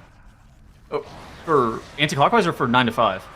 For anti-clockwise, sorry. Okay. Yeah. So let's try to put it into context. How bad is that? So they did lose 20 minutes, and they were pretty close to being able to time that dungeon on a 22. Is it like potential to get them eliminated? Is it set them up in a bad position for tomorrow? Like how bad is it really? No, hold on. We're getting another replay. I'll answer you in just a second, but here is the 22 Avanox doing what it does best as it takes down Holy Method. And I believe this is their first go again we've seen in this group weekend, ? So that is very rare. Glad we all saw that one. I think that was their second. I think they wiped in an Ecodome as well. Okay, fair enough. Still very rare. Still very rare, yeah. Yeah. Legendary, even, some would say. You were asking about anti-clockwise, right? Yes. So let's talk about the overall perspective. So one team is going to get eliminated at the end of the day, and anti-clockwise actually resetting here once more, so another 4 minutes or so against the timer.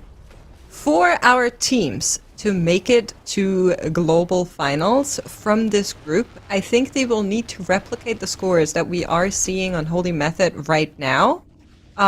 So to reach that 108 point. You can see that Polish Mountain, for example, is currently sitting on that 22 Arakara.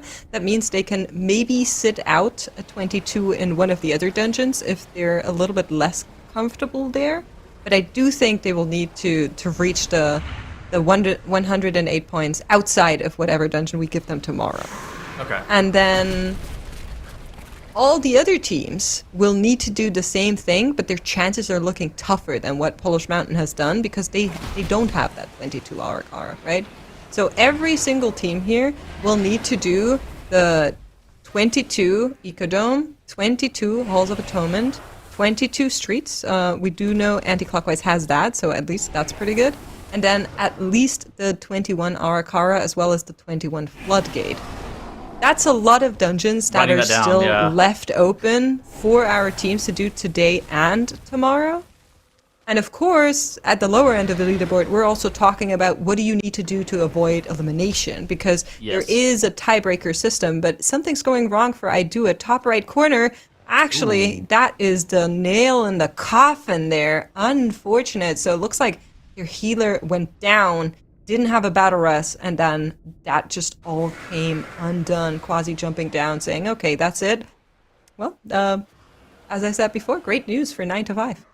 Yeah, and this is good news for Polish Mountain here. They've made it to the hardest pull in the Halls of Atonement. They're pressing their Bloodlust. They're pressing all their offensive CDs. Yitte and Raffle Lisk on that Frost Death Knight here, popping all their offensive CDs, 60 million DPS, trying to make sure that these Reavers go down. So Tankiers on this Warrior is going to be able to stay alive. And they have double Obliterator, so they need to make sure that they continue to get kicks. One of the Reavers is going to be going down, now allowing those Mortal Strike hits to be desynced from one another, not putting your tank in any more pressure. It looks like they're potentially thinking about chaining this into some more ankle biters. This is going to be very dangerous for Polish Mountain. Apparently one pack of ankle biters wasn't enough. We need one more to be able to continue to get count here. It's going to be those dwarfs that you see available on that Beast Mastery Hunter and that Frost Death Knight. Those are going to probably get deployed here in just a moment. We might even be looking to press the blur on the Havoc Demon Hunter for feeling in danger, but it looks like the Convoke might just be enough on its own to keep us topped.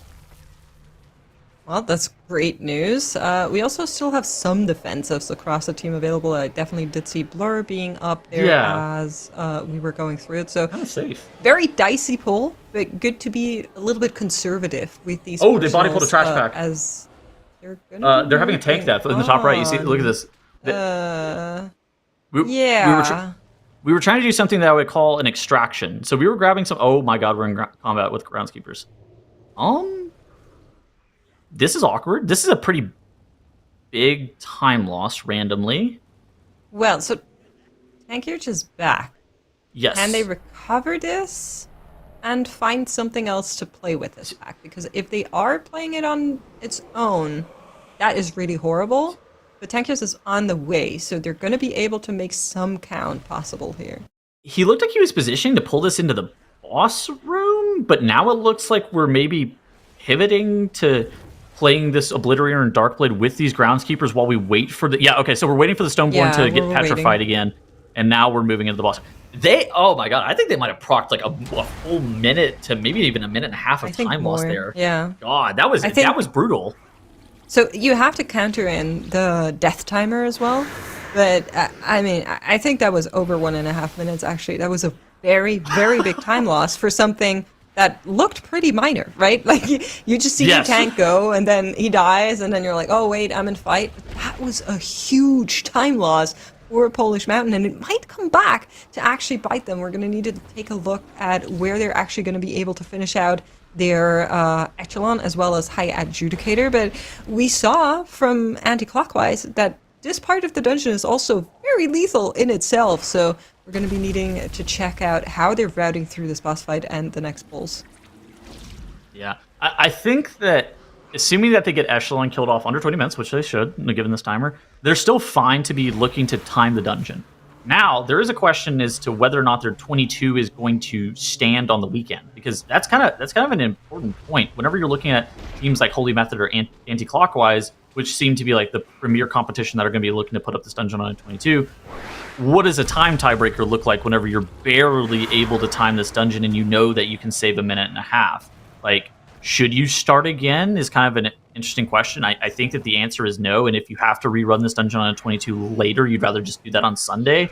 But at the same time, there might be minutes of time tiebreaker that aren't capitalized on here that Polish Mountain can come rerun later on. And Dratnos, I think that he's been hailing their times in all of the dungeons so far this weekend, saying that while Polish Mountain may be a little bit less consistent than Anti-Clockwise, whenever they time a dungeon, they time it faster. And so I think that might be something that, if we end up going to time tiebreaker, that might be a huge variable. It absolutely will be, and I wouldn't be surprised if we are actually going to be ending up on time tiebreakers. But just a quick update we did get from production. They let us know that we lost a total of 80 seconds. So that's maybe a little bit over there, but still, nearly 1.5 minutes is definitely not very little to lose. And just a quick update on our break timers. All of our teams have now started to take their final breaks. So no breaks left untaken, no 5-point deduction. The haters do not win today.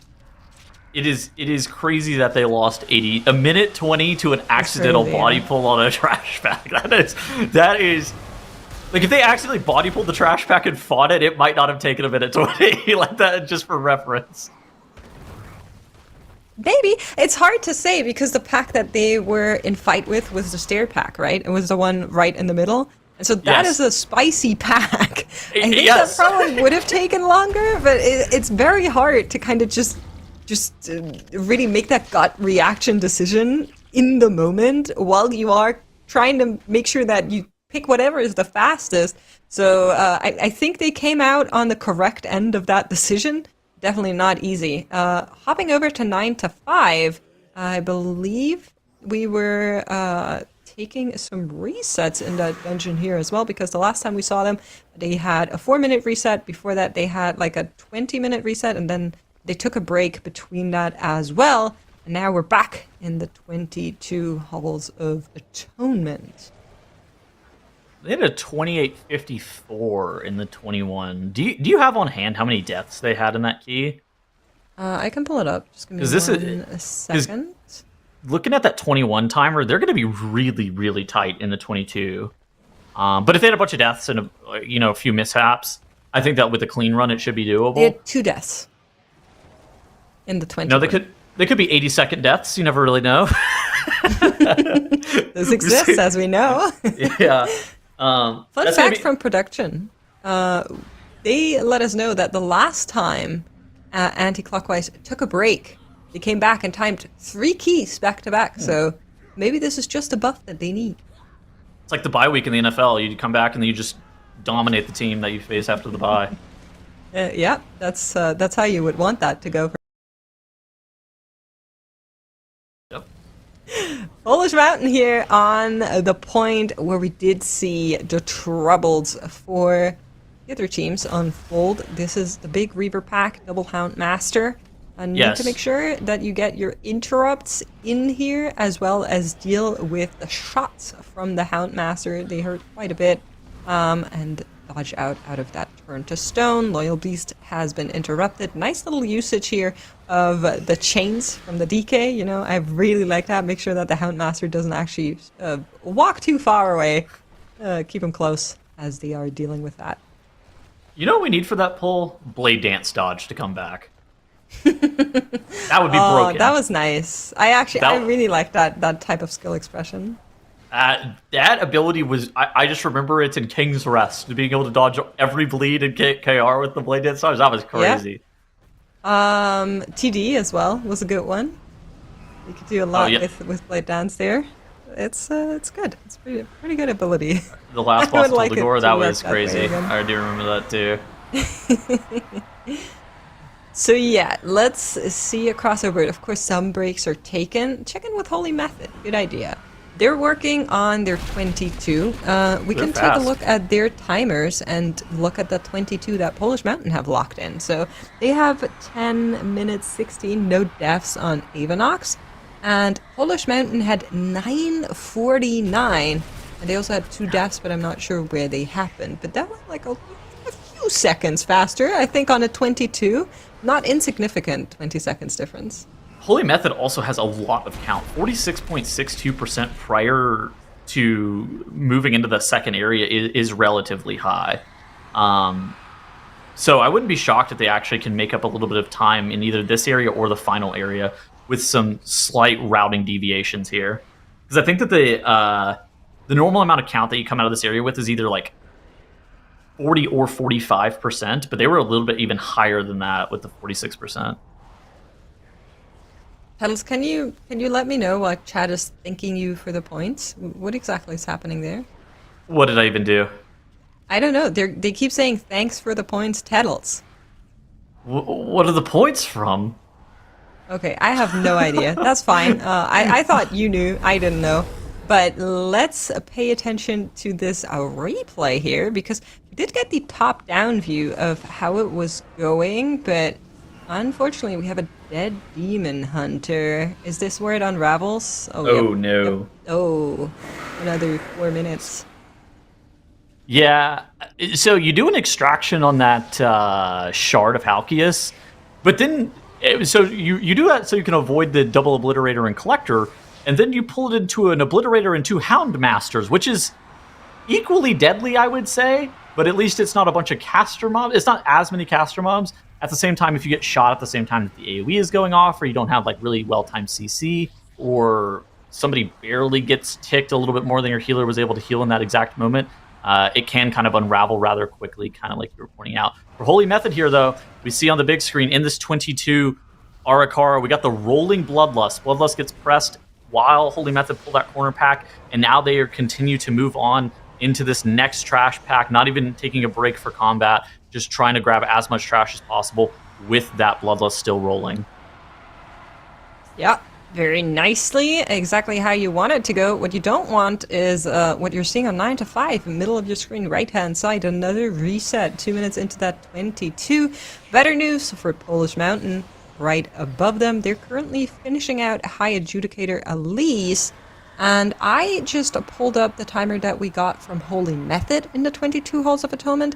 They finished out Elise on 22:34. So we're going to take a look at Polish Mountain and see where exactly their timer is going to sit, but it looks like we're on similar timers. Here, I'll move us over. Polish Mountain and see where exactly their timer is going to sit, but it looks like we're on similar timers. Here, I'll move us over. Bang! Right on time. Okay, so actually quite a bit over. 22:34 is what Holy Method had, and Polish Mountain is on 24:11. Now, they're still in timeable range of this dungeon, but they cannot afford to be slower on the Inquisitor here. Yeah, and that's kind of what I was saying earlier. So they are probably timing this dungeon just looking at their splits. But now there is the question of, are they going to need to rerun this dungeon later? Is there going to be a time tiebreaker criteria that they feel like they can actually be able to capitalize on in this dungeon? Those are going to be kind of interesting questions, but that's like a Sunday question for me. Right now, Polish Mountain, they're pressing their Bloodlust, and they're trying to down Inquisitor Cigar as fast as possible. They'll get the Beast Mastery Hunter pet out with the Mortal Strike effect, making sure that he heals far less to this Dark Communion cast than he otherwise would. He'd be like topping himself at this point. They also continue to utilize this Havoc Demon Hunter Eldrachi Reaver funnel, and they would like to kill off Inquisitor Cigar prior to the next heal.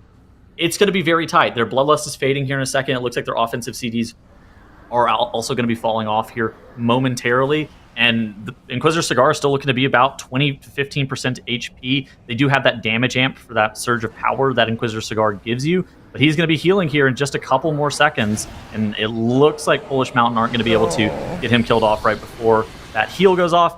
He seemed to be about, like 8% maybe? I'm just eyeballing it here. I'm okay with 8. Approved. Something like that. Well, there's definitely need to kill him off now as he is being dragged towards Chamber Lane.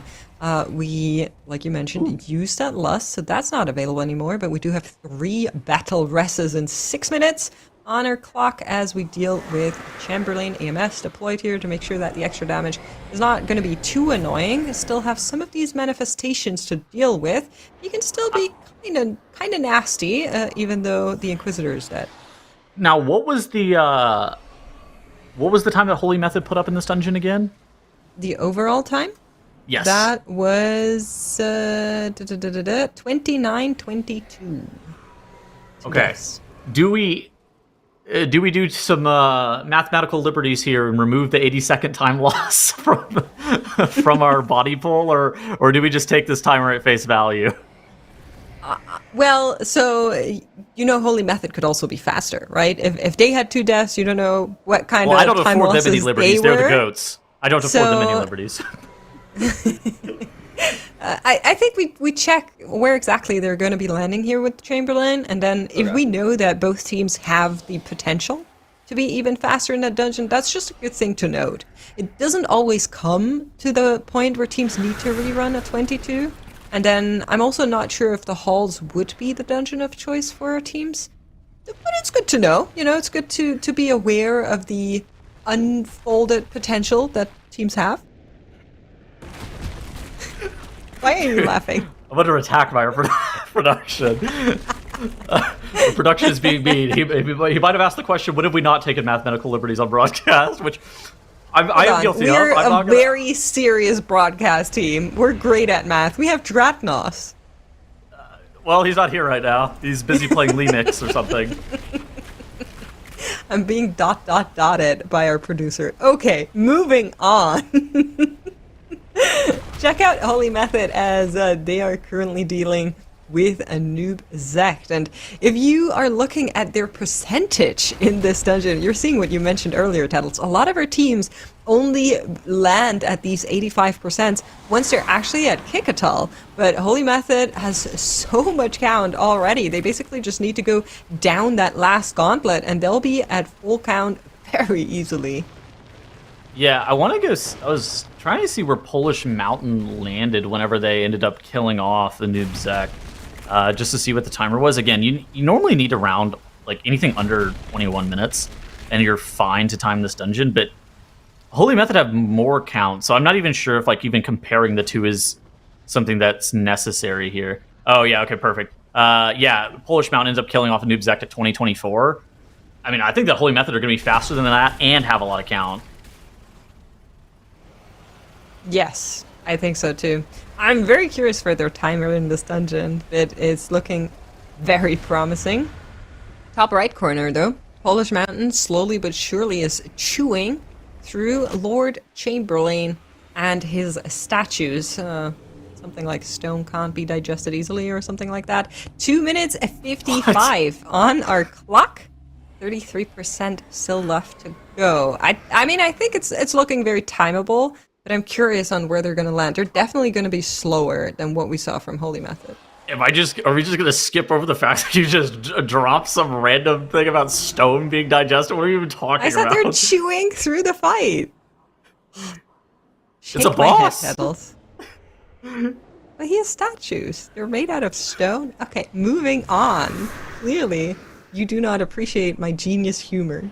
We cannot recommend that anybody watching this broadcast consume stones or rocks of any kind. Please continue, Makes. Thank you, Rook. I appreciate it. But yeah, 2 minutes left to go. You're a minute slower, a little bit more than a minute and a half slower than what we saw from Holy Method. So here's where your free math comes in, or whatever you called it. If they were 80 seconds liberties. faster, they would be 80 seconds faster. Great analysis, Tattles. Back to you. Yep, that's right. They would be 80 seconds faster. At the same time, this is going to be their second 22 that they're able to put up on the board. And this, to me, it really starts to put a lot of pressure on a team like Anti-Clockwise. We saw them wipe in the 22 Halls of Atonement around 20 some odd minutes into the dungeon, 22 maybe minutes into the dungeon. And Anti-Clockwise is going to now really need to get into gear here to be able to continue to match pace with both Holy Method and Polish Mountain. Polish Mountain and Anti-Clockwise are the 6th and the 7th seed, so they should be very close competition with one another. But right now, I feel like Polish Mountain has been starting to get a very slight edge out of Anti-Clockwise, where Anti-Clockwise, I felt like, had a better day one than Polish Mountain.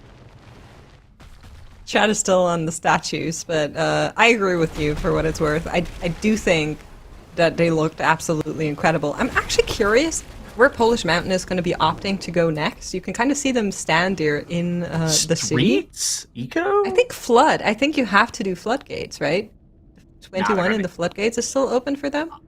Look at this. They're going to Ecodome. I mean, it makes sense. I don't think that... So they're not getting eliminated today, like, regardless. I think that they're already in a situation where I do it, and 9 to 5 are the teams that are battling for that 4th slot into Championship Sunday. And I think for Polish Mountain, it's just about trying to capitalize, in my opinion, at least on these 22s, and make sure that you're feeling really solid for your game plan tomorrow. I agree with you, but at the same time, it worries me just a tiny bit. Because... Do you think the Ecodome 22 is easier than the 21 Flood? I think they're... I would think that 21 is easier in the Floodgates, but maybe I'm wrong. I think they're about the same level of difficulty. So I think Floodgate caps out at 22, and I think that Ecodome caps out at 23. In theory, though, I think that I think the timer is a lot more lenient in the Ecodome than is the Floodgate. Mm-hmm. Okay. So yeah, I could see it. On situation here. Do you want their 21 timer? Oh yeah, please hit me with it. The Ecodome timer for Polish Mountain in the 21 was 25 minutes, under time by 6 minutes. Oh my god, they were swift. Yeah, I mean, they should be able to pretty easily dominate this 22 and be well under the timer, even with some mistakes. Like, we're talking, like, they could have 4 deaths and probably still time this dungeon, depending on the how large these deaths are for them. So I think that Polish Mountain's in a really good state. Now, for Anti-Clockwise, we see them on the big screen here. We need to get ourselves into gear. We need to time this dungeon on a 22.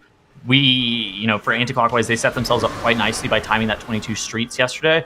But now we have to start capitalizing, being able to convert all these 21-2 chests into some 22s and potentially go into that Floodgate 20 and turn that into a 21 as well.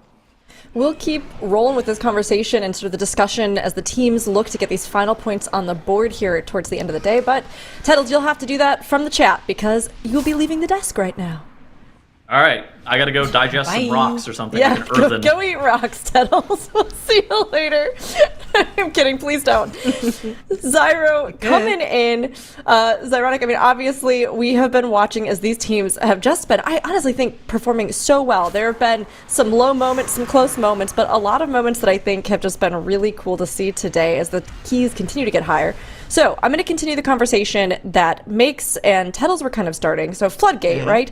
It's one of our more difficult dungeons, but we haven't seen teams really actively sort of looking to push it to that plus 21 other than Holy Method.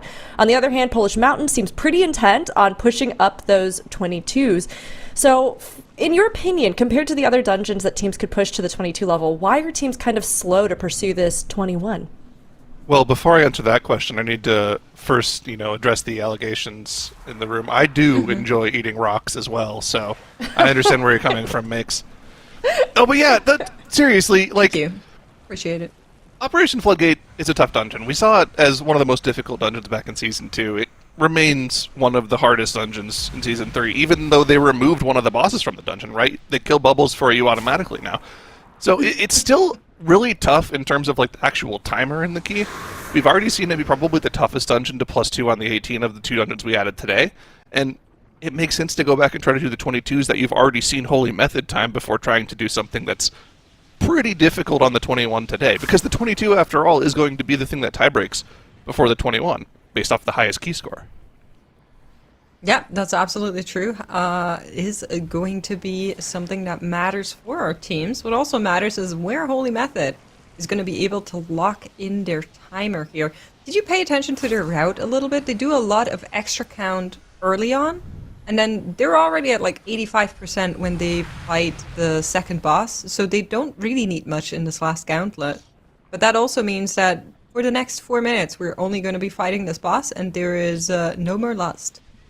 Yeah, it's interesting because for the first hour and a half of the day, we saw Holy Method and Polish Mountain progressing this dungeon neck and neck against each other, and Polish Mountain was heads and shoulders faster than Holy Method, and they really haven't swapped their comp a lot since then, right? So the only thing Holy Method's really done is they've swapped the Brewmaster for the Prot Warrior, and I mean that is quite a bit stronger in the current meta right now, but maybe it just really had to do with them not being prepared to practice on that Brewmaster monk heading into the day today, because just playing something where you're not really used to the type of damage intake that your tank is going to have on the Brewmaster versus the more smooth damage intake on the Prot Warrior that you're used to and have practiced for so many months now, it makes sense that they would just go a lot faster once they're back on the more meta tanks. I still think that Polish Mountain was playing at a super high level earlier today, and I mean, they pretty much kept up that pace of play throughout today. I mean, we saw them pass up anti-clockwise in terms of score, and they're holding on to that number 2 slot right now. So, I mean, I want to clarify, it was you that said earlier yesterday that they kind of look like missed count a year ago. I 100% agree with that sentiment after having watched them play for the past 24 hours now. They've been looking really, really, really good this weekend. Yeah, I mean, that's exactly what I said, and I stand by it. I think they're a great team. I think they've been growing phenomenally, and I'm very excited to see what they're going to be doing tomorrow. Of course, they're not locked in for the global finals yet, right? I think for Holy Method, you could make an argument that as it is right now, with the gap that they put between themselves and the rest of the teams, they're looking very likely to make it there. It depends, of course, on tomorrow, but they're looking very likely. I think the second spot is not locked in yet. I think between the rest of our teams, it is still pretty open. Anti-clockwise Polish Mountain are very neck and neck as of right now, and depending on how the next hour of keys go, and it is not much that is left in the day, they could get ahead of each other with 1 or 2 runs quite fast. Let's see, though. Polish Mountain are the only other team not named Holy Method to, have one of those world record tags next to their name. Is Holy Method going to yoink it back from them here in this 22 Arakara? Let's find out. They need to get it below a 29:01, and I think they're going to be able to do just that here. 25 seconds left on that timer as Kickoff the Harvester goes down. Yoink. And unfortunately for Polish Mountain, that is going to be a world record here for Holy Method, increasing their count to 4 out of 5. Now, the question is here, as I'm sure you guys have been talking, that's a nice picture. The question for Holy Method is out. what do they do now? This is a tough question for them to answer. Now, we think the 23 Ecodome is definitely in the cards for them, right? They could also go to the 22 Floodgate. The other option that is infinitely less interesting is they could stop playing for the day, because they might run into a scenario where they accidentally ban out the wrong classes if they keep playing and keep timing keys, and that would set them potentially behind for tomorrow. But there's no way you do that with over an hour left in the day. Right. I think if it was like 10 minutes or 15 minutes or so, maybe. But it's over an hour. 1 hour, 10 minutes that's left. And we did see a sneaky load into the Ecodome already, and we're back in it. So Holy Method saying, yep, we can do the 23 as well. It's been our fastest dungeon. We put everyone behind us in the time trials. We were not only holding the fastest time trial in the Ecodome, but also the second and the third fastest, as if that wasn't enough. I think if there's one team to actually win and done that 23, it's probably Holy Method. Let's watch this first poll for them and see how they pull it off, because we saw That's in the top 5 poll, plays in the beginning of the day today from Tettles that there's been a lot of tech in this dungeon so that teams can skip some of the more difficult mobs, either using a hunter, feign death to pull mobs and reset them as their team walks through. We also saw Holy Method skipping past the 2 Ravagers here. And it looks like that's actually going to be the play from them here again, as they pull everything but those 2 Ravagers here, get everything nice and stacked up, and the Lust is underway. Now topping the meters now, but that's quickly going to be changed as their DPS players pop those cooldowns. Ascendant's Call of the Wild, and of course Kush on the Frosty Cape popping off here as well. Every single player in the group doing 30 to 40 to 50 mil damage if you're a hunter that's getting some of those Black Arrow procs, and yeah. It looks like we're going to see that Shadow Meld pot skip again. That was just the play from Holy Method all along. Yeah, beautiful pull. It is so cool. On the lower levels, we even saw some teams carry this entire pull onto Azekar, which makes it even more crazy. But speaking of crazy, tragedy strikes Polish Mountain in the top right. It's lost as the town portals do come out. I think we're going to need to take a look at a replay to see exactly what was going on there. I just saw the deaths come in and the nameplates turn black, which is usually not a good thing to happen to you if you're competing in the MDI. Oh, I see that we actually have updated the Floodgate to also be a world record for Holy Method here as well. So we're also going to have to update that gauntlet image with the world record on the thumb now, as well as the 4 fingers. Interesting. They hold all of the stones. They've got all of them, and they'll have a chance to go for a 6th tomorrow if these other teams don't manage to steal one of those away today. Let's see, though. Let's get another POV of that Holy Method pull. See, yeah, they've already pulled it off here. Now running past with the 2 Ravagers, rest of the group walking by, and then he's just going to use that Shadow Melt potion to move by. So, yeah. Pretty powerful pull from them. Allows you to skip those high HP mobs, and we're seeing them do that also as well with the Sentinels, right? The Sentinels probably the most dangerous mobs in the instance. The second you break those shields, random damage on every player in the group is just going to absolutely decimate them. So you don't want to pull as few of those as possible. They really don't want to pull a single one of those. They really don't, and what you also don't want is a wipe. Let's take a look at that for Polish Mountain. And, ooh, it was a faceplate that did take out Yitte, and then looks like from there it just unraveled. Extra damage, Arcing Zabs, taking out the rest of the team. They didn't have a battle rust then. Ay, but they're back at it in the 22 now, and you're going to get that same pull, well, in a couple of minutes again, because this is going to be a go again as well. That's okay. Start of the dungeon. You're okay with that. That's all. It could be worse. Mean, it could always be worse, but it could also just be not a wipe, right? So at some point, if you have a lot of 2, 3, 5 minute go agains, that adds up. So that is you need true. to be a bit careful not to just catapult from here into a lot of go agains. Anti-clockwise though have finished out their Halkias in the 22 Halls of Atonement. And this is a team that was actually doing really well, and then they ventured into the Halls of Atonement, and it just all went wrong from there for some reason. They did pretty well. They're very fast in the earlier split of the dungeon as well, but the first time we saw them wipe was after Echelon on that first pack that they pull into the Adjudicator. From then on, it's been 5 minutes wipe, 10-minute wipe, another 3-minute wipe, a break, and so on. It's just, it hasn't worked out for them. Well, not every team can be Holy Method, and even though the caliber of players on this team is incredibly high, this is their first time playing together, right? So there is going to be some some time spent getting to gel together. They don't have the same synergies that a top-end team might have.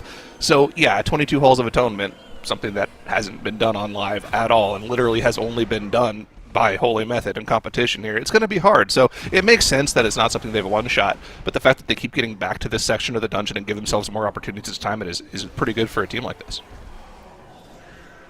It is, yeah. I mean, you definitely want to be on the better end of the redos, right? Every team is going to have redos. Even Holy Method have redos. You know, we harp on them as being one of the best teams in the overall competition. Even they have redos. The point is, try to keep them as low as possible, try to keep them to the earlier part, which is why a lot of our teams are front-loading that difficulty, which is something you always see in the halls, you see in the Ecodome in the top right corner, you see in the Arakara as well. So where it's possible, teams are going to do just that, and we're getting a nice little view on the overall. How are you feeling about I Do It, Zyro? I Do It's interesting. Like, they came into the day playing, being pretty well. They were in the middle of the competition, right in that 3/4 slot. But today, it's just been like slight mistakes adding up over the course of the day, right? We've seen them slowly dwindle down the rankings, and they're currently in that last place slot on the chopping block to be disqualified today. I don't know what it is specifically. It doesn't seem like it's really been any one particular thing. It's just been like personal mistakes, like what just happened on our screen. They kind of add up over the course of the day, and while they might not seem like these individual mistakes are that big of a deal, when they do happen like this and you leave yourself with no battle reses, it makes the rest of the dungeon that much more difficult to deal with. And to be clear, it's not like they're bad players. It's the contrary, right? These are just incredibly difficult dungeons, and any lapse of concentration can just cause potential wiping issues, like literally what we just saw.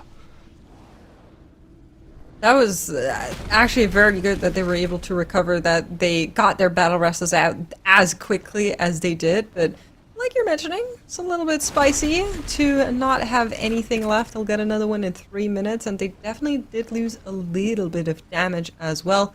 However, we're seeing Breath go on cooldown for Skilly there right now. Meta is going to be ready in 33, so some damage is still available as of right now, and the noob sect has a lot of HP for these teams to get through, so they're going to be here for a little while as they're working away on this 21. It's of the utmost important for this team to be able to get this one done finally.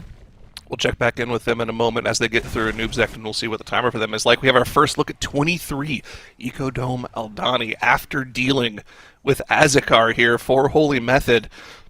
Did they skip past that first Sentinel as they ran into the room, or did they just pull it and single target it down? I'm not quite sure, but this was an Ascendance pull once again for the early Shaman clicks here, and you can see that class, when it procs, can do a ton of damage, in addition to just providing the most valuable raid buff to the team in the form of Wind Fury here. It's why this class has been talked about so much. Even though the teams haven't played it a lot in the first couple of days, most of that is because they're kind of trying to just keep it as a pick for the final day here. They did actually sneak on by. We saw it as the camera panned over just for a second. So 3 of the Sentinels are still in this area. Ideally, you want to play none of them.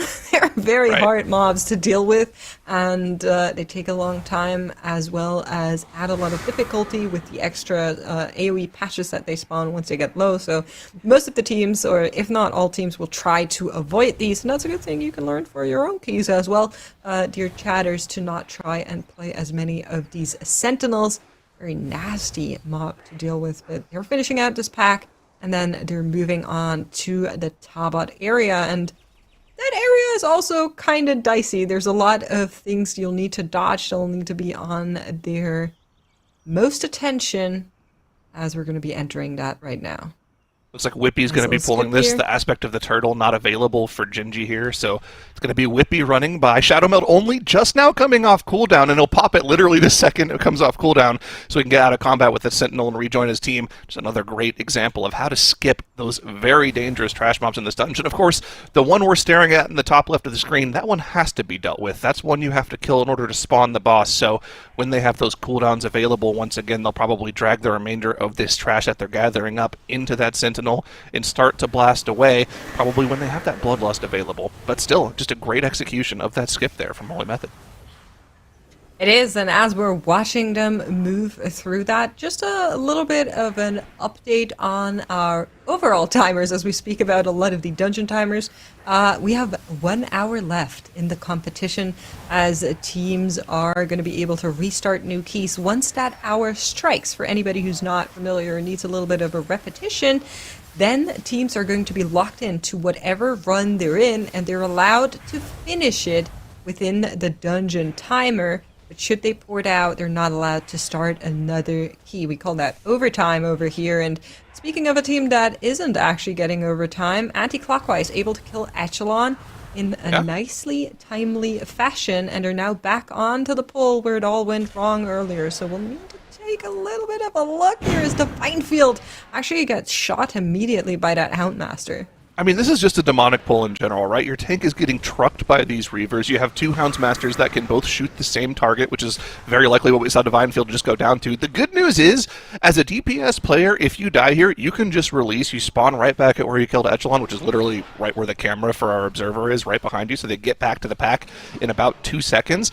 Now, unfortunately, like we talked about yesterday, with the Beast Mastery Hunter, dying resets so much of your damage, right? You lose your Nether Prism stacks, you lose your Withering Fire stacks for your next Call of the Wild, so Divine-Field's damage is going to be a lot lower for the next minute and a half of the dungeon or so, but the fact that they're able to get through this pull on their second attempt on it is really, really good. Now, that Reaver is still pretty healthy, but they feel like they don't really have that much time here. I think they're just going to drag this plus the next 4 trash mobs straight up into the boss, and I think they have to do this in order to time the key at this point makes. Yep, that's the same thing that we saw them wipe to. So they finished out that pack, the Eviscerators and the Houndmasters. Then they take that Reaver into this pack, and once everything arrives here, Yant is actually going to be taking it upstairs, and that's where you then see those cooldowns being used. I don't know if you paid attention to it, but I did, with feeling a lot of pain in my heart. Nesser is sitting on that meta for basically nearly 2 minutes at this point, waiting to be able to use it here on that boss to try and get the most out of it as all of the mobs are lined up. Very, very long pull that they're actually doing here. And it's a very scary moment here, right? An errant bolt from the Obliterator can easily just one-shot one of the players on top of the AoE damage from these ghosts pulsing while you have to drag them to the Lantern. Fortunately, they have 2 battle reses saved up. They didn't actually have to use one on Divinefield in that most recent pull. He was able to just release like I was talking about. But this is huge for the Demon Hunter. Yes, the Frost TK and the Hunter are topping the damage meters right now, but the large majority of the boss damage on this pull is coming from that Demon Hunter Metamorphosis. It absolutely is. Have a Demon Hunter in a good state right now. We were talking about it earlier, especially in the Halls of Atonement. It just feels so nice. Lots of funnel. And with a big pull like that, you definitely do want to line it.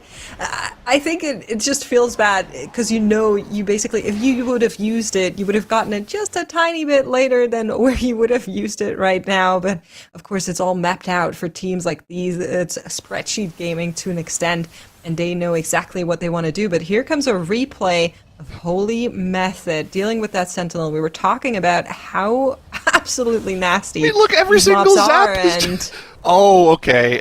Well, oh, no. They died That's to a not good. kick. If you can roll it back a little bit, it looks like they had a Farstalker that wasn't in the group, and they didn't interrupt it. That arcing zap doing 20-something million damage, instantly killing Gingy and Whippy. They almost got it back under control with the 2 battle reses. But that can just show you the mental strain that's on your group when that Sentinel is zapping individual players for 70% of their HP at literally every second.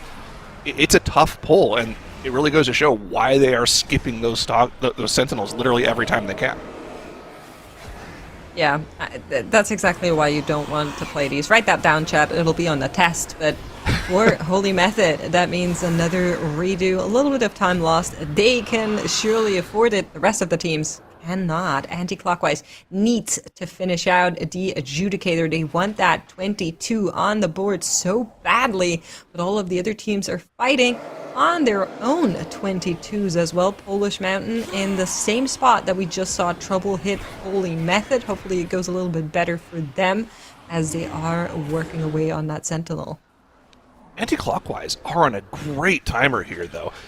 Already dealt with all the trash. High Adjudicator Lee's down to 25% HP. They still have 2.5 minutes left on the 2 chest timer. Obviously, we're not going to be going for that in the 22. We just want to time the key.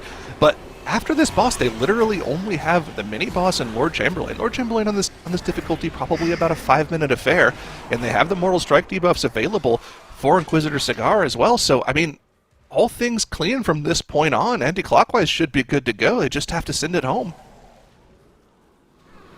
Absolutely right. That's exactly what they're going to be doing. Right-hand side, though, Zyra, we need to zone in on I Do It. They're currently in that 21, and even though they're not currently fighting to maybe take second place in the overall leaderboard, they're fighting to avoid elimination. It is not the best situation for them, and we have under 4 minutes to go, no lust available, and 77% on Kickoff still that they need to get through. 3 deaths on the board, no battle res is available. I think this one's actually going to be very close. This is very close. 75% now, 3.5 minutes left on a 21 boss. This is going to be very close. They want to actually really lean into the funnel here, leave these bloods up for as long as possible, maybe even spawn extra ones just so your Havoc can get a little bit of extra funnel in on the boss because you'll need every bit of damage. I think even just one single death at this point might spell the end of the timer for them, so I do literally need to be perfect from here on out. Every single death just costing them so much in here. Already 45 seconds gone from the 3 that they have, and I mean, that's relatively low. Looking at the health bar of the boss here, I just ran the numbers, Cyro. It did 15% of the boss? We're on 2 minutes boss fight timer. Okay. And we have 3 more minutes to go. It's close. We're nearing the halfway checkpoint in 10 seconds. That's where they would want to be on the 50%. And we're not there. I'm getting a bad feeling is what I'm saying. They could have also pulled trash on top of the boss as well, so they spent time AoEing rather than pure single targeting. So I've seen, so they've done 25% of the boss's HP in the last minute and 10 seconds. So based off of that, they're actually on pace. And of course, now we also have the damage cooldowns coming up from their Hunter Carmesia as well. And he's going to get 2 more uses of that. One of them is going to be an execute. I think they're going to be fine, actually. It's going to be close, but I think they're going to be fine. It's going to come down to the last second. But again, I think literally any single death at this point will be the end for them. Well, we definitely cannot afford any deaths, but even without that, it is going to be very scary. Anti-clockwise did have a death, but they're finishing out they're good. The Inquisitors. So they should be fine. They still need to deal with all the manifestations, but they're on the way to Chamberlain. 5 minutes 30, no lust available. Close, but also I think is going to be working out. 2 dungeons, 2 teams, neck and neck, incredibly close on their final bosses as we do see them fight here. But I think I Do It is going to be the one that's up first, so we should take a look back at that. 1 minute 20, still to go, 30%. I want to believe you so bad, but I think I think we're going to be on the wrong end of that timer, and I want to be a believer so bad. This is really close. This is like extremely close. In the past minute 10, they've done 23% of the boss's HP. There's a minute 10 left just now. It's really going to come down to whether or not execute is the difference for them. And they do have execute classes in their group, so they'll get a little bit of burst of damage. Carmesia will get literally 1 more Call of the Wild. As the dungeon timer runs out here, again, a single death will already spell the end, and it might be the end even without one. They're just going to have to do max DPS. Just start spawning bloods for your Demon Hunter here. He needs every little bit of funnel damage he can get. As the timer now, 40 seconds left, makes, I don't know if they have it. I don't know if they have it either. One in chat, if you're a believer. Surely with the power of chat, we can compel them to get this done. 13% left to go. No real execute buff on their end either. 19 seconds. We're starting to reach a territory where they would need to do 1% per second on this boss, and I just think it's going to be Carmesia's popping off. He's getting Black Arrow procs. 3%. You need more of them. Our cooldowns. Come on. 1% for I Do It as they lock in their 21. What a very close run they had.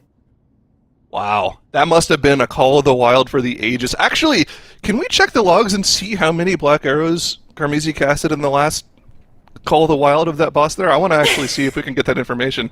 Because, sometimes you can just get no procs. You just get the 5 that you get guaranteed from the Withering Fire. Sometimes you get like 10 or 11, and you feel great about yourself because you did a ton of damage. Either way, I do it, able to clutch it out in the end here, get that 21 done, and that is massive for their chances of making it through to tomorrow. That was so good to see. I love watching, especially, even if it's like at the bottom of the leaderboard, the struggles between the teams, trying to get in there, trying to work your way up. And honestly, I Do It is just such a fun example of that. We did some player surveys before the competition, and Shindig actually said that the biggest inspiration for him came from watching the MDI back in Season 1 of Dragonflight for getting involved. And that he was a classic player before he decided to get into competitive PvE content, and kind of stumbled across the broadcast, saw Mythic Plus, was hooked, and then really wanted to get into it himself. So, I mean, hey, amazing to see moments like this where you're like, we did it. I'm so glad we could achieve, this moment of glory, and get to like share it with everybody. And I hope they can keep building on that momentum makes. I hope so too. They surely did do it, and I think chat played a role in that. I did see those ones in chat. You did great. You were helping. I just know it. The power of chat always wins. That's 2 clutch Arakaras in a row for I Do It now. Of course, is. the 20 was a little closer, right? The first one is hard to beat. Anytime you get the overtime round down rule. Oh, man. Yeah. Scary moments for 9 to 5 here is they're engaging that 1 mandatory overcharge Sentinel. We've already had Natara using that Shaman immunity here. That's Ankh, by the way, Chad, if you don't know what I'm talking about. In order to live through that pull, but they've gotten through the Sentinel. The boss will be spawning this when they've dealt with the remainder of this pull. And we do actually have the log for Karmizi here in those last 10 seconds. Let me count up here. 5, 6... Oh, there's dots on here, too. I want to look at the casts for Black Arrow. It looks like it's going to be 9 casts of Black Arrow, though, on that last Call of the Wild, which is on the good side of RNG, and that was definitely something that contributed to that massive burst of damage at the end of that pull, of that boss pull there. So really huge for I Do It, and they're moving on to, what is this, 22 Streets now? It looks like they're in the 22 Streets. Yeah, I think they got all of their cooldowns basically ready in like the last 8 seconds of the fight. So everybody was just kind of sending, hoping that it was going to be enough, and thankfully it was. But they are now working on this 22, and that puts them in a little bit of a better spot than they were before. Now they're tied in the overall points with 9 to 5. 9 to 5 on their end is working on the Ecodome. So they're trying to get the 22 Ecodome.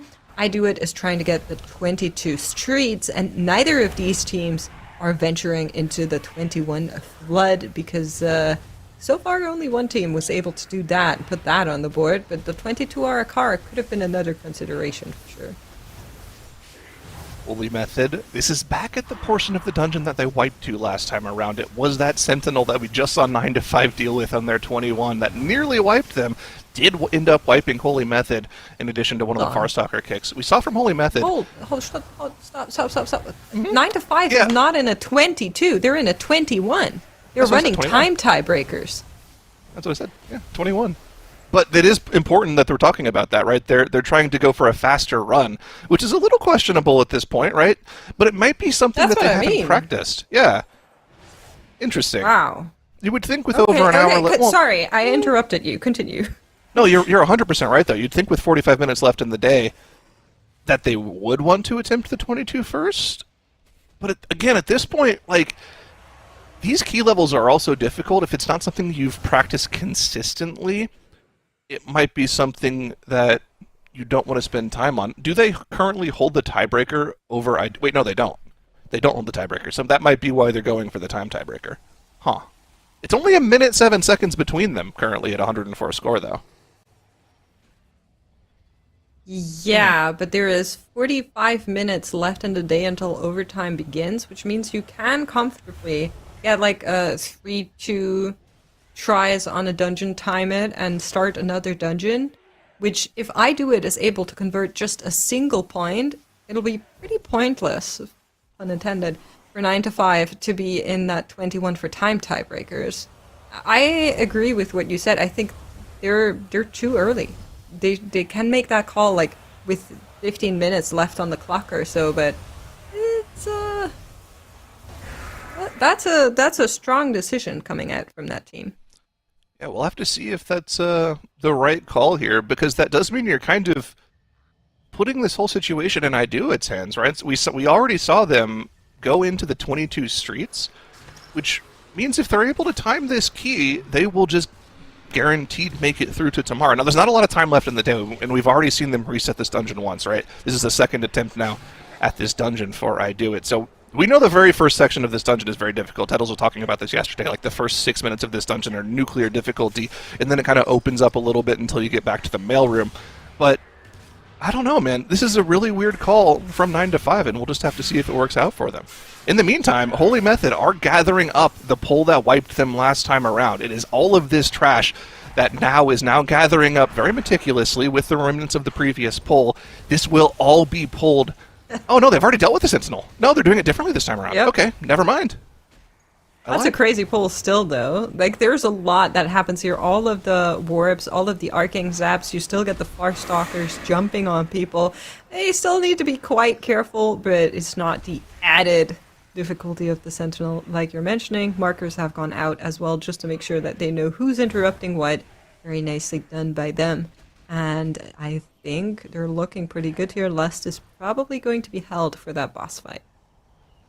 Yeah, you definitely want to get that extra cleave value, and they might just be waiting at this point, probably to get as many of the Farstalkers as possible, because like we saw in the previous attempt, one single arcing zapcast going off is literally a wipe. They might just be killing off the star marker and then pulling this into the boss so they can get all that extra cleave. But the Ascendance is ready. Gingy has Call of the Wild in 20 seconds, might be waiting for that. Probably not going to wait for the breath from Kush. Oh, Gingy actually going down is actually huge. Like I was talking about, this is massive. He now has lost any Nether Prism stacks if he's running that trinket, which I assume he would for a 23 key level. He lost all of his Withering Fire stacks, meaning his next Call of the Wild is going to be a lot worse. This is actually a pretty big deal for this pull, and they might not be able to be as aggressive with the chaining into the boss now. Yeah, we'll need to see how much that actually loses them. So they were able to get him back up very quickly, which is good news. It didn't unravel from there. Sometimes that does happen if the interrupt that the person is responsible for is not being done, and then it just kind of like falls apart on a chain. But Holy Method able to keep it together as they are working on that 23 Eco Dome. The first to be ever done if they're going to be able to time that. And here's where that loss is going to come in as they're taking the rest of the pack into the boss. And now they need to be careful. We saw on a lower level, one of the javelins actually took a player out. So let's make sure we're being very careful with those javelins this time around. Yeah, these javelins literally need to be dealt with instantly, right? The ticking damage on them is incredibly difficult. Just a 2-stack on Whippy is ticking for nearly half his HP every time. If that gets up to 3, it's a huge pressure on the healer in order to keep those players alive. So this first set, they died pretty quickly. But that was with cooldowns. And now an errant bolt goes out from a ritualist, and there's no res, like you mentioned. This is just going to be another reset here from Holy Method. Oh man, what a tragedy. Gods do bleed, and this is proof.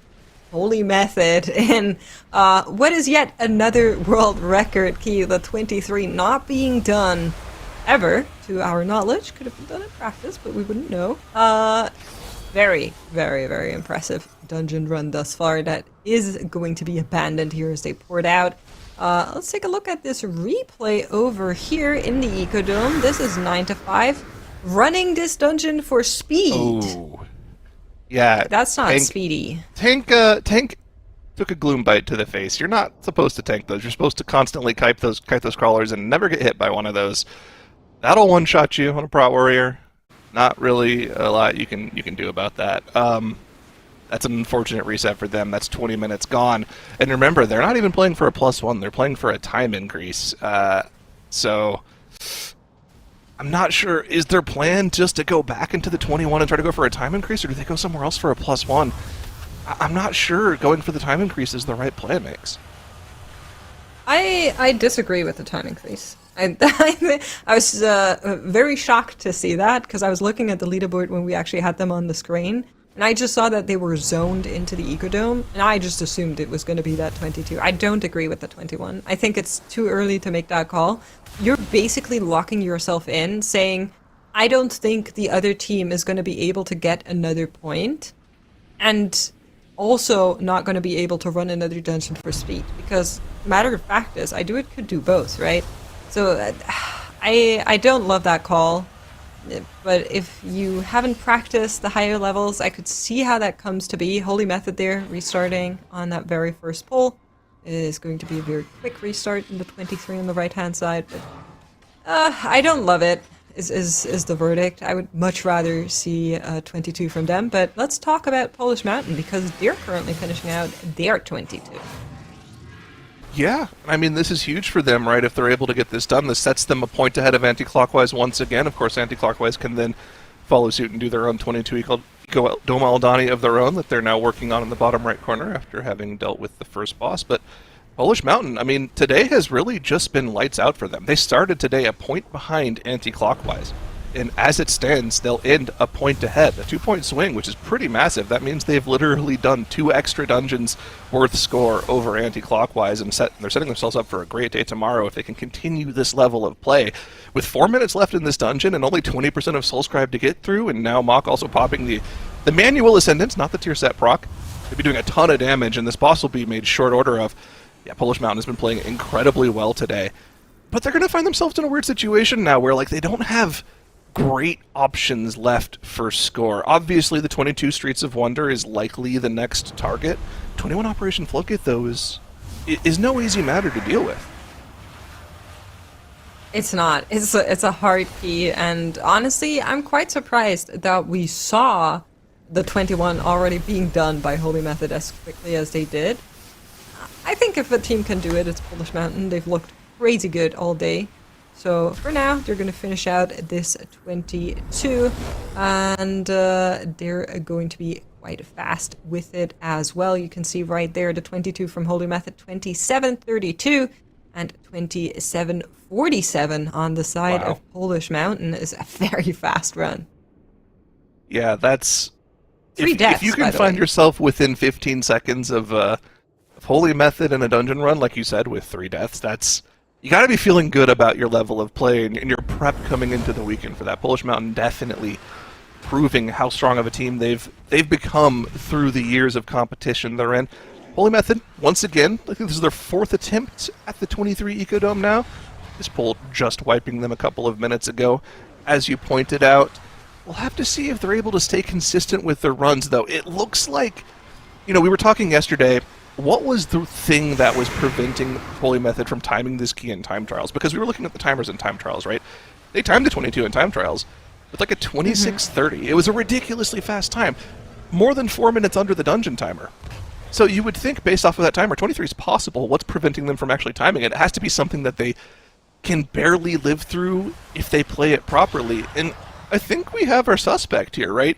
It's just the massive trash pulls right before you deal with Tabat Nawaj, right? Those pulls, there are so many things going on, so many mobs jumping around, where if you get hit by a frontal, you might get one shot. If an extra arcane bolt goes off, it can take out your healer. And of course, an arcane zap, which is your main interrupt target. If one of those go off, you're just going to AoE wipe. Multiple people are going to die.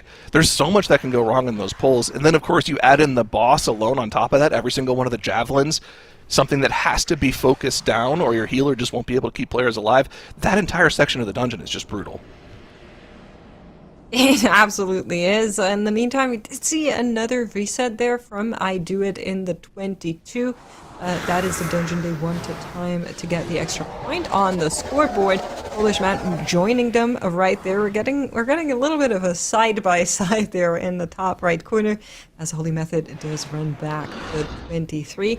Anti-Clockwise, I feel like, is a team that we didn't talk too much about in the last couple of minutes because they're kind of sitting inconspicuously in the middle. Whippy going down for Holy Method. They're on 106 points, which kind of saves them from elimination for today. That is between IDoIT and 9 to 5. But they're also 1 point below Polish Mountain as of right now, so they still have the potential to claw back into that second spot for tomorrow for sure.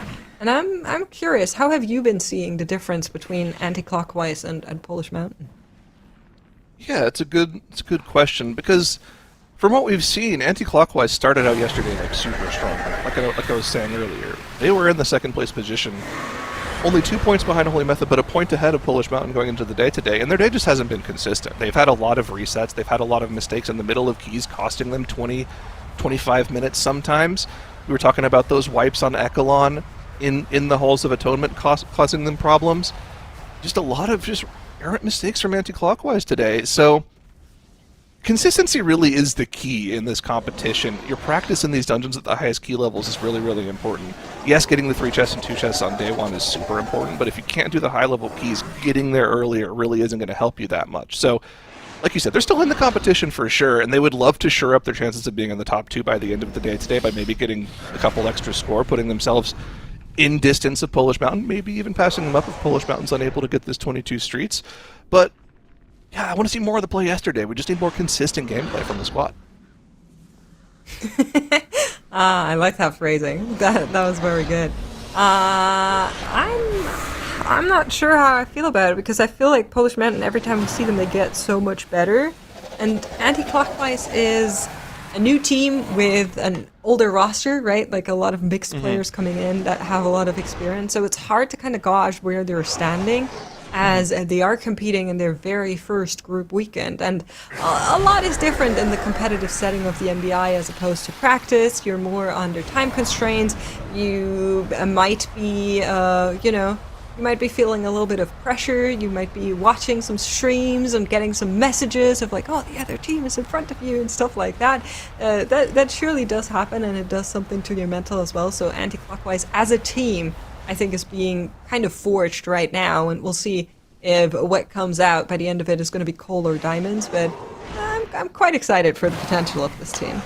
Yeah, they're going through their first test as a team right now, and regardless of the pedigree of the players, obviously Divine Field, champion in one of the first MDIs way back in the day in Legion, multiple time second place finisher, almost as many second places as some of the guys on Holy Method have firsts. I mean, the guy has a ton of pedigree. Yonta's been a rank 1 Mythic Plus player. They have insane players on their team. But if they don't have the synergy worked up throughout the years, it's going to be harder for them to play together as a team. And maybe just one season of practice isn't enough for the team to compete at the highest level. But of course, we still have 5.5 hours left of competition. Anything can happen. So, they finish the day today. They're in a good spot to potentially qualify tomorrow. We could see them just have another lights out day tomorrow like they had yesterday. We absolutely could. I'm not hoping for the literal physical lights out, though. That was quite unfortunate there. As, unfortunately, Physical Godcom got eliminated yesterday. And so maybe let's keep the lights on from here on out. Deal. I love that double skip. That's going to be a clip for tomorrow for sure. I know we covered it a little bit earlier this morning, but the double skip there with Genji pulling the Ravagers to the side and then Whoopi pulling the Sentinel to the side, and now, of course, Genji going ahead and misdirecting all these mobs on top of the pole as well. Just the utility from the group in getting this pull together, and the selflessness of the Hunter, doing literally 0 damage until the pack is together. Try getting a Pug Mythic plus DPS to do that. You're not going to be able to. No, that's what I'm going to do. I'm going to go into LFG and be like, looking for Hunter, must know MDI strats. Everybody knows that's how you play. I'm sure everyone will love that. You don't do that? You don't load into your keys and you're like, do the route they do in the MDI and then you floor it? No? No, I don't do anything like that. I just press my damage buttons and then press my CC if my tank calls for it. Messed up. I'm sure chat will know what I'm referring to. Yeah. But Holy Method working away on that poll. Okay, so we flamed a little bit, right, when it comes to 9 to 5 and their decision to run the 21 for timer. But that all hinges on whether or not I Do It is able to get the extra point in the 22. So 9 to 5 how do you feel? How do you feel? Well, they're still spending that for timer. They had a little bit of a go again. How do you feel about the potential if I Do It to get that 22 on the board? Because they also had a redo, right? They've reset it a couple times now, right? Let's take a look at where they are right now. Yeah, they're dealing with Zofex right now. This trash is incredibly difficult to deal with on top of the boss, because if the wrong person gets the containment cell and they get a couple of cutter beams on top of their cell, they're just going to die. And you can see they've already used a battle res. I wouldn't be surprised if it was just to that. Interrogation going off onto... Oh, the DK. Just AMS that, no problem. That's actually really good. So they might not have to deal with one at all for the rest of the fight here. But yeah, this is just a really difficult pull. But like I was talking about earlier, if you're able to get through this boss in this trash, the next like 15 minutes of the dungeon are quite a bit easier. It's just a matter of whether or not you can actually just complete the 5 bosses in this dungeon in the timer, which is still a pretty tall task to deal with here. Yeah, it's definitely a lot, but we'll see if they can get past this and if it's just a breeze through the rest, and definitely hope that Zyro didn't curse it just then. But Whoa. we won't. What? Unfortunately, Makes, you won't be here to see whether or not the curse comes true because you are heading off desk right now. I'm going to be watching from the chat. Don't mess Excellent. with the team, Cyro. What the hell? Makes, Bye. What? No late night rock snacks, okay? All right, Makes? You can't tell me nothing. Okay, all right, Oh. all right. Well, It's not we my are- fault! It's not my fault! Great. We've seen the curse already pan out, and we're getting Tuttles and Dratnos on the desk now. What a moment to come into, but the end of the day, Commentary Squad's going to be bringing in our last 30 minutes. Teams will be able to enter dungeons up until that 30 minutes. But Dratnos, what can you kind of tell us about what has brought our teams to the point that they are at right now, and what do they need to do before the end of the day?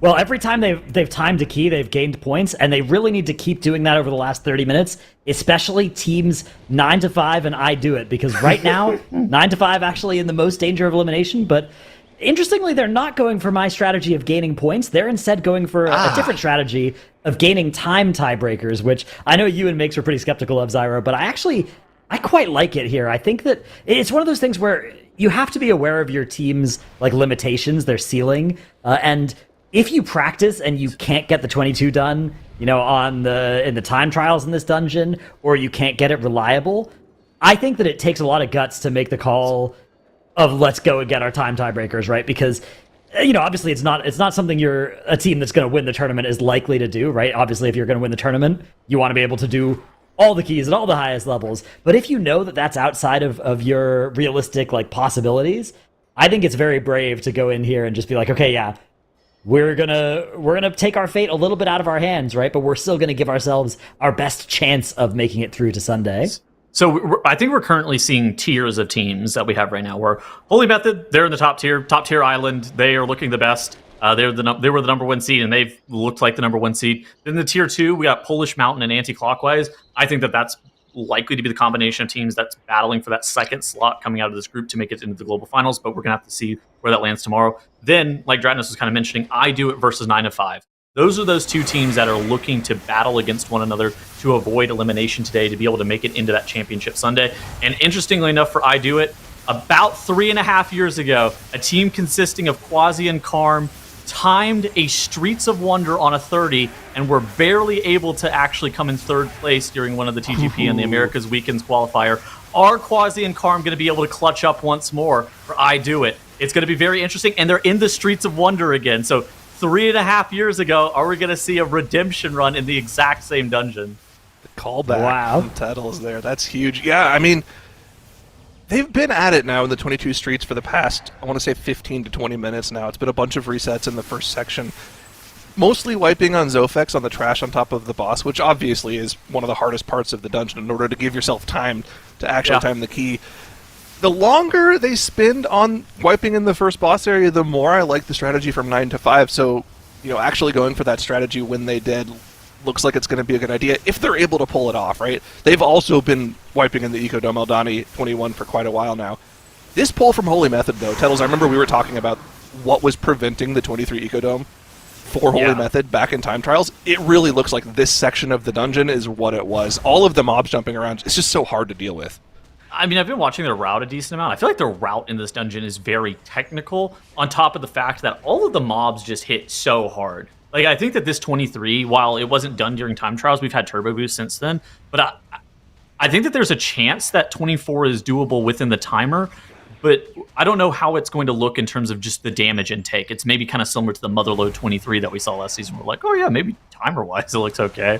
But like, are you going to be able to actually live that? And like you were saying, just those Far Stalker leaps, they're very deadly. This entire pull, we've seen them wipe to or loot. Like, even if you have a death, losing Nether Prism stacks is a huge deal.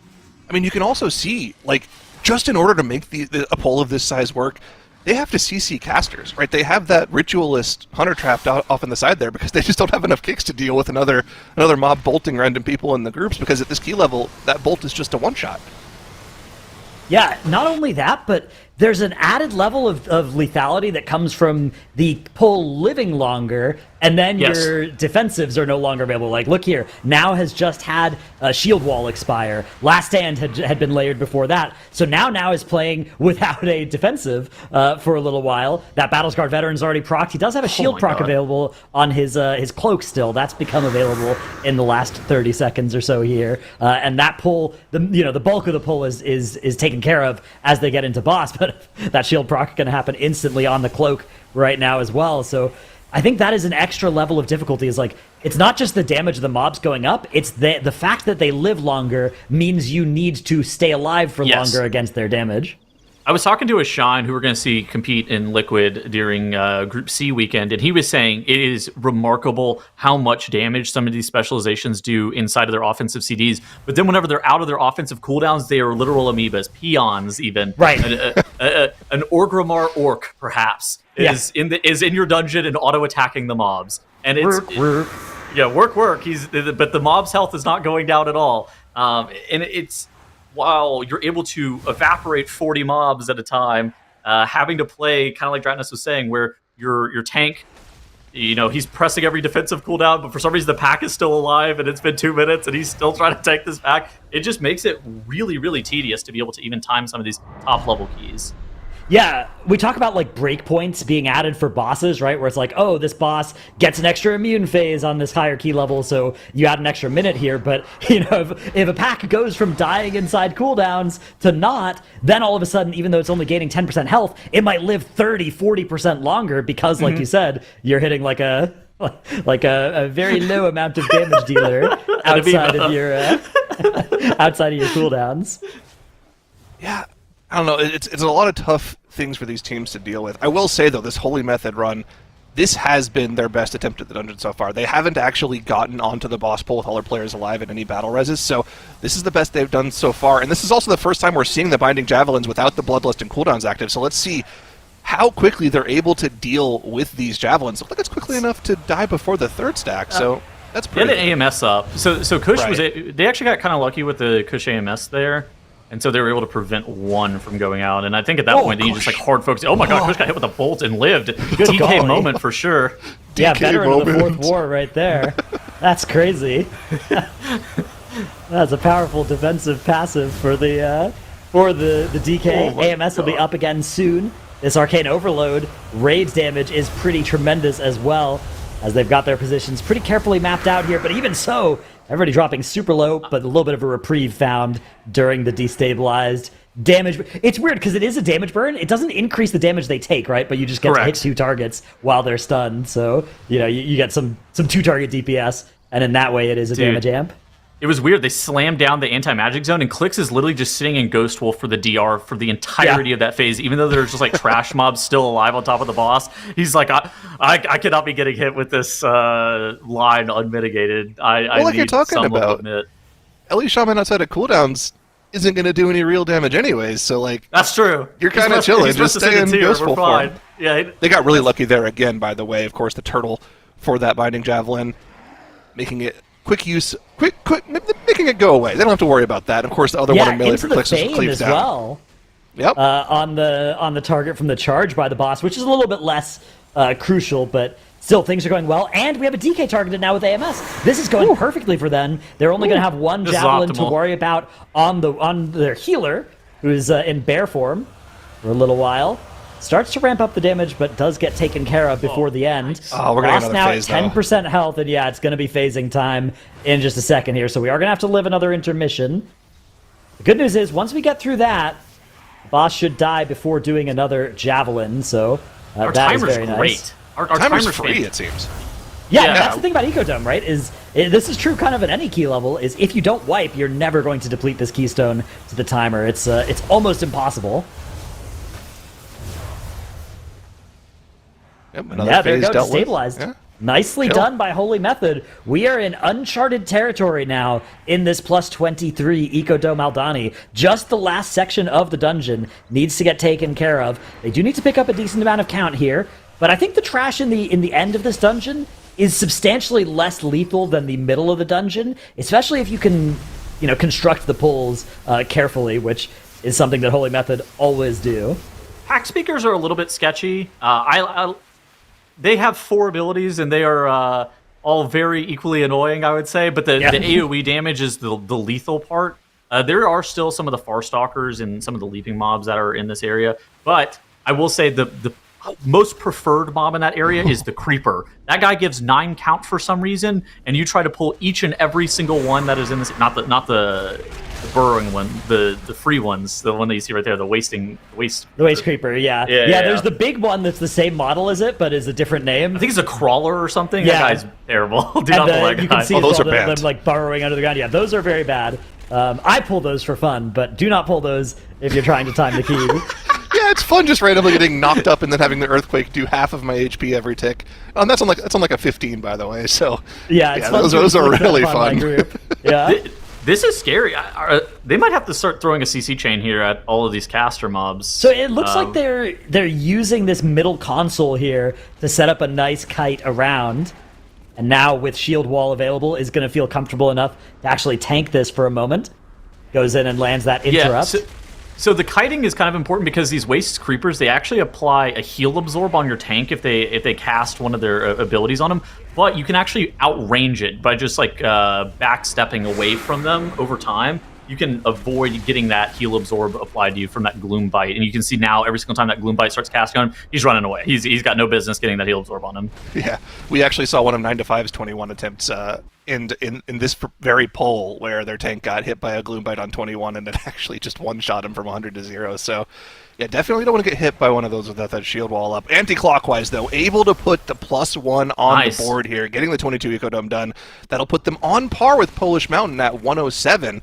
And Polish Mountain, I mean, this Streets of Wonder 22 has been causing a lot of issues for them. 30 minutes now in this key with really nothing to show for it. Yeah, looking at some of our teams that are potentially getting eliminated today, I see I Do It on the right-hand side. We saw that they were in the streets for probably 20 minutes earlier. They actually ended up bailing on that streets, and now we have a replay here from Polish Mountain in their Streets 22 as well on the mailroom. Whenever there's a replay, I think that we just know that there's going to be something bad that happens. It looks like their Hunter ends up getting hit with junk mail at the exact same time he's soaking. The fan mail cast goes off. A couple more people get hit with the junk mail and end up going down, causing them a wipe and a depletion of the key. Very unfortunate. Yeah, it is nice that they figured out how to accurately, put in the game the experience of receiving junk mail, though. Just absolute, ow, that sucks. So there's some upside there, but tough for Polish Mountain. Do you get one-shot IRL when you get junk mail, too? Yeah, dude. I open up the mailbox. Bam, oh, Kush goes down. Gets autoed by a phase blade here. A little bit of a threat incident on pull starting for Holy Method. Now, this is just going to cost them a battle res. And they still have one of those left over. It's also going to cost them some of the timer. But as we mentioned earlier, the timer is looking great still. So we're still okay on that front. But yeah, the Pact Speaker in this pull, evoking a spirit right now. As you said, Tuttles, an annoying mob and definitely the most lethal one in this part of the dungeon to not just your tank. Yeah, I mean, he summons an ad, he does a pulsing AoE, he casts a bolt, and he shields himself. Like, why does it? The mob has 4 abilities. It's literally a boss. Like, it's a Heroes of the Storm character. That's, exactly. That's it is what a it Heroes. is there. That's a great call. It is a Heroes of the Storm character. Clicks is proccing off, though. I've seen at least 3 separate Ascendance procs on this pull alone, which, I mean, that's essentially an extra Ascendance use in its own right. So, actually topping the meters without it, though. Another bolt. That's their last battle res. No battle res for the rest of the dungeon now. Everybody, they're wiping. Oh my god. The Pact Speaker AoE goes off before Wimpy can even get his heals ramped, and Holy Method end up wiping 25 minutes into the Ecodome, and now they have to go back through Arakara, the hardest part of this dungeon. Or not even Arakara. Arakara's the first boss. The second boss, which is by far the hardest part of the dungeon. We thought that it was going to be free, but unfortunate circumstances at the very end of that Ecodome. Yeah, that is nasty for Holy Method. The consolation is they are still 2 points ahead of both Polish Mountain and Anti-Clockwise, but they're certainly not going to feel great about that one. It looked like things just started going wrong, I guess initially on Pol with the auto attack taking out a DPS player, but then it looked like a missed interrupt, or maybe the Pol lasted for long enough that there were going to be some bolts going off, but yeah, one took out Whippy, and it lined up with AoE damage from the Erratic Ritual, so when the res came out, it wasn't possible to stabilize the group, and we saw what happened next. So Holy Method going to be restarting. There are about 15 minutes left in our day for them to restart this key, so they can probably get another, decent midway through the run attempt, and then if they wipe again in the second boss trash area, they could probably get one more reset in before we get to overtime. But we are nearing the end of the day. Things are much more high stakes for 9 to 5, though, who are on our screen right now. This team needs to get a 29-minute run of this dungeon to get into 4th place by time tiebreakers over I Do It. So they're on pace for that right now, but they need to make sure that this run stays clean because, a couple deaths, even if it wouldn't cost them the timer, if it means they don't get that time tiebreaker upgrade, they won't get what they need out of this. I think they might get like a 27-something looking at their timer right now. Like, they're fast, yeah. Yeah, you can see in their previous run, 4 deaths in that run, showcasing, and then a lot of time lost in this last boss split. So hopefully this is an area that they've cleaned up, or they know what went wrong in that run, and they're ready to fix that. I think their second boss split is already. Oh yeah, it's only like 15. It's only 15 seconds faster. It's not much faster, but But I only think they're the one pulling death this here. section. They're pulling this section a lot more aggressively too, right? They actually pulled a lot of extra mobs into this particular pull. It was actually pretty demonic. You could see Ugly Baby was just constantly kiting around, making sure he never got hit with a single gloom bite, even with cooldowns up, because man, it's just so brutal to deal with that pack. But this pack speaker, if they're able to kill it before the second consume, I mean, I think they're on really good pace here. On this key level, what do we think the boss is, Tettles? Like probably 4.5 minutes? This guy is so long. This guy has just a billion health due to the fact that Blizzard designed it with the thought in mind that you're going to have like damage amps a lot. I feel like 4 is like best case scenario. It's probably 4.5 minutes though. Like this guy is so long. They're going to have the lust on well, whenever they have their cooldowns back up, I would assume is when they're going to use it. Yeah. So that'll help a little bit. You do a little bit of trash on pull, which is better for this composition than, say, with like an Elemental Shaman, because you have the Havoc Demon Hunter for funnel. I mean, it's just a really long boss. Like we talk about the last boss of Streets being short. This guy's like notoriously long. Well, yeah, how's the count situation looking here for 9 to 5? We're gonna need some of the crawlers. But again, those are non-count. Like those are by far the most efficient mobs that you can find inside this dungeon. So you want to play most, if not all of them, if possible. Do you pull crawlers or do you pull phase blades here? Do you think? 'Cause you have the option for both. There's a few of both of them up in this corner. So phase blades are fine. They just give less count. Like if you only need the phase blades, you just grab them. But like I think that these creepers, sorry, the crawler is the big mob, of course. Same thing. We knew what you're talking about. The small bug, not big bug. The bug. Yeah, the bug. Yeah. So double phase blade, double creeper. This is gonna be enough count for them. They haven't killed off the phase blades from the trash pack yet, so the boss isn't even ready, even though Ugly Baby's trying to engage the boss. Yeah, in we go. Boss in combat. We have about 6 minutes, 5.5 minutes for them to get the time tiebreaker they need, which would put the pressure back on Team I Do It to not get eliminated today. This is fine. Like if they don't have any like deaths or mistakes, they should be able to achieve that fairly reasonably, timer wise.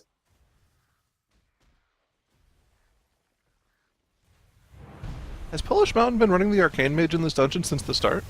Yep. Okay, interesting. It is a good dungeon for Arcane Mage, right? It's low target pulls where the Arcane Mage is fully active on every single target, right? So it makes sense. It's a good focus target class too. It's really it's interesting. I mean, people played throughout the PTR this season. They thought it was just going to be another Arcane Mage season, and teams initially started speculating about compositions that involved an Arcane Mage again, just because individually it's so good. But as it turns out, whenever specializations are well balanced against one another, and say the best thing that you can be doing is be playing with the Protection Warrior and playing with the Beast Mastery Hunter. Okay, we're just going to want to index into some more stuff that works with like Battle Shout. And as it turns out, the Arcane Mage just works a little bit less well with the Battle Shout. Havoc Demon Hunter kind of does what Arcane Mage does, but benefits from the battle shout and ends up bringing a raid buff that's more usable by the entire comp. And so that's why I think that more people have been opting in to have a Demon Hunter instead of the Arcane Mage. But the Arcane Mage, like you said, Zyro, still a solid pickup, particularly in low mob count dungeons where you're not getting insane Eldrachi Reaver Wounded Quarry funnel. Yeah, we'll have to see if it works out for them. They've had a few attempts at this 22 already now. Same thing with I Do It, who have been kind of at odds with this dungeon for a little while here. Is that another reset? Literally, as we swapped to their POV. Was that a reset? Oh god. I think it was. I think I saw a load screen as we swapped to the I Do It POV. Ooh, brutal. Unfortunate for them. Yeah. Oh, they're going to Halls of Atonement now. They gave up on the streets. Okay. They gave up on the streets like 20 minutes ago, I think. Okay. So, yeah, I wonder if at any point I Do It would decide to go for a timer improvement as well. As it stands right now, they're in the lead. But if 9 to 5 get this, every minute they get under the 29-minute counter is a minute that I Do It would need to find. But they're 21. Yeah, they could get some in the Halls of Atonement. So both teams are opting to fight for 4th place rather than trying to, advance their scorecard and improve their chances tomorrow. Both teams are feeling the pressure from each other from the elimination match today. It's going to put both of them in whichever one survives into a weaker spot tomorrow.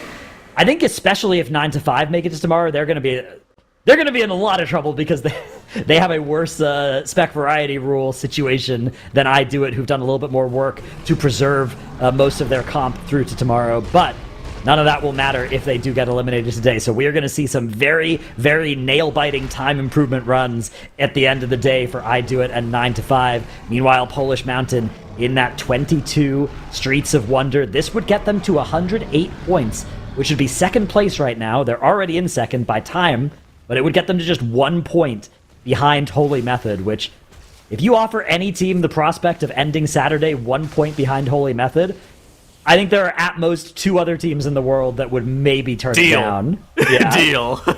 Like, that's fine. Holy Method, the team that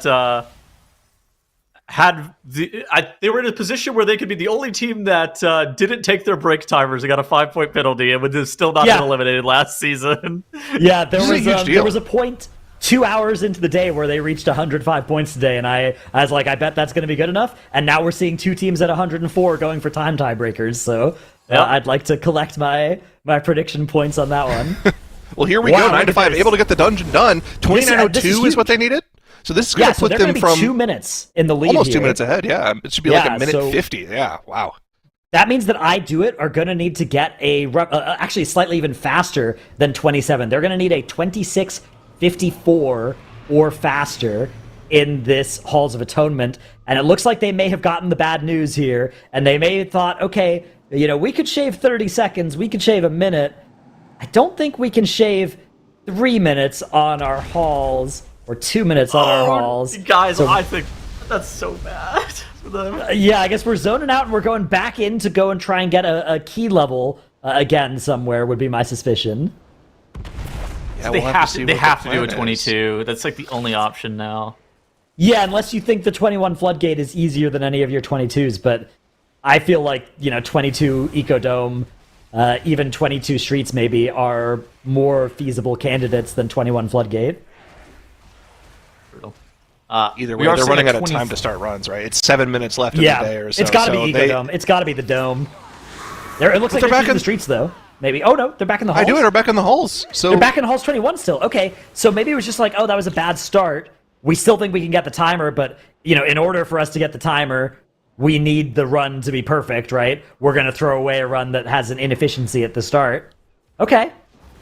So yeah, again, they need a 26:54 here. If my... Oh, wait, no. They don't need that fast, actually. You're looking at the 9 to 5 time, right? Yeah, I was looking at the wrong timer here. So they're actually only going to need a 20... Oh, yeah, no, it's a 27... It's like a 27:55-ish. Yeah. A little under 28. Yeah, 27:50 something. 28-ish. 28-ish will do. Yeah, Caster's trying to do math. Never goes well. All good. Look, man, I failed to carry the 2. There's a complicated equation there, but yeah. So it's within the realm of possibility, but it would still have to be a very fast Halls of Atonement. They've been turbo slow in this dungeon all weekend. I mean, I feel like that's kind of been the story of this team the entire weekend, where I Do It has just been clutching out like photo finish runs the entirety of the weekend. They did it twice in Arakara today, and they did it twice, I think, in Halls of Atonement. It's like crazy that they've been having sub 5-second timings of like multiple keys over and over again. I just noticed something interesting that Clicks did there at the start of this poll. He hexed one of the phase blades. Yeah. Does that prevent it from leaping when you get into combat with it for the first time? No idea. I would expect that the answer is yes, considering what he was doing, but I'm not 100% sure. I was looking earlier at the fact that he's been running, and most of the Elemental Shamans have been running Diamantine Void Core and Astral Antenna, so opting away from that trinket from Araz, Forgeweaver Araz, the ritual forge, which you end up holding for a long time most of the time, and so they're opting into a slightly more flat damage profile. I mean, not damage profile for early Shaman now, but it just makes a little bit more sense.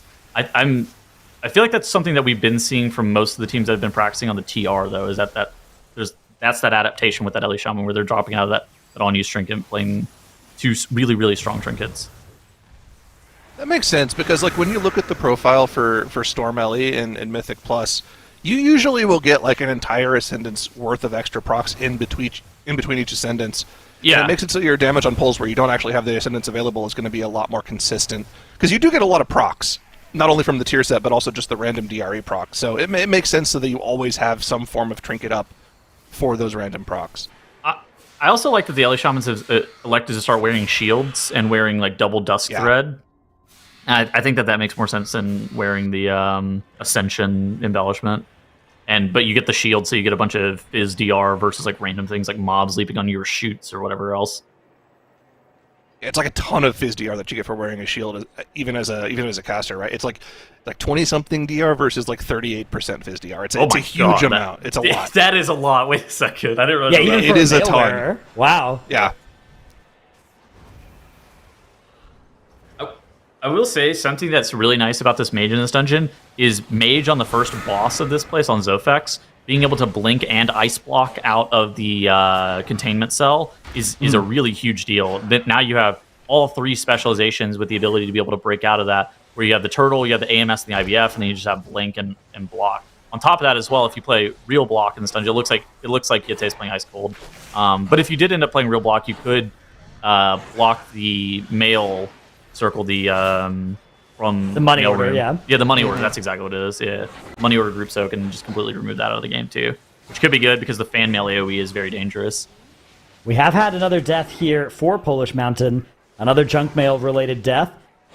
Those casts are being pretty much uninterrupted. They are trying to line them, but we're running out of AOE stops here. We're seeing I do it swap the compo. They might be going to a different dungeon. A few minutes left in the day. I've hated 3 the minutes last... left for them.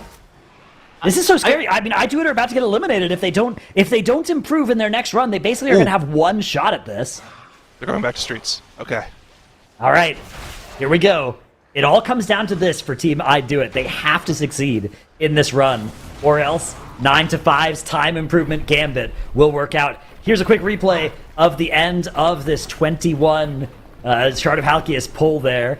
That Thrash taking down a player, and then things going very bad very quickly from there. I know this is hindsight bias, but I hate how they've jumped from dungeon to dungeon in the last like 45 minutes when they only needed one thing to do. It's like, I feel like to me it's just like pick your battle. Are you going to go for the improvement on the +1, or are you going to try to go for time? You should like pick one or the other and just like have all in on it.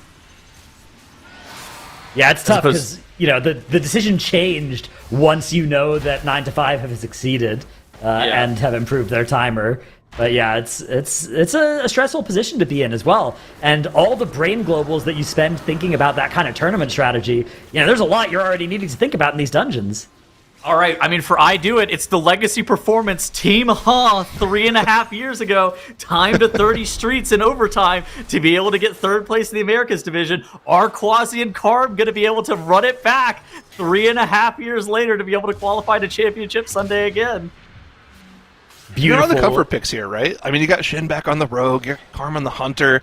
I mean, this is the comp that they would do it with. Now, we already saw them attempt this dungeon for 30 minutes or so, and we already saw the timer for the end of day. It's less than a minute now, so they're not really going to be able to get that far in the dungeon here.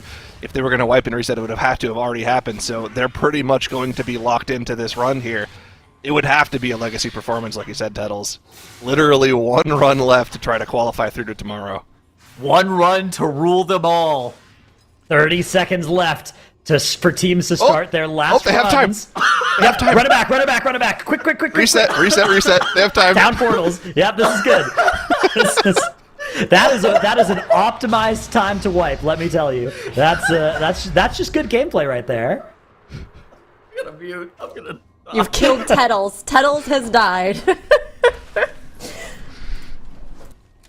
All good. Polish Mountain besting their previous run. Remember, their last 22 streets ended in this particular room where their hunter, Mock, actually took a junk mail to the face while soaking these puddles, ended up killing him off, and their team wiped to the money order right afterwards. Doing great in this run. Do they have the time, though, here? With about, I would say, 13, 14 minutes left on the key timer. Still have to deal with half of this boss, have to do all of the Oasis RP. It's looking like it's going to be pretty tight for them. Yeah, their route also plays very little count in between male boss and menagerie. Their menagerie split was also relatively slow at a 14-minute menagerie split. I don't know if they have the timer. That's going to be something that we're going to have to watch out for because they are going to be cutting it very close. And anti-clockwise here, did you see that? Divine ends up turtling and feign deathing off the Shreddinator 3000s as anti-clockwise immediately pull into the boss. What is that route? What is this cook by anti-clockwise in here? Oh, skipping Shredders means they're going to... Oh, yeah. They're now final. These are final runs, so it is now or never. But sorry, I didn't mean to cut you off there, Zyra. Oh, you're good. It's an important call. I mean, any wipe from this point on is it for the teams, and I do it now. Okay, this time for real. It's the last run. It's the one run to rule them all, Tettles. This time the for one real. To rule them all. For real.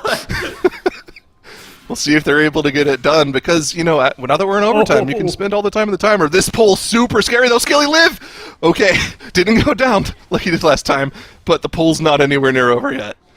Yeah, the tank is in so much danger here as well. Ironbark, Battle-Scarred Veteran, Reshi Raps, Last Stand, all having been committed here just in the first 20 seconds of this poll. The Bloodlust coming out here as well, providing offensive and, importantly, defensive benefit to these players getting through this section of the dungeon. So much footwork is important in this area as well, though. In addition to just very high base damage, you can see the tank health bar, even through that shield wall, is in quite a bit of danger. And once the shield wall expires, that is going to get even scarier. Again, no room for wipe here. If they wipe, they are out of the MDI. If they time this key, they are into the MDI, probably, depending. I mean, I guess 9-5 could also succeed in their current run, which may be I'm not sure if they're in a 21 or a 22, but they're in a 21. Okay, so they're just in a time improvement run. Okay, so yeah, I do it. It is literally binary. It's all about I do it's run. 9-5, improving a time tiebreaker, but it won't matter either way. Either I do it, win or lose.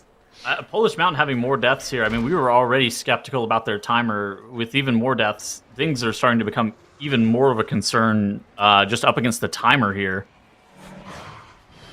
Yeah, the one death, it's recoverable, I think. Like, it was a low-cost death for them in terms of the timer, but you're right, even a low-cost death is maybe more than they can pay at this point. Are they about to just jam that Bloodlust on CD? So, I mean, 34-minute dungeon, they have enough time to be able to get 2 more. It's like kind of awkward to actually lust here in this dungeon most of the time because you don't you don't really want to lust It's going to Oasis. accomplish almost nothing on Bizarre Overseer here, right? Like, this thing's already almost dead. Lusting Oasis is useless too. Like I think you're just holding it for pull on Soasmi at this point because I don't know. I guess you get it for the end of Soasmi, which is pretty good still, but it feels like it would be an almost useless lust whenever you press it now. I think that's the correct analysis of it, where it's just like, how useful can this Bloodlust be in this section right now? It looks like, where are we going? Polish Mountain. Okay, Polish Mountain are running back into the main courtyard area. Do they? Oh, are they? They're pulling trash onto Oasis, aren't they? That has to be what they're doing. Are they going to snap mobs into Oasis? Yeah. Okay. Look at this.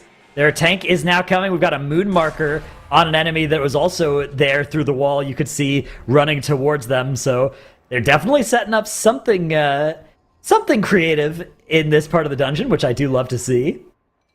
Let's see how exactly this plays out, as they are going to get into their places for the band segment of this boss fight. Our tank joining a little bit late. You could still press Lust in the next few seconds and still get a full value second Lust. You wouldn't feel great about it, but... It's probably better than just the one Lust, though, because either way, your second Lust is on Soasmi. It's better on pull, but it's not that much better. Probably not. It's probably better to get the 2 Lusts. Looks like they're going to hold, though, and just get it on pull on Soasmi. As, yeah, we've got that Cartel Muscle coming in addition to the Oasis Security, and, of course, the Patrons. This was that scary pull for Holy Method that we were watching earlier, where they have all those creepers that now has to kite. It looks like Holy Method has made it through the second boss again, making it through all those Farstalker pulls that caused them a bunch of problems earlier. E-Res number 1, committed here on Zofex. Any further death probably spells their doom here. Next interrogation is going to go on the DK once more. That's going to be answered with Anti-Magic Shell. Nice. Yeah, beautifully handled. And a little more trash now being added here, so the danger of this pull is going up. We have dangerous pulls happening for all of our teams, but I do it. Health bars are dropping so low here.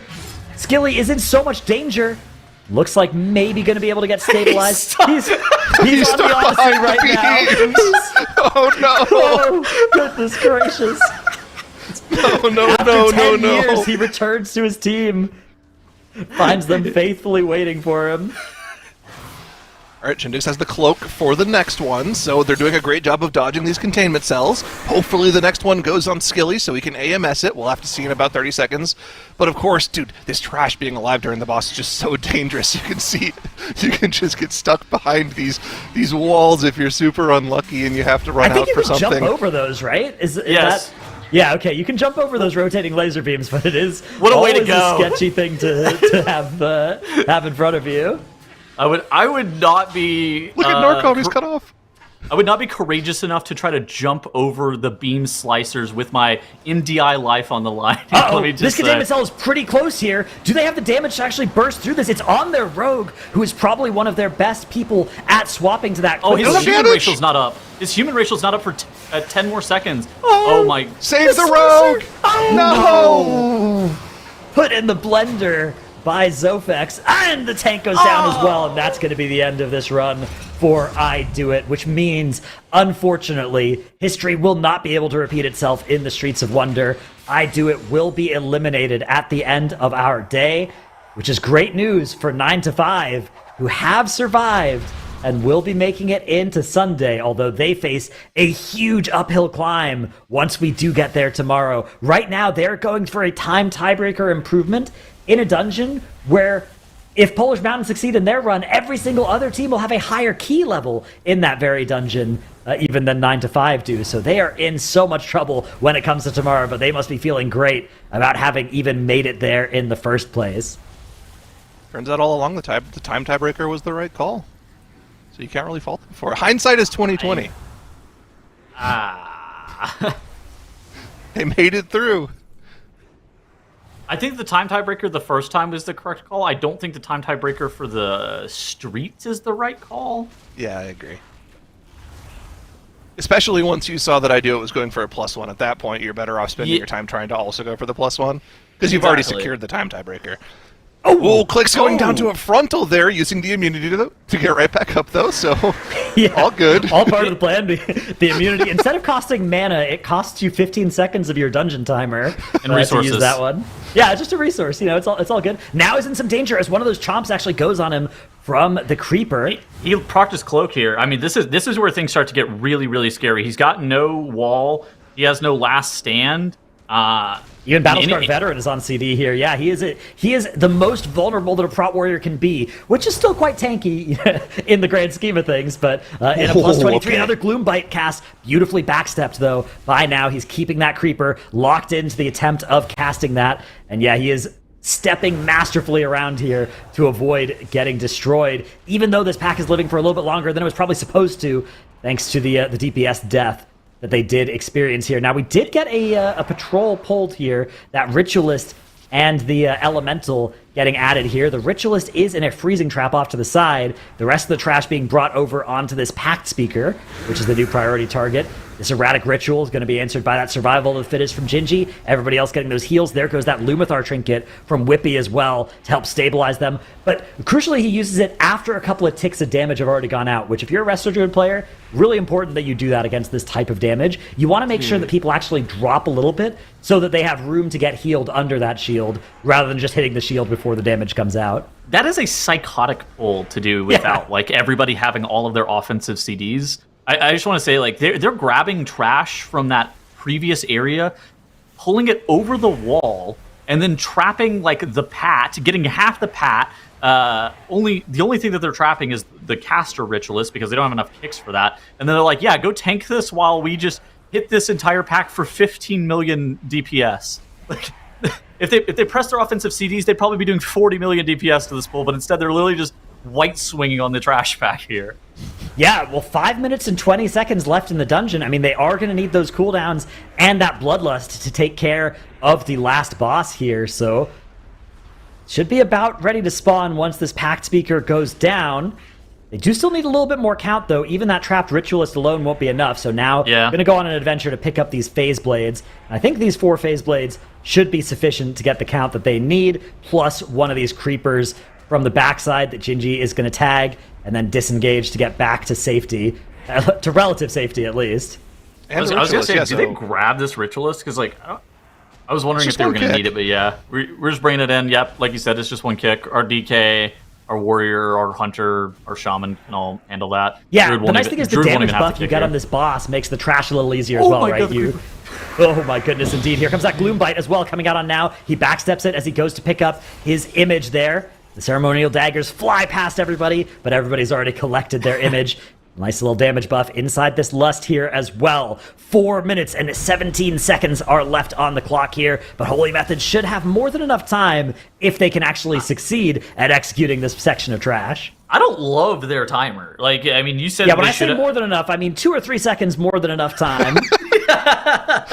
Like, plenty. I think it's more than enough. Like, they can time the key, but like a minor mistake, one death, I think chalks up them here. Oh my god. Okay, in the plus 22, apparently, it actually took them almost exactly 5 minutes to kill the boss. So maybe they have less than enough time rather than more than enough time here. This might actually be extremely tight, and it's not going to matter. It's not going to come down to that. A tank death here, followed by a DPS death. This is going to be unrecoverable for Holy Method, so we'll never get to see just how wrong I probably was there, as they are going to end up wiping. Well, still really well played, though, to get even to that point in the dungeon. They look really strong in there. I bet that 23 is going on the board tomorrow for Holy Method, but they will have to wait until then, which means Polish Mountain, Anti-Clockwise, and 9 to 5 are our only teams with dungeons still underway. Not long left for Polish Mountain either, as they are nearing the end of this 22. Their timer's looking great. This time, I'm very confident in that assessment. Only 40% left on Soasmi. They have all the count that they need. And Tettles, as you mentioned a couple of times, Soasmi doesn't actually have a huge amount of health.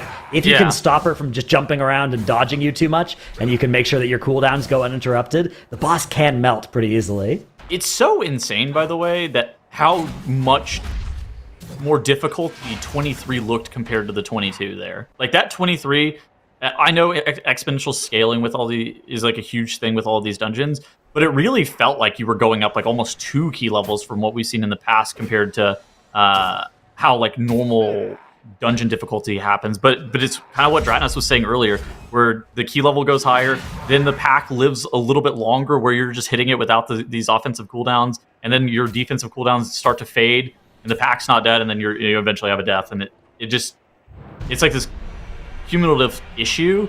But it is that dungeon on a 23 is crazy for Holy Method. There's a lot of weird questions that come along with the extra time spent on these polls as well, right? Like, the pack, like you said earlier, the pack only has 10% more HP, but because it has that extra HP, that's more time spent out of cooldowns finishing off the pack. And then you have these 1-minute classes like Hunter, where it's like, okay, well, so do I send the second Call of the Wild here? That means I don't have it on poll for the next poll, which means that poll's going to last even longer. And it can kind of cascade. So there's really kind of this cadence of when players are using cooldowns throughout the dungeon that they kind of have to get used to on the higher key levels. And that's why we're seeing these polls look so much more dangerous on the higher key levels. But that's massive for Polish Mountain. After about an hour of attempts, they're able to get the 22 streets done. That does put them 1 point ahead of Anti-Clockwise for the time being. If Anti-Clockwise is able to answer here with 21 Floodgate, they'll be on the same score, but Polish Mountain will have the tiebreak because they have the extra 22 done. Yeah, I mean, Anti-Clockwise is going to have to come do the 22 Arakara tomorrow at some point as well. But I mean, I think it's crazy hard as well. That's one that could easily take 2 or 3 hours to actually put on the board if you're not feeling great at it. I mean, Anti-Clockwise and Polish Mountain, I think, they are our 6th and our 7th seed, so they should be very close to one another just in terms of actual competition. But like, I feel like this weekend I couldn't even give you like an accurate estimate of who is going to be winning. So it's like Polish Mountain, a team that's competed in every single MDI and TGP this expansion, they've actually done quite well and continue to improve, versus Anti-Clockwise, a team that has a lot of potential and a lot of veteran experience, but just not as a team. Which matters more? Is it the expansion long synergy, or is it the cap of people like Yaunt and Divine who have done it at the highest level for an extended period of time? Yeah, I mean, I think having Divine on your team has to be just a huge, starting point, right? You start from such a high level already, but he's playing a new role as well. For anybody who is unfamiliar with his history, he's played tank in MDI for the past 7 years, something crazy like that. Since the start, no big deal. Yeah, since way back in the day, since the expansions they're making remixes of these days. So he is it's. Yeah.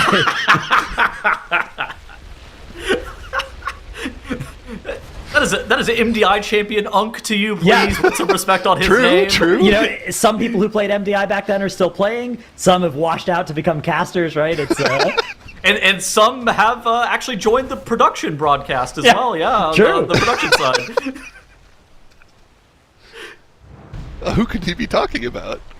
It could be anybody. It could be anyone. Ooh, Janssen, a lot of danger here. That last stand very presciently pressed. Just in time, we have some hunter pets going flying from those Sephorium charges. That's almost obnoxious. They don't actually die from it, but you do lose a little bit of uptime whenever they're too close to those bombs. Somebody had a DK pet get knocked into like an architect earlier today from those bombs. Was that how that architect got pulled? Oh, that would make sense. I think it had to be from the Sephorium bomb. Alternatively, he sent it to pet attack it, which would be equally crazy. Yeah, it's one of those things where it's like, we did this dungeon 50 times in practice, this never happened, and you just discover something new when you actually play on the weekend. It's a phenomenon that every MDI player is familiar with. What do you think about the timer here? I actually think they're on good pace, especially with the way they're super aggressive with how they pull the remainder of the dungeon, right? They're the team that kills the casters in the middle of the area that they jump down to, and then they just instantly drag out all the jump starter, and that's where they use the lust. Jan dropping incredibly low. Oh, but he's barely able to be kept alive by Robin there. That was a bit of a scary moment. Whew. Do you think that the lust on that pack is better than the lust on Giesel Gigazap on pull? Or getting 2 lusts? I guess in theory the alternative is slamming on Swamp Face here, then slamming on Giesel Gigazap later. I want to press lust and get 2 lusts, yeah. That's a really tough question. It's 2 pure single target lusts versus 1 super AoE lust that turns 2 pulls into 1. I think it's actually really close, to be honest. I don't really know what I would prefer to do. We're seeing teams go for both options, right? So both of them have to be good to a certain extent. That's part of my favorite. Part of the reason that Floodgate is one of my favorite dungeons this season is that there are a lot of dungeons where everybody quickly converges on the right idea. There will be some dungeons where it's like, oh, this team developed a new strat, and then they do something cool with it. And then the next weekend, everybody who's capable of implementing it has, because it's, you can test it and be like, yeah, this is better. But a dungeon like Floodgate, teams can test different strategies and come to different conclusions about what the best way to approach this dungeon is, because there's just so much optionality for how you can attack it, and it's all balanced fairly well, against each other. So a lot of different things can work out well in this dungeon. It's part of what makes me love watching it so much in the MDI. I actually really love the compositional diversity that we've seen this season, even in the highest level. I think the difference between Elemental Shaman and a spec like Havoc Demon Hunter, I know that we haven't seen like a ton of swapping, but just the fact that both Ellie Shaman and Havoc Demon Hunter are being seen in the highest level of keys, I think is a testament to just how good both of those are. And they do very different things. Like, I don't think it's like, oh yeah, they do the same thing. It's like, oh no, one of them is insane funnel damage, great single target. The other one's like, I press my Ascendance, I'll solo this pack. I'll see you in 2.5 more minutes. Good luck. Sometimes you get, back-to-back procs and you on a pack that you don't have a sin for, and you're like, ooh, that was really nice, but it's not something doing you God can mode rely damage. on. Yeah. Yeah. I'm telling you, it feels like the Chi-Ji Windwalker monk from the middle of Shadowlands. Oh, yeah. How much That RNG was is slammed in that spec. And then you have this Beast Mastery Hunter spec, too. Dark Ranger BM also seemingly has infinite RNG on it. Yeah, it's a little bit less than like Dark Ranger MM, but it's still very high degree of variance with those Black Arrow procs. Yeah. I think that's getting a little bit toned down in Midnight, but as it stands right now, it is a very high variance spec. Getting those procs is a very big deal. So we have this first pull now after Swamp Face being set up by Anti-Clockwise. This is a big inflection point in this dungeon. A lot of resources are about to get committed here, but a lot are available. So whenever Bubbles, let's say got removed from this area, it got replaced with a pack that had a bunch of soldiers in it. And this pull becomes really, really deadly for your tank because now you're pulling 2 electricians and then you're pulling a bunch of soldiers. So the electricians, they're applying a dot to players that has to get dispelled off. Otherwise you get stunned. And then the soldiers, they're stacking up like a tank dot onto you as well. And your healer doesn't have enough dispels for them all. Now you do see something that's interesting for Anti-Clockwise. Desired Cola, he's a dwarf. Divine Field, he's a dwarf. And Yont is also a dwarf. So they do have access to external dispels to help them out. And you saw Desired ends up slamming down that dwarf to be able to get that electrician dot removed off of him. But that pull has actually caused a lot of tank deaths over the course of the season just because of the additional damage that you're seeing. And Anti-Clockwise, they do a really good job of focusing down the electricians. And this part of their route is crazy. This is the craziest trade I've ever seen. It's so aggressive, so deadly, but if they pull it off, it's like 30 seconds saved, maybe. Here comes that Lust. And yeah, Last Stand rolling for Yont into this. Still, even through that Last Stand, in a lot of danger. Gonna overlap it for a couple of seconds with that shield wall. The surprise inspections are coming out and threatening a lot of the rest of the group. It looks like we've got the big guy taken care of. The jump starter going down is a huge His chances just got deleted. Here. Where did everything go? Demon Hunter moment right there. Yeah, Wounded Quarry detected and eliminated by Nezro on that DH. It wasn't just DH. the jump starter. It was everything else too. That they must have been saving up both of their 18 stack prisms for that. I mean, that pack just got all 3 of them rather. The pack just got deleted. Dratty, what's the deal with Demon Hunter? Do they always just play Cursed Stone Idol? Or did they ever play Nether Prism? I'm not sure. I'm not a Havoc scientist this season. I can look at what they're using in this run. I've seen like pretty much all Havoc Demon Hunters across this weekend slamming the Cursed Stone Idol. I was just wondering if the Prism was ever an option for them. I didn't know. Might have to DM somebody tonight. It does look like the Stone Idol is definitely fairly dominant among people that have access to it. Yeah. Oh yeah, Nezro's running Stone Idol antenna, so no Prism in this game. Prism. I think that's what most Havocs have been playing this weekend, but like... Yeah, so among like high keys on live, it does look like the Nether Prism is a little bit more popular and has actually been used in 22s on live, whereas the Stone Idol has only gone up to 21s on live. But I suspect some of that's also the availability of the Myth Track versions of these trinkets, which has only recently become fully available with the Turbo Boost this reset on live. So I wouldn't be surprised, especially if after the MDI, more people swap over to that Stone Idol on live as well. Bro, if Anti-Clockwise time this key, it is going to be a photo finish tomorrow between them and Polish Mountain, in my opinion, for the second slot coming out of this group. It is going to be crazy. I mean, it's probably going to come down to which of the teams has the ability to get the +1 in these 5 dungeons that we've already seen today. I mean, Anti-Clockwise, both of the teams actually, Anti-Clockwise and Polish Mountain, don't really have easy keys left. They would just have to swap the +1s that they already have in both the Arakara and the Floodgate. I imagine both of them will be able to get both of the keys that the other team has already done down. it's kind of going to come down to whether or not they can probably pull off the 23 eco that we saw Holy Method get so close to today. I doubt that Holy Method ends up like losing their spot here, but Anti-Clockwise and Polish Mountain are going to be within 1 point, which is crazy considering how dominant we felt that Holy Method has played across this entire weekend. For Anti-Clockwise and Polish Mountain only being 1 point behind going into Championship Sunday, that is going to be very, very close. Yeah, exactly. I mean, even Holy Method they're not immune, although the fact that they have the best times in all their runs, in addition to the highest keys, they should feel pretty confident, which means I think Anti-Clockwise and Polish Mountain are going to feel a tremendous amount of pressure from each other. A huge variable as well is just what the dungeon is tomorrow that we reveal, not just how well the teams are able to improve these 5, but there could be a universe where, which dungeon we have tomorrow is going to be a big factor for which the teams makes it out here. Yeah. 9 to 5 in the bottom right. Looks like they're going to time this 21 Streets of Wonder. Now, good news is that they timed the key.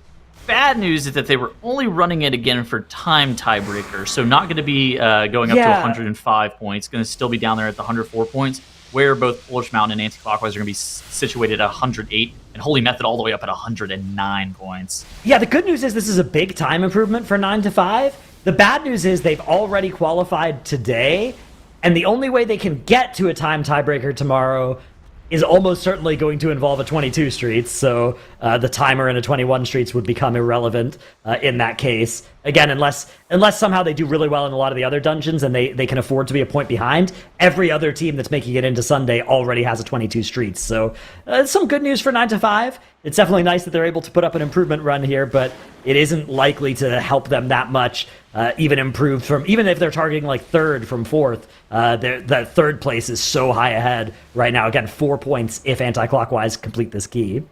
They pretty much need either Anti-Clockwise or Polish Mountain to pretty much collapse tomorrow. And the way they've been playing this week, it doesn't indicate that that's ever going to happen for them. So, looking pretty good for our top 3 teams right now. It's going to be a neck-and-neck finish. Photo finish tomorrow, like you mentioned, Tettles. I think these teams are all incredibly close together, and that's scary considering how good Holy Method has been this weekend.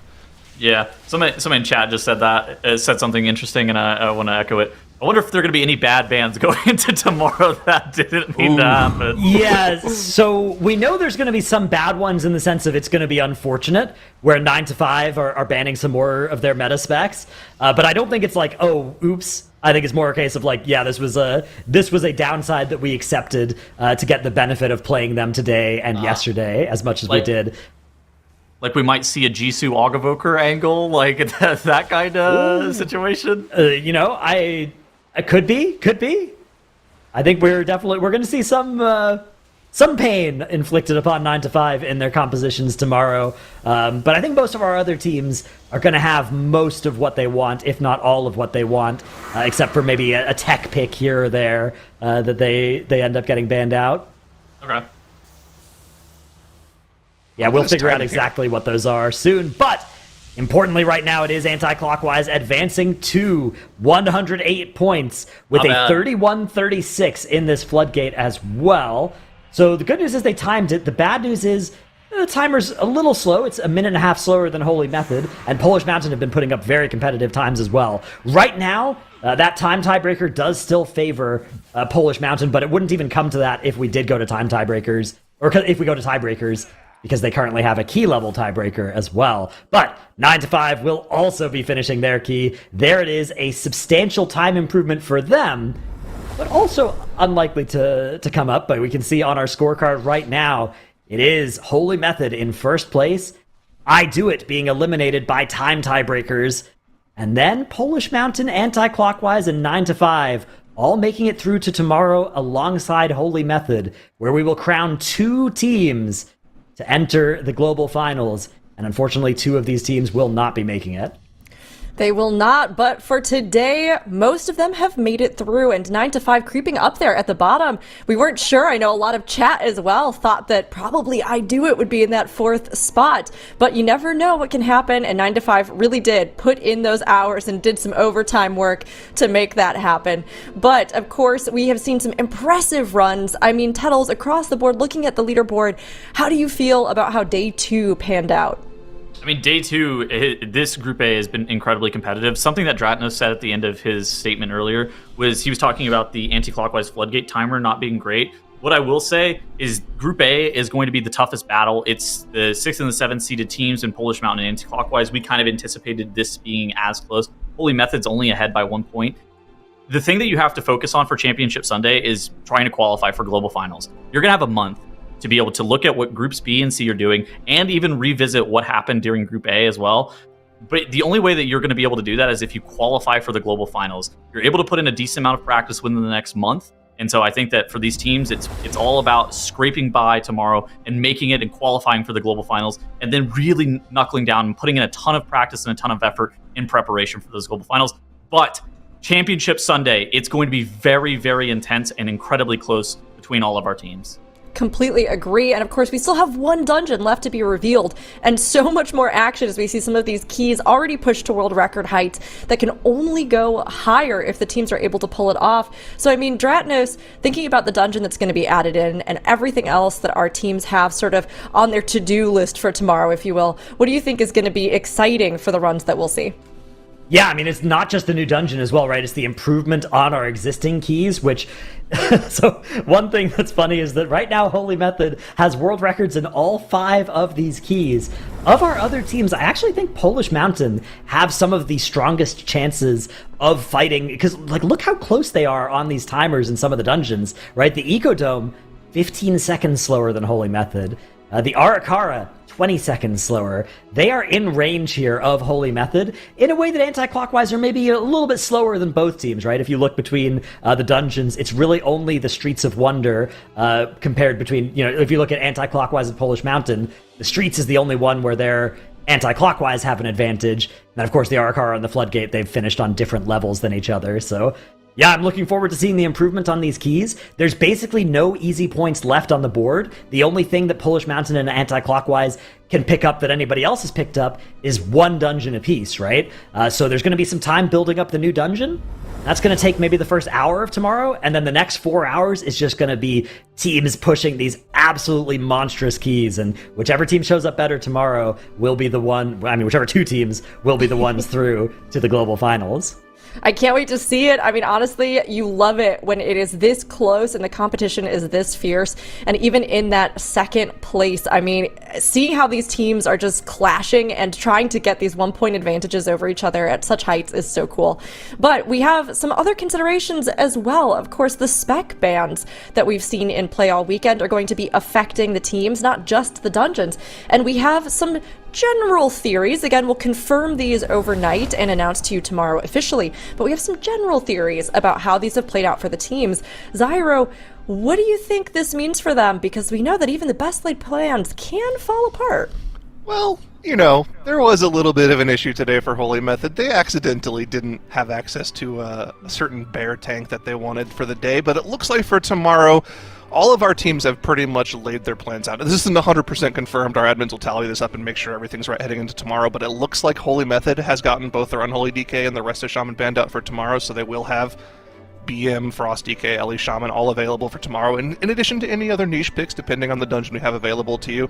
Anti-Clockwise and Polish Mountain have also left those main picks available, so they'll have both of the 2 top tanks and the Prot Warrior, Prot Paladin, Resto Druid available for both of those teams as well. And like we were talking about 9 to 5, they did have to give up a little bit. They played Frost DK and Havoc all day yesterday, all day today. Those are going to be no longer available to them, so they'll have to come up with something interesting tomorrow. Maybe we'll see the Jizu Og Evoker. That'll be a nice addition. We haven't seen the Evoker yet this weekend, so we'll tally that one on the board. And you know what? Honestly, I've heard Og isn't actually that bad. It's just that not that many people really want to play it right now. Yeah, I've heard that too. Some people were theorizing maybe it was kind of the hidden pick of the season, or that you could surprise people. So if Jisoo plays it, it'll certainly be a surprise, and we will be excited to watch. I see Makes riling the chat up and trying to get Jisoo to admit it, but we will definitely have a lot of excitement on our hands tomorrow. Everything from the spec bans being in play to our new dungeons and those who are already being pushed up. And while we have seen plenty of skips in our dungeons so far, you'll want to avoid skipping our Group A finals tomorrow. With even more world record keys ahead, 2 spots for the global finals and the Group A crown waiting to be won, the showdown begins at 10 a.m. PT, 7 p.m. CET. Early birds get the worm too, or in this case, our pre-show before the show starts. Bye for now, everybody.